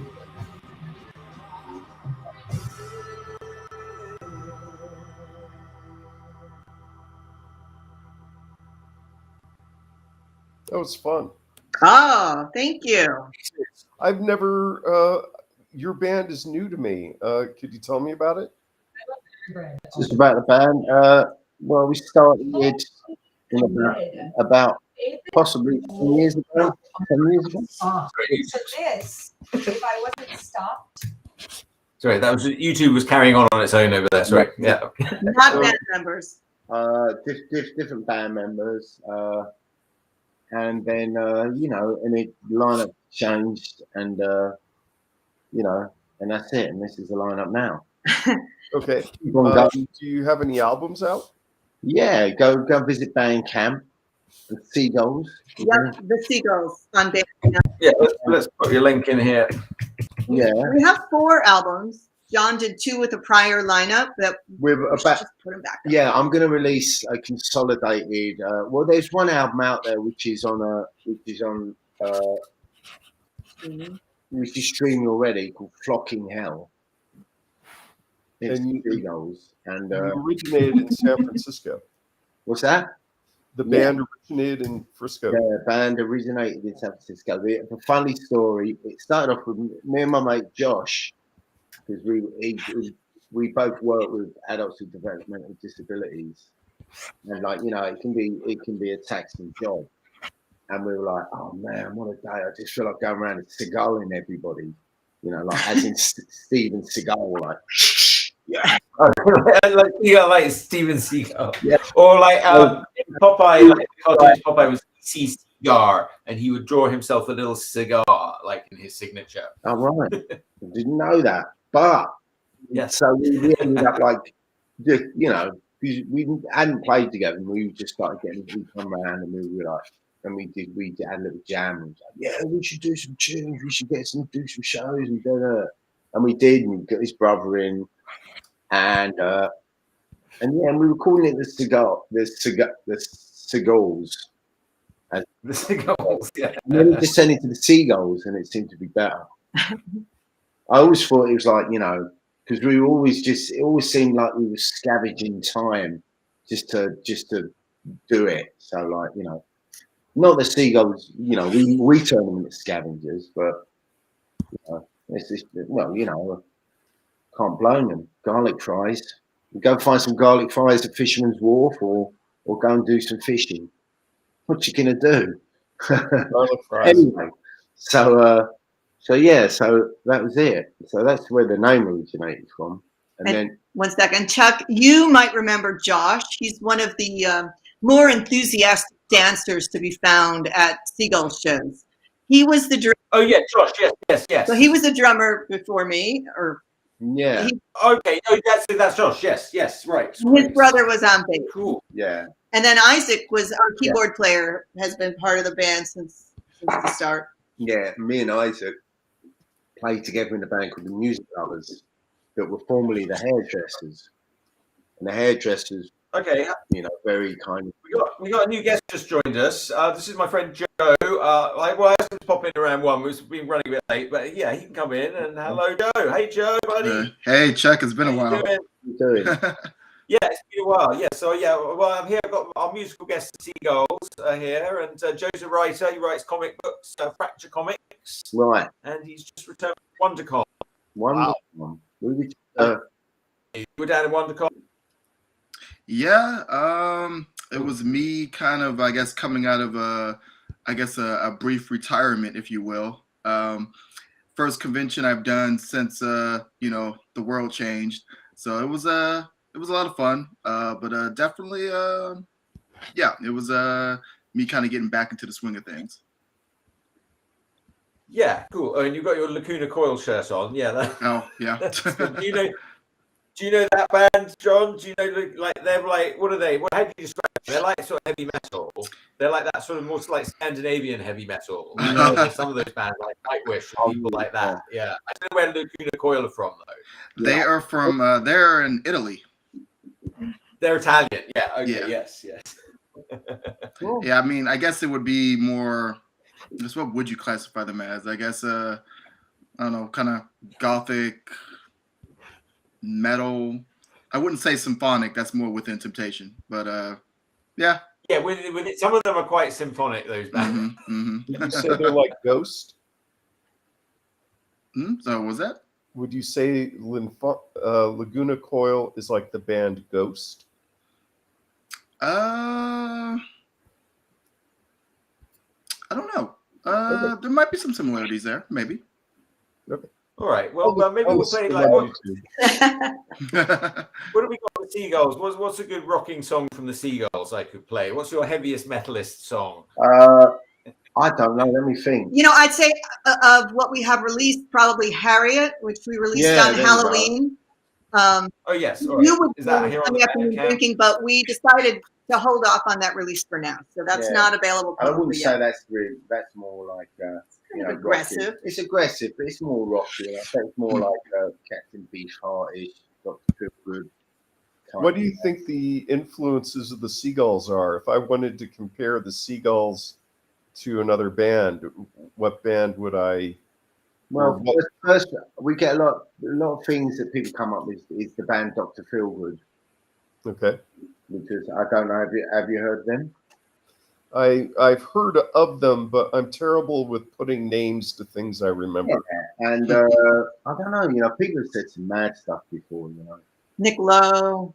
I guess, yeah, there's that whole, like, you know, that rock pole type stuff. And then there's, you know, other people said, like, oh, it's a little bit like the Jam. And then, like, some people, you know, I don't know. I just call it rock and roll, you know.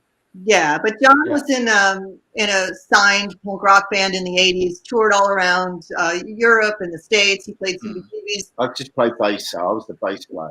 But there's definitely kind of a punk rock aggressiveness to our sound. Yeah, but at the same time, it's melodic rock and roll. Yeah, some of it's pop rock, some of it's a little Yeah. heavier. Shall I play Harriet here? Shall I play it? Sure, you don't have to play the whole thing. But yeah. It's all about the. Is he wearing like? He looks like in that image there. He looks like he's wearing one of these hats. So I'm going to put my hat on. Yeah, I love your hat. It is. It's kind of that hat. It's harkening back Harriet to is them a- sort of days. and it's Find about a days. witch. Yeah. It's a song about a witch. All right. Hence the hat. Okay. Dark shadows in the beginning. And then, Oh yeah.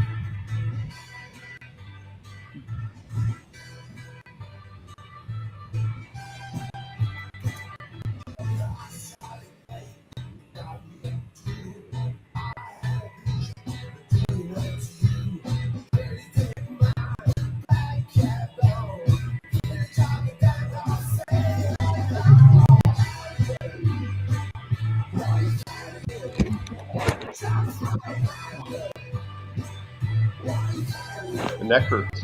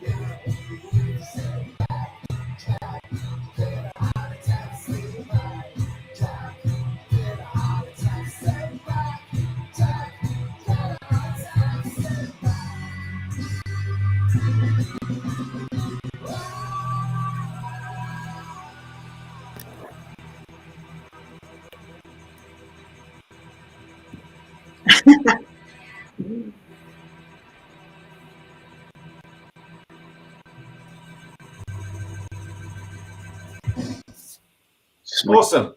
Okay. I like your fez. What do you think of that then, Joe? Yeah, no, I dig it. I like your fez is nice as well. Yes, check out Fezorama for quality fezzes. Okay, right. Yeah, we need to get. Yeah, we've been doing a bit of wearing funny of hats, but yeah, Dale's really the hat guy on the show. My hat just comes out at appropriate moments. Would you describe the Seagulls as a bar band? Yeah, I would do actually. Yeah, I mean, I like to think we cross over, but I mean, we could definitely play in a bar. You know what I mean? Like, it's a good time band. You know what I mean? Yeah. I think we have some epic stuff, you know, but we're definitely not going for that epic thing. You know, have a bit of a drink, have a bit of a smoke, have a laugh, have a dance. As long as we get people dancing, I mean, I think that's the important thing. I mean, you know, the songs aren't "Ooh baby baby, I love you baby baby" all the way through. There's stuff in there, you know what I mean? But it's not like, you know, it's not sort of super heavy stuff, you know what I mean? I know what I'm singing about. The subjects, you know, they some of the songs might sound like it's nothing, but it's very personal to me, you know. And I'm not very knowledgeable. I'm gonna put on like Joe's here now as well. So I thought I'd put on a little video. Is this a good video? I found it on your webpage, Joe. Oh God, Comics. we really got to update that website. But yeah, go ahead. Well, let's see what we got here. Yeah, nobody's really worrying about doing much on their websites. Like my Instagram is like way like up to date and better. But yeah, this is cool. That's the thing, yeah. Okay, well, wait. I don't know if I can get No, but that last song we just listened to, I'm not very musically knowledgeable, but it did remind me of the Kinks a little bit, like in the summertime. There you go. So, I mean, you know, I just let people make up their own minds what it sounds like. I'm not going to tell them it's rock and roll. That's why I just say, yeah, it's rock and roll. And then people go, oh, it's really cool. I say, yeah, it's fun. Of course it is, you know. You get whatever comes into the brain and whatever comes out when you're playing the song, you know. It's not, you know, simple as that. No, let's see Joe's stuff, mate. All right, hang on. I'm looking for. All right, I don't know why I couldn't get that video. Joe, you're a comics writer. Is that primarily your gig, or do you write other things as well? So I came from a screenwriting. Oh, here we go. Oh, we got it. Oh. Well, I've got your Hellfire Genesis trailer. Should I play that? Ooh, yeah, that might be better. Yes. All right. But yeah, I came from a screenwriting background, and then realized comics was always a better fit for me. Okay. And do you write for your own work, for independents, or one of the big two? Oh no, I write. It's just my own company. Oh, yourself. Okay. Yeah, for myself. Yeah, I'd like to make it more of a full-time gig, but you know the struggle is real, and I definitely have the day job. But yeah, my business partner and I, we've been at it for about 8 years now. So yeah. Is your partner the artist, or do you hire illustrators? So my partner, he is a fellow writer, and we both are writing multiple series where we have hired different artists. Oh. Joe, what is your Instagram handle? So you can @Fracture Comics, and my personal is Joe the Writer 88. Right. Yes, we'll put that in the links there. But yeah, okay, let's have a little of this. Yeah.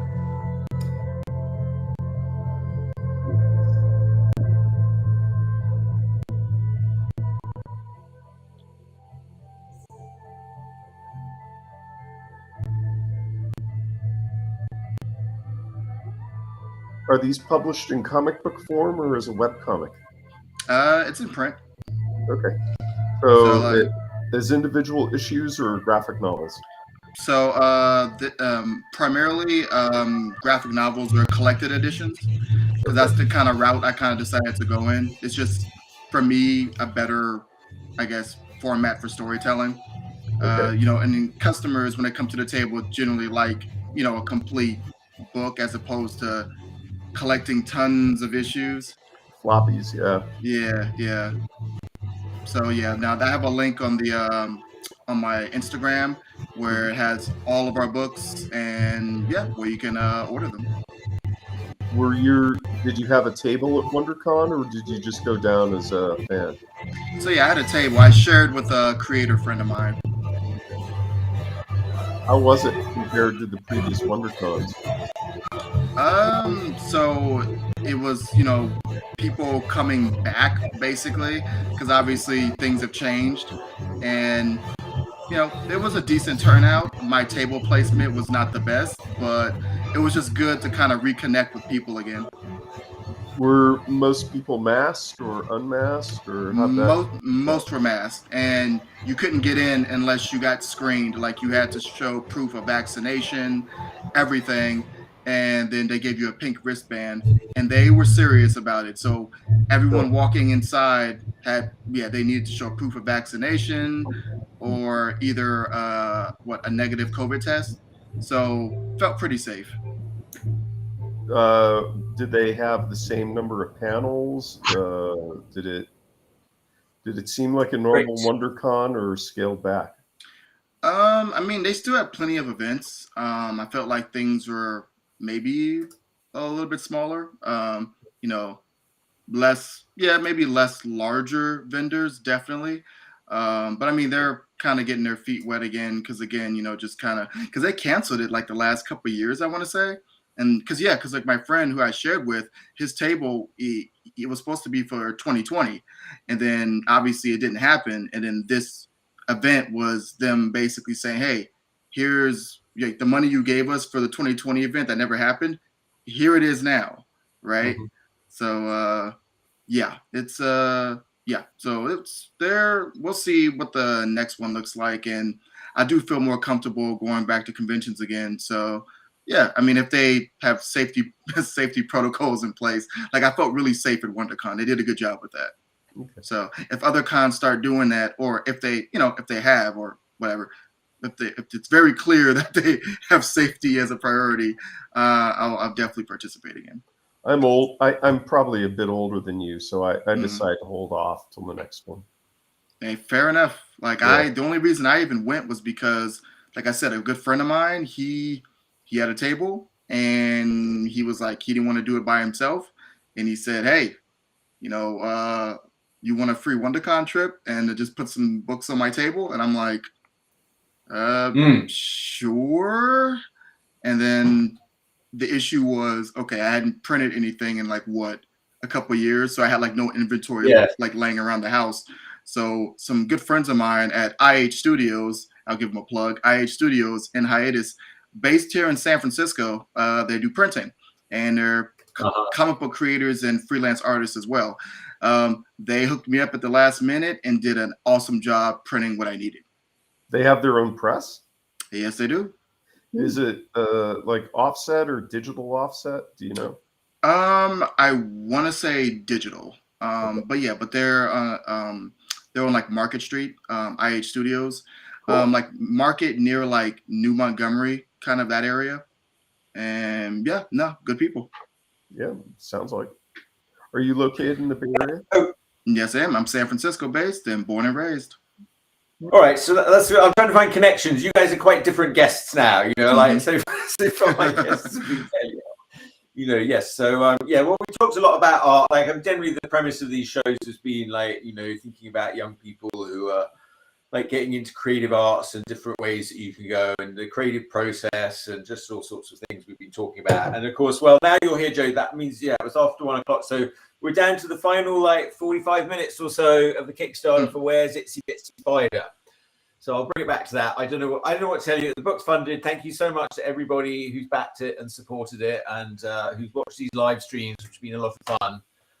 And it's been great. And we've been having some fun doing shows and having different guests. And so and here we all are. You know, here we all are at the bitter end. Thank you for being here at this point. So I don't know, what should we do now? I feel like we need some unifying activity. I wouldn't say it's bitter, not the bitter end. Bittersweet. Not the bitter. No, the happy end. That doesn't sound right. Yeah, so now I'm bumming out the guests. Yeah, I told Dale off the mistake of bumming out. All right, so what about like movies? Like, okay, John, do you know this movie? Dale is very fond of a movie he's talked about a few times called Charlie Muffin that I haven't seen. It's a British movie from the guy that made Minder, apparently. Okay. I'm assuming you remember Minder. Yeah, I remember Charlie Muffin. But I never heard of this one. Do you know this movie, Joe? Joe came to Zardoz night, so Joe's up on Zardoz. What about Zardoz? John, are you familiar with Zardoz? Yeah, I remember watching Zardoz at Glastonbury in the Harry Krishna's tent.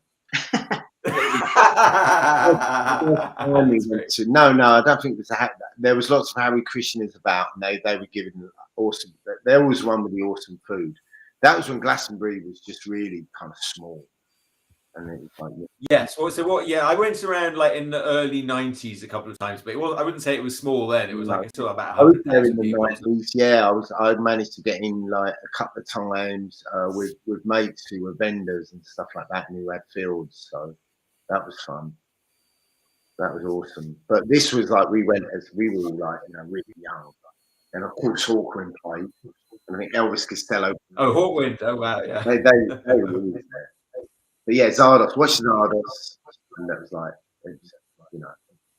hilarious. Well, Hawkwind, they were early on the heavy metal. Do you know Hawkwind, Joe?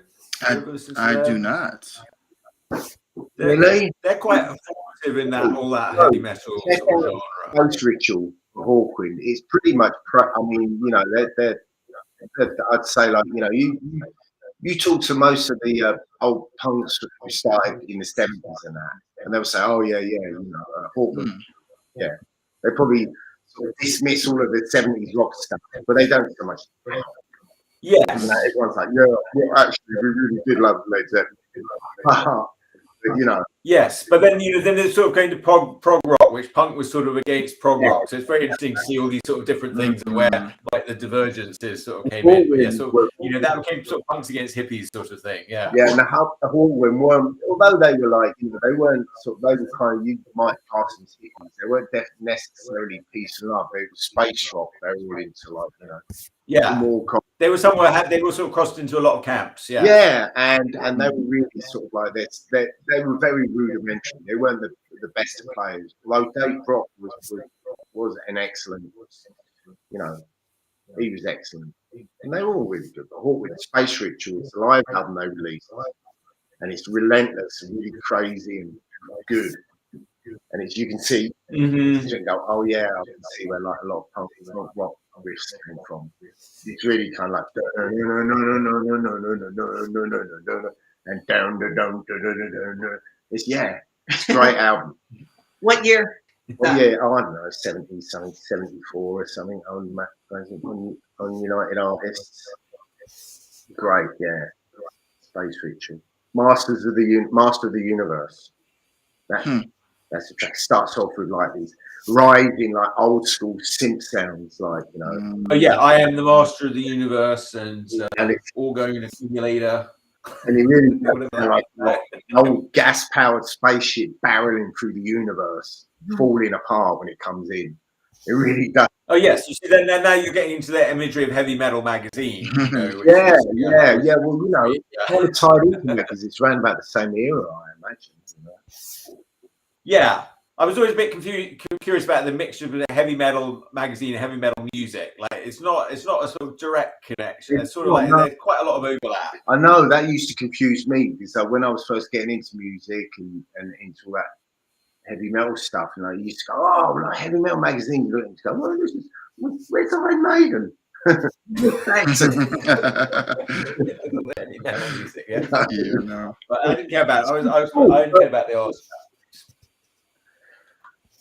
I don't think my musical taste took a long time to develop. I had bad early experience. I had a music teacher who told me I was a non-singer, and I had a math teacher who berated me for being late back to class after my recorder lesson. So it just I kind of just went off music. I was a little bit like that. Yeah, I went off.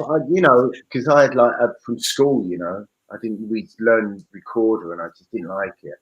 I guess it's it's putting that setting. I wasn't very good at school, and I didn't like school, so you know that kind of turned me off. It was only. You didn't like school, yeah. Yeah, but I mean, what about you, Joe? How were you with school? Oh, I was pretty good. Yes. Yeah. You were good at school. Yeah, Jerry works hard at school. Yes, you were the school achiever in your family. I'll say this: I moved from like the inner city part of Chicago on the west side, some of the worst, most violent schools in the country, to a lower middle class suburb, and I was like, and I went from being like a straight A student to being maybe 2 years behind. So then they said, "Oh, I was in middle school," and they're like, "Oh, you can't be in the college prep. You're not ready." So then they, put me in the regular gen ed class, and I basically was like, "All right, I'm going to start smoking pot and fuck school." That happens. All tied up to my identity, so I stopped working so hard, and it took me a long time to kind of get back to, I guess it's important. Maybe in college. Yeah. She's super smart. Yeah. What about you, Joe? Did you grow up? Did you go to school around here as well? Your family live around here, don't they, Joe? Oh yeah. So yeah, no, I only left here for like 4 years to do my undergrad in Virginia. But otherwise, no, I've pretty much just been in the Bay Area. Where did you go to school? So my undergrad was at Virginia State University. No, I mean like elementary, middle, and high. Oh, so yeah, so I went to William Cobb Elementary. Nice. That's you familiar? Yeah, in California. Then I went to St. Dominic's for middle school.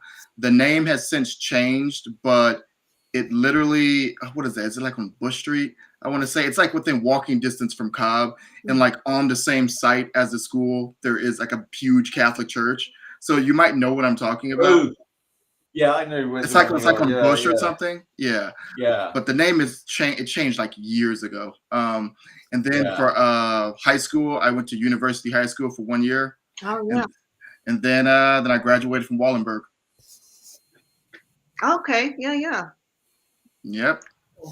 And then you went off to Virginia. How was Virginia compared to the Bay Area? I had a friend who went to basketball scholarship somewhere out in Texas or somewhere. She had a bit of a horrific experience. She said she didn't like it at all. Oh no. Okay, my experience was not. It wasn't like a horrific experience. It was just a different experience. Yeah. There were positives. And there was just some things I just had to adjust to. If you grew up in the Bay Area,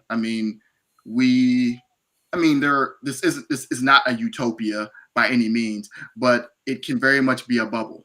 So you exit that bubble and you get more of a, I guess, reality check. So yeah, just a little bit. You go outdoors, yeah. Yeah. So we like literally had like it was like literally like a Confederate month and like everything. But wow. Yeah, but it was fun. I met a lot of cool people, and I'm glad I had that experience away from home. And I appreciate my time at the school more so now than I did when I attended. Yeah.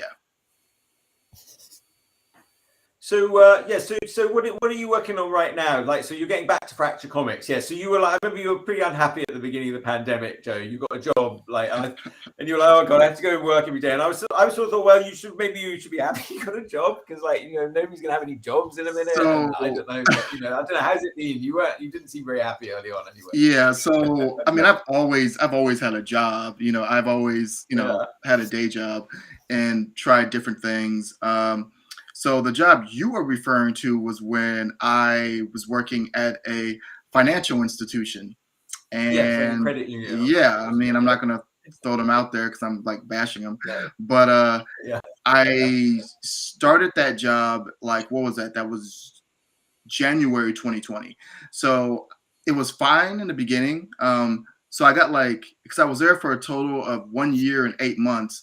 And a year and 5 months of that was all just straight pandemic peak level difficulty, whereas I only had 3 months of normalcy there. So 3 months of normalcy. You seem really miserable, like. And no, it was pretty bad, man. It was that job broke me. Did it? Oh, they didn't really care about you as a human.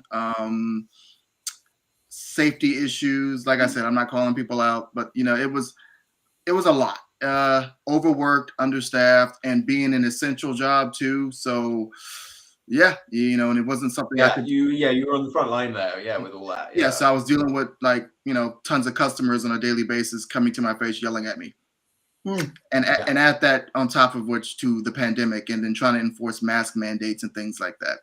So, and then your employer kind of not really caring about your health or anything. So yeah, and then that was primarily during, I guess, the earlier stages of the pandemic when most people were, for the most part, sheltering in place, because this was like pre-vaccines and things.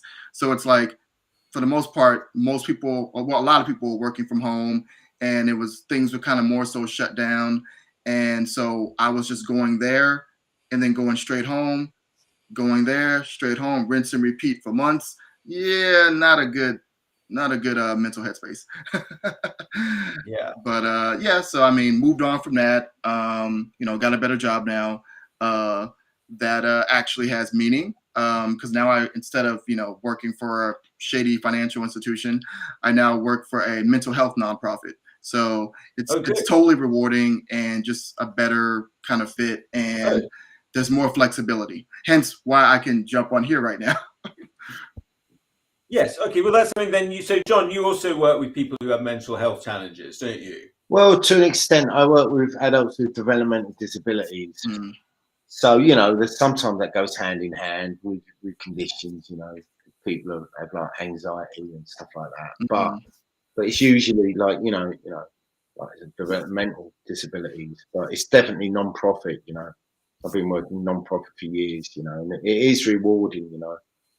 But yeah, I'd rather be doing something like that. I think about it, just like, you know, everyone else makes loads of money. I don't. Like, but then, like, you know, having done it for so long, you know, and at least I'm doing something good, you know. Not saying not everyone else is, but you know, it kind of, I think it suits me, you know, myself, you know. Yeah, and it gives you a bit more freedom as well to like work on your art and work on your music, and Joe works on his writing. So sit back and look at it. But during the pandemic, it was kind of tough, you know, because we were sort of short-staffed, and I was there, you know, training people and doubling up with people, and you know, dealing with lots of stuff, getting COVID. Working with a lot of 24-hour shifts because they didn't want a lot of different people coming in, so they just loaded up like 2 people. They're like, all right, you take half a week and the other person takes half a week. It's crazy. But we're out of that, and everyone's you know, doing good, and things are looking better. You know, it was good. And you were great. You guys played shows in the pandemic when and where you could. We saw you at Winter's Tavern. We saw you play out in you know, on top of Bernal Hill there, outside your friend's garage, and you know, different shows you managed to get on, and like street fair that you did in Potrero Hill as well. That was amazing. That's good times. That was sort of highlight of the pandemic. So and then Joe, you're like, so you're getting back to Fracture Comics now. So originally the plan was to release Hellfire Volume 2 like early 2020, but then obviously things changed, and then I basically had all the artwork. Well, so tell us about Hellfire. In case people don't know about Hellfire, tell us about it. Sorry, but we gotta go. Sorry guys. Sorry. It's like a bit crazy show. I'm inviting people to come on, and I'm really glad Joe was able to come in the last minute. You know, guys. But thank you so much for playing us the Seagulls songs. There's links to the Seagulls in the profile there. Yes. All right. Yes. Thank you, guys. That was awesome. Great to see you again. All right. We'll be at the show. So what you've got a show, upcoming gig May 21st, Winter's Tavern. All right. Are you going up to Britain? You're going to play some shows in Britain, right? Yeah. Oh, wow. Yeah. Okay. Really wicked. Looking forward to that. Here, I'll put those in the. Let me see. Cool. Here's our England date. Yeah, put some links in because we may have some viewers in Britain watching. I don't know what time it is over there. Well, it's like getting to 10 o'clock at night there. Here we go. Yep. Excellent. All right, we're uploading our new single today. So super excited. It's called Mama Knows Best, coming out on Mother's Day. But probably the best way to find us on streaming services is to Search on our last song, Dogs of Love. That was the one he played. Okay. Yep. But Dogs of Love, yes. go to our website and sign up on our email list, so then we can tell you about new shows. Yes, I'm going to get the Seagull. Did I put your webpage link in? Yeah. All right. So yeah, you're All right. Congratulations, Chuck. We're real proud of you. All right, thank you. Thanks, guys. Thanks for being so supportive on this and coming on the show twice and playing the music and doing all that. Went great. And yeah, well, hopefully it won't be long before I see you, but have a great trip to the UK if I don't see you before. Yes, you'll see us. All right. Cheers, guys. All right, be safe. All right. All right, Joe, thank you also for joining us. Yeah, I really wanted to get you on. And yeah, no worries. To be here for the final, well, we're down to the last half hour here. It's been a marathon. I've been doing these shows. Dale's been helping me out all month. And my other friend Chris, who's more music. Actually, yes, well, it would have been better if Chris was here for the Seagulls, because he's better at asking musical questions. But yeah, we can talk more here. So tell us about Fracture Comics and your basic premise of Hellfire, really, I guess, so people that don't know it. Yes. Yeah, for sure. So Fracture Comics was started 2013 by myself and a good friend of mine named Chris Adams. We both met in grad school at a film program. He was a directing major. I was a screenwriting major. And he was a writer as well. And what do writers do? We share our writing with each other. And then we happen to go, I like what you write. I like what you write as well. Maybe we can collaborate. And we both were like, we both are into comic books, animation, anime, all that stuff. And was like, okay, let's get together and make some cool stuff. And the rest was kind of history there. But yeah, so our main two flagship titles are Hellfire and Death of Darkness. Hellfire being a more traditional American style comic book, Death of Darkness being a manga style comic, because we wanted to bridge the gap. We wanted to do American style comics and do Japanese manga and just kind of combine universes and kind of hopefully, have the readership overlap. So yes, our story, those two main stories are set in the same universe, mostly a supernatural universe. Hellfire on my end is the supernatural vigilante.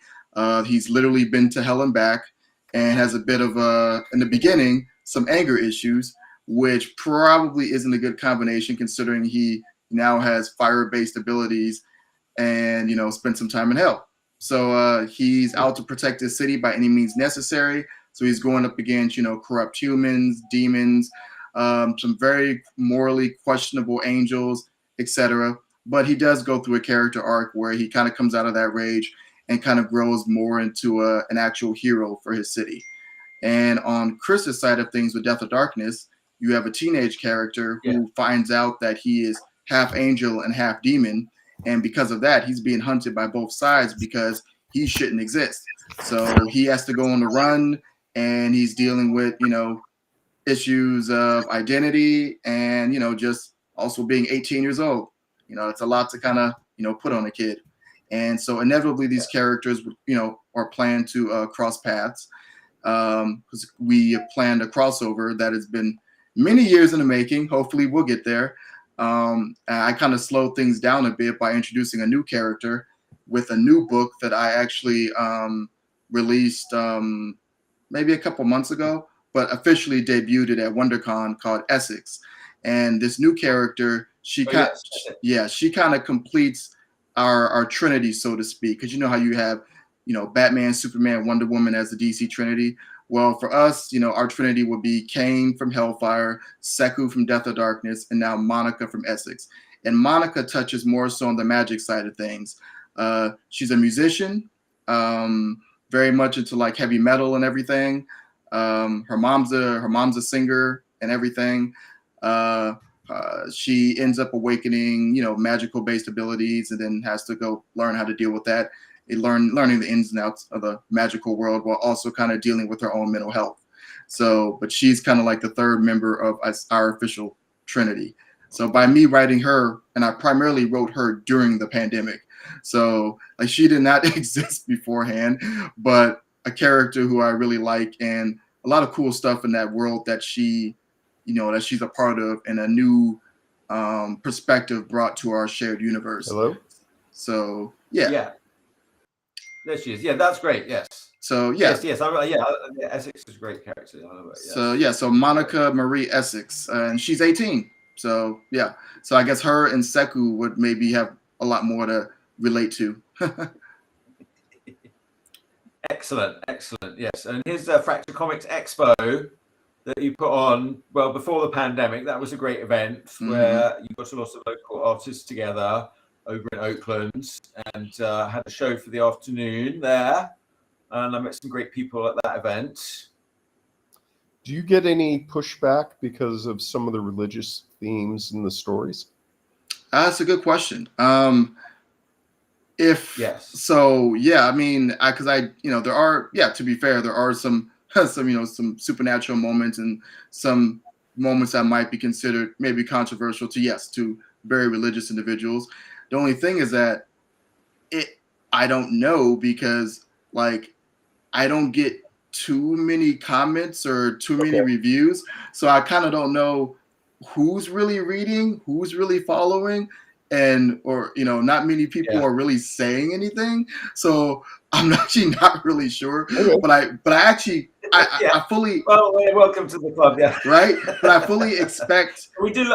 Listen, if you're listening in or watching, we like to hear from you, artists. Just give us a thumbs up, give us a like, say we love it. My sister would say when she's acting, they do a comedy.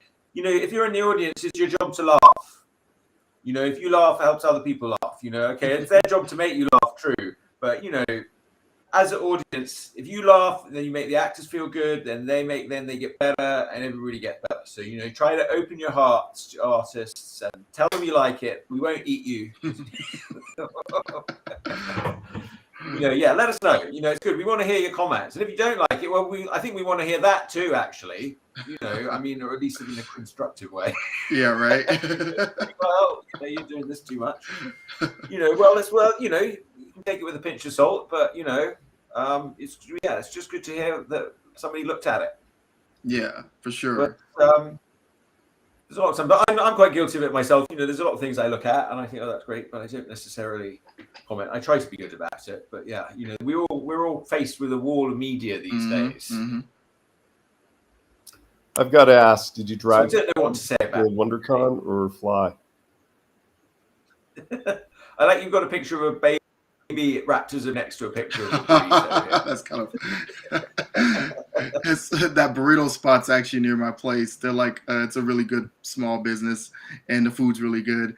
And then to the right of that was actually the day my niece was born, and that I'll never forget her birthday because she was born literally the Monday after the Fracture Comics Expo. So the Fracture Comics Expo was September 21st. So I always remember that her birthday is the 23rd. Oh, brilliant! Yes. So literally that follow. You're wearing your other Lacuna's Coil T-shirt there. Oh, I have like 10 Lacuna Coil shirts, man. I'm like walking around I'm like their PR at this point. If you look on Amazon, you can get round blankets that have a burrito wrap pattern on them. Very cool. They make awesome gifts. Oh yes, Babylon.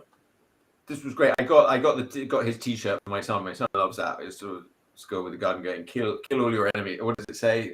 Kill your masters. Kill your masters. Yep. That's great. Yeah. That's Phantom Electric Comics, aka Alan Clark. Yep, he's a cool dude. Yeah, excellent. Yes. No. Yes. You got some great people there. This is all from the Fracture Comic Expo. Who's this one? Oh, that's actually at a local comic artist. That's a comic book shop over in Oakland, actually, where they actually to promote local creators. So whenever I go to a shop and see them actually with a local section, I'm always like, okay, that's cool. Like you guys, like I respect you a lot, and you actually are out here trying to help the little guys. So that's pretty cool. So I took a picture of that. That's actually at Cape and Cow Comics in Oakland. Oh, do you know that one, Dale? No, well, because of the pandemic, I really haven't been doing anything for almost 2.5 years. Mm-hmm.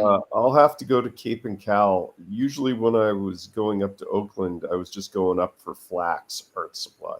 Mm. And there's your little booth out on the street there. Oh yeah. Local block party. Yeah, that's good. Yeah, that was a block party in my the neighborhood I grew up in. So I grew up in the Panhandle. My parents are still there. I currently live in the Sunset now, and apparently, I mean, we've always had the block party, the Nople block party. I just never really participated, and through some weird, I don't know, I guess through my like having a mailing list and people getting somehow on the Fracture Comics mailing list, someone from the neighborhood was on my mailing list, and like they reached out, and I was like, oh, okay, I guess. And then so ended up tabling at that, and it was the easiest tabling experience ever because it was literally me walking outside my parents' house, maybe 10 feet away, and setting up a table. So yeah, it's like a lemonade stand. How did you do? I did one like they did an Excelsior Street Fair. I did once where they made more of an effort to get some local artists and stuff. And I did. It was a pretty good show for me. And again, yeah, it was very easy. You didn't have to go very far. And, you know, I was the only one there selling sort of comics and board games or whatever. So, you know, people were quite interested. Yeah. So that was pretty funny. Yeah, that's great. No, there you are on the Game of Thrones. All right. I'm just scrolling through your... Yeah, it's fine. A lot of this stuff from like years ago now, we're kind of going back to like the before times. Yes, it's back to before. I don't write comics. Tell us about the writing process. I mean, are you using the traditional comic book format where you're describing the scenes and then the dialogue, and so you're also coming up with the visuals? So yeah, so I came from a screenwriting background, like as mentioned. So I've always been someone who has written with the intent for, I guess, the media to be visual, I guess. So, I mean, I could do prose if I wanted to, but I'm more so inclined to write stuff that is going to be visual in some way or another. So, you know, whether it's a short film or hopefully an actual film, or, you know, or a comic book, right? So, so I originally wrote in screenplay format and then switched that over to comic book format. And it was very interesting because there wasn't really like a set comic book format. Like, I mean, multiple people, I've read different scripts and talked to different artists. Everyone kind of does it like differently. Obviously, Marvel and DC kind of have more of a stricter format, but I learned that as long as your artist who you're collaborating with understands what you're trying to get across and they don't complain, that works. But I am pretty thorough. I'll write a script, like I'll do, you know, page 1, and then panel 1, interior, exterior, you know, where they're at, and then describe what's happening. Then of course dialogue, panel 2, etc. But I give just enough details to kind of paint the scene of what's important, because I don't want to like just dictate. I want my artist to actually have say so as well, and for him or her to actually enjoy what they're doing, to bring, you know, their skills to it. Like, I'm not telling you specifically, oh, you have to draw this mug at this angle and it has to be this color at this altitude. It's like, no, let them do their job. As long as they know who's in the scene, it's day or night, where's it located, you see the dialogue, you know what the characters look like for the most part. Like if there has been character designs or anything, you get the gist of the scene. You do you. I want you to be a part of this project as much as, you know, as I am. So, yeah. Do you give them instructions about the camera view, like close-ups, a shot from above, a shot from ground level looking up? Do you give them any of that? Sometimes if it's important, like if it's really important, I mean, I do it rarely. But like, yeah, I've done it maybe like a handful of times maybe, but yeah, only unless it's like really, really important. Like I've learned that at least the people I've worked with who have been very excellent and we've just been so in sync that usually when they'll give me pages, I'll go either, oh yeah, you nailed kind of what I was thinking, or either you took it in this different direction that I didn't even think about and I kind of like it. So, but yeah, I do that sometimes, but it's very rare that I actually give them that detail of a note. I do provide references though. So if I want, you know, like a location or a type of car. So for example, Kane in Hellfire, he specifically drives his dad's 69 black Dodge Charger. So of course I sent images of a 69 black Dodge Charger.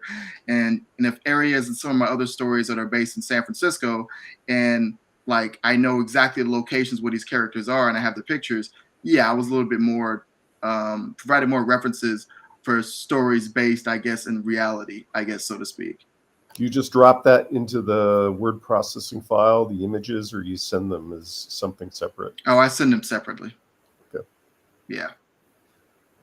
So are you just working in Word, or I forget what the Apple equivalent of Word is? I use I actually use Celtex, because that I don't know, I think you have to pay for it now, but when I downloaded it back in film school, it was free. It was a screenwriting software, and it also had a comic book setting on it, and I've just always just kind of stuck with Celtex and Word here and there, but kind of just stuck with that. But I think they charge for it now. I'm not sure. Do you just do you have a formal time of the day that you write, or are you like writing also at work and on breaks, or what's the writing process like?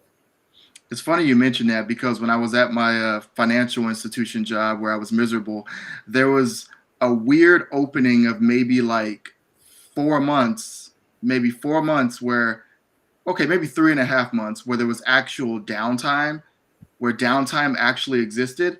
And I literally wrote every single word of Essex while I was physically on the job at that computer.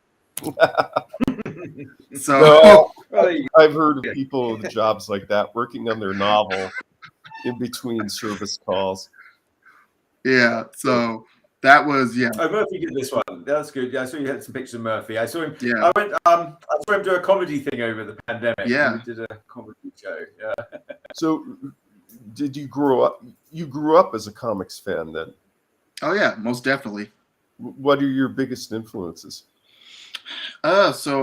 Milestone being a big one. Dwayne McDuffie, his writing, the artist Dennis Cowan. I loved Hardware. I mean, Static was their most popular character, but I always liked Hardware. He was the more grittier, vigilante type character who had some anger issues. So I always kind of dug him over. But Milestone was a huge influence. The X-Men and Daredevil probably. What about? Are these some of your favorites? I remember you like Hellfire. Oh, Hellblazer. Hellblazer. Of course, John Constantine. I love supernatural stuff. Yeah. I love the occult. So yeah, of course I go supernatural. Yes. Are you like the occult? Did you ever watch Kolchak the Night Stalker? No. Oh my goodness! Tell me more. Okay. It's the ancient references. These are ancient. Shut up! I'm not that old. No, there was a show years ago. If you look on YouTube, you'll find 2 pilot movies for a TV show called Kolchak the Night Stalker. So you look for the movie. It was a TV movie called Kolchak the Night Stalker, and then there was a sequel, Kolchak the Night Strangler. And oh, great! And then after they were rated so highly, they then had a TV show. And if you get like Me on cable, they're playing it on Saturday nights, or you might be able to find episodes on YouTube. But it was about a reporter in Chicago who keeps encountering monsters, and he has to. Now, did you ever watch Todd in the Book of Pure Evil? No. Okay, that's out of Canada. I don't know how you're gonna find it because the DVDs are kind of rare, but it's kind of like Scooby-Doo without the dog, but with Satanists. Okay. And it's high school kids trying to get through high school, except for the fact that this cursed book will get in the hands of a high school student, and they have to usually kill the high school student to get the book back. But yeah, those are the 2 shows I recommend, which should be, if you're into the occult TV stuff like Preacher and Supernatural. I loved all 5 seasons of Supernatural. Okay, look for Kolchak the Night Stalker and Todd in the Book of Pure Evil. Okay. But right. I'm old bring it back school. to Itsy Bitsy Spider a little bit here now. Yep, let's do that. To the final. What we got here? We're down to the final minutes of the Kickstarter now. Nice. 8 minutes to go. Yes. 63 backers. We passed the goal. Well, thanks everybody. It's great. All right. Well, I guess I'll save my thanks for another 10 minutes. But yeah, last chance. 10 minutes. Get on board. Where's Itsy Bitsy Spider? Search and find. You can either get a hardback or a paperback softcover edition. What comic book stores do you normally go to, Joe? So I used to actually work at a comic book store. I was the manager there. I was actually at Comics Experience Outpost on Ocean Avenue. So since I worked there for like 2.5 years, of course I just got my stuff from work. Yeah. But the shop was owned by so the owner owned 2 stores. You're probably familiar with Comics Experience on Divisadero, Brian Hibbs. Oh, I'm down in San Jose, so I know all the South Bay stores. Okay. So Brian owned Comics Experience on Divisadero and Comics Experience Outpost. And so I would shop basically between 2 of those. Outpost now, it got taken over by new leadership. And unfortunately, it's closing now, like for good. So that's kind of sad. Yeah, but outside of that, so I still go over to Comics Experience on Diviz. I check out Mission Comics, Leaf, he's a good dude. And I go over to the East Bay to Stand Up Comics, and that's in El Cerrito. And I check out Cape and Cal in Oakland. I'll have to check all of those. Down here, there's Hijinks, which has been around for 20 years, and I don't know how long Heroes has been around. At least 10. Oh, maybe it's heading towards 20. The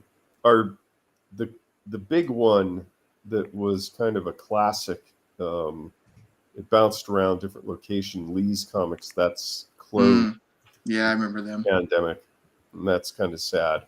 Yeah. And then I go over the hill to Santa Cruz to go to Atlantis Fantasy World. And, Yep. No, I'm familiar with that because actually my friend who convinced me to go to WonderCon, whose table I shared with, his name is Jason Beckwith, Never Static Pictures. He lives in Santa Cruz. So like I literally first drove to Santa Cruz to his house, loaded up his car, and then he drove us to WonderCon. Yeah. So you're familiar with Atlantis. Have you tried the little shop called Comicopolis? The last Fantasy World is a huge, awesome comic book shop, but Comicopolis, which is like within walking distance, they're interesting because they stock more nonfiction graphic novels and imports. So you're more likely to find a graphic novel on how to make dim sum or the history of wine than you're going to find over at Atlantis. So of course, you just hit them both. I mean, whenever I go visit anywhere, I immediately go, "Where's the nearest comic shop?" I just have to go check it out, or check out all 4 or 5, I guess. Well, I'm just going to scroll through some Itsy Bitsy Spider over here. Talk amongst yourself, just in case any random passerby on Facebook or somewhere wants to jump in now in the last few minutes. My friends and beautiful family and everyone have been very supportive. I appreciate that. Helping me get this book out there. I don't know. If I move it too quickly, it probably goes blurry, doesn't it? I know what you mean. Oh, sorry. Oh, no, sorry, you go ahead. No, I know what you mean about when you're traveling, hitting comic book stores, because I hope you're not offended by the term, but the nerds will talk to you because you're a fellow nerd, and you find out. If you come on this show, you're a nerd. Yeah, and then you find out if the people who are local are buttheads or how much rent is and how tolerant people are. Oh yeah. And it gives me kind of an overview of, is this a place where I would want to rent or move to, or they usually tell you where the good nerd stuff is, like the used bookstores and record stores and the good junk food. Yeah, that's very true. Did you drive down to WonderCon? So yeah, we drove down, and I hadn't Had to drive that long in a long time. It's been a few years. It felt. Oh, long. you drove all the way? Yeah. Oh, yeah. That's it felt long. It felt long. Did you take the coast or did you go down 5? 5. Oh. Yeah. I mean, if you went down the coast, you have to stop overnight or something. I mean, the 5 you can do it in a day, but I mean, it's a long day. I mean, I've done the coast before in the past and didn't stop overnight. We just this is like with Chris. Like we would just keep going. Okay, well, okay, yeah, well, yeah, all right, but you're a lot longer, especially to Anaheim, you know. Yeah, I'm old. I guess, how long was it to Anaheim? How long was the drive? Well, okay, because first I had to drive to Santa Cruz first to meet Jason, and then from there we left. So from Santa Cruz, I wanted to say we actually made good time. We actually missed, like, we skipped LA. Somehow we avoided traffic. Like, I don't know, the gods, I don't know, whatever, took pity on us. And I want to say maybe 6.5 hours, maybe 6 hours. So yeah, 6 hours. Okay, so yeah, that's not bad, I guess. Yes. Not terrible. You know, you can plug in an audiobook or something and just zone out. I don't know. I drove back from Huntington Beach last year a couple of times, and I drove back from like San Diego too. And yeah, just a good long book, I guess. That does it for me, but it's pretty hard. It's hard, especially if you're on your own. It's better if you got a friend. Yes. I did San Jose to San Diego in one drive because I was going to a funeral, and the drive was so awful that if he wasn't dead, I was going to kill him. Oh God! Oh my gosh! But there was no way I was going to drive back the same day. Now I break it up. I usually stop somewhere. Like all right, we're counting down. We're in the final 100 seconds oh, now. Goodness gracious. That's cool. Wow. This is exciting. Counting down. 84 seconds. You better get in there quick. If you want to take us over the $5,000 mark, you better get in there now. 74. All right. Well, 3,000. That's not bad. All right. Thank you, everybody. That's great. That's past my goal. It makes the whole month worthwhile. It's been an epic month. I don't know if I work hard. It's not been very efficient. I'm not sure having podcast live streams every day is the most efficient way to boost your Kickstarter campaign, but it's been a lot of fun. Chuck, otherwise, I don't know. I just didn't want to be posting on things all the time. Mm-hmm. Chuck, I boosted some ads on Facebook, but I don't know that they did a lot. Chuck, there are channels on Twitch that have higher production values than this. We're just literally counting down. Well, it would be nice to see the green number going up at the same time. Yeah. 20 seconds. Okay, nearly there, everybody. I don't have any fireworks planned. I don't know what to do. 9, 8, 7, 6, 5, 4, 3, 2, 1. Woo! Fireworks! Oh, look, fireworks! Cool animation. Yeah, they were Kickstarter made them for us. All right. Congratulations, Thank you, it's everybody. funded. Woo! Okay, now I got to get to work. Oh, bloody Yeah, hell. where's my freaking book? I'm actually going to do some work. Yeah, so now I could be like, yeah, now that I've seen you succeed here, Chuck, I'm gonna have to like pick your brain about Kickstarter now. Now you're an expert. Now you're an authority. Yeah, now I can start making videos about how to do Kickstarter. Well, I've done a few now. You know, I don't know. I tried to keep this one very simple. I didn't make a lot of sort of crazy stretch goals or other things to might have got more people involved. I kept it pretty straightforward. And now the book will be, you know, I'll spend a little while. I'll have to finalize it, get a final proof, and then start shipping and signing copies. And what I'll do is I'll send out an ebook to everybody first. So if there's if anybody catches any more typos and things, I can offer the ebook. I guess that's read your own book while I'm getting the book together. That's so true about like proofreading and typos. Like I was sitting at WonderCon flipping through my Essex issue 1. Mind you, I've like proofread this thing a million times.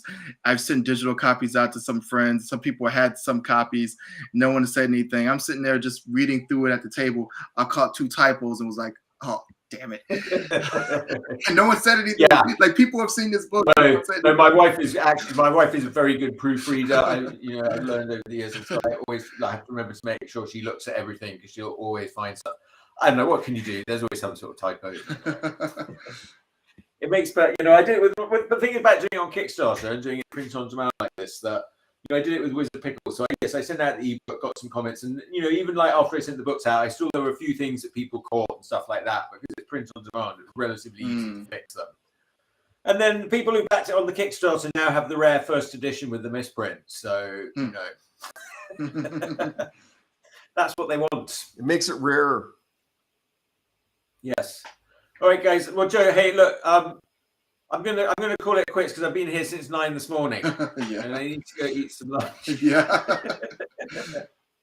I really appreciate you being here, Joe, buddy, and also Dale. Dale's been helping me all through with the hosting.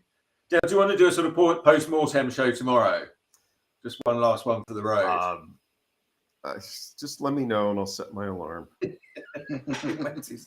might do some more of these, yeah. But yeah, well, that's good. Well, we covered your work pretty well there, Joe. I think that was good. We never drew. We were supposed to I draw was going to do some drawing today. Yeah, well, there's a different show. It's difficult if I'm trying to plug it. I'm confused. Am I plugging Itsy Bitsy Spider? I don't know what I've been doing all month, but that sounds about right. I just got tired of sort of doom scrolling on Facebook in the mornings. Sort of getting up and spending my first hour of the day on Facebook. Joe, looking at all the crap and liking and commenting, but I just thought, it'd be nice to actually talk to some people in the flesh, to see my Facebook friends IRL. That's how I know Dale, really. I met him in real life before, but Facebook seems to think I should be his friend. It kept sending me his posts. So I thought I'm gonna go with Facebook on this. Yeah, it's better not to meet me in person. Must have been the Zardoz thing. Once I started liking your Zardoz posts. Have you seen the movie Zardoz? Joe was with us. Oh, that's right. Sorry. Yes, that's been so many years now. It feels like it's been like 20 years, but it's only been like, what, 3.5? Yeah. It's crazy. When I think back to what events were like before the pandemic, I keep going back to Zardoz night. So that was a fun night. That was a lot of fun. I still watch it. So maybe we'll do some more like that soon or something. I'd like to do some more. Like Dale's got some more silly films we should watch. They're not Charlie silly. Have you seen Circle of Iron? Circle of Iron. Maybe you know Circle of Iron. No. Okay. No. It's free. It's I think it's on Shout TV. But look just Google Shout TV Circle of Iron with David Carradine. Oh. Okay. It's not as weird as We'll do a Zardoz, night for it, but and we'll have it's you around, good. Joe. Yeah, I'll let you know if we get back to that. I mean, things are, getting a bit better. At least the Bay Area, we've been doing a good job. Better than the rest of the country. Yeah, we won the pandemic. Bay Area for the win. Right? Like, I feel more comfortable about leaving my cave. And I just went to WonderCon. I'm like, at this point, the Band-Aid has been removed. Just don't act like it's 2016. You should be fine. Yeah. Just choose specifically who you're around. And I think, because this isn't going away, we got to live our lives. So, yeah. So, I'm down to do some more social things. If people want to meet outside, or even very select people, going into homes, if it's just like maybe a max of myself and 2 friends or something, I'm like, okay, and you guys are boosted and everything. All right. Yeah. Let's just hang out. It's not, at this point. Yeah. My point is that I'd like to see you at some point, Chuck. That is my point that I'm getting at. Yes, sounds good. All right. Well, I'm just spending the next week or so working on Itsy Bitsy Spider books. But you got work. My calendar's relatively free. So yeah, I don't have any big things on my schedule. My wife's going away later in the month for a little bit to Denmark. Oh wow. Okay. So yeah, I'm open. And I guess I'll be back tomorrow morning then with Dale, maybe Chris, and we're gonna go over our month. And I'm not gonna have any guests. all these guests. It's been exhausting wrangling guests, Joe. You don't know, like it's like. But thank you for being so obliging about coming on. Our post everyone's been really great, actually. Everyone's been. Our post-mortem is going to be what did we learn from the other artists, and how many people have seen Zardoz? I mean, that's going to be the post-mortem. What was it? What was the word? Like we took a drink whenever they say tabernacle. Was that it? Tabernacle. Oh yeah. Was that what we were doing? Oh no! What was the other one? Vortex. Vortex. Yes. Tabernacle. Yeah. Oh yeah, I need to do a show on the Vortex. Yes, I've got we got a whole show on the Vortex that we need to do that I haven't done. There's several shows that are ideas that I have. All right, I'm going to play the theme music, and then I'm going to eat my lunch. Good to see you again, Joe. So thank you, everybody. Cheers for backing Itsy Bitsy Spider. Here's the song one last time. We won't have this tomorrow because it's not going to be the Itsy Bitsy Spider show anymore. Bye. I'm just going up this water spout, y'all. Y'all, hope it don't rain. The itsy bitsy spider climbed up the water spout. Down came the rain and washed the spider out. Out came the sun and dried up all the rain. So the itsy bitsy spider climbed up the spout again.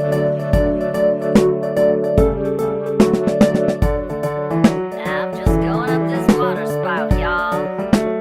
Hope it don't rain. I'm an itsy bitsy spider. I'm also a good hider. Y'all ain't gonna find me. The itsy bitsy spider climbed up the water spout. Down came the rain and washed the spider out. Out came the sun and dried up all the rain. So the itsy bitsy spider climbed up the spout again. Going up this Up the spout again. Going up this Up the spout again.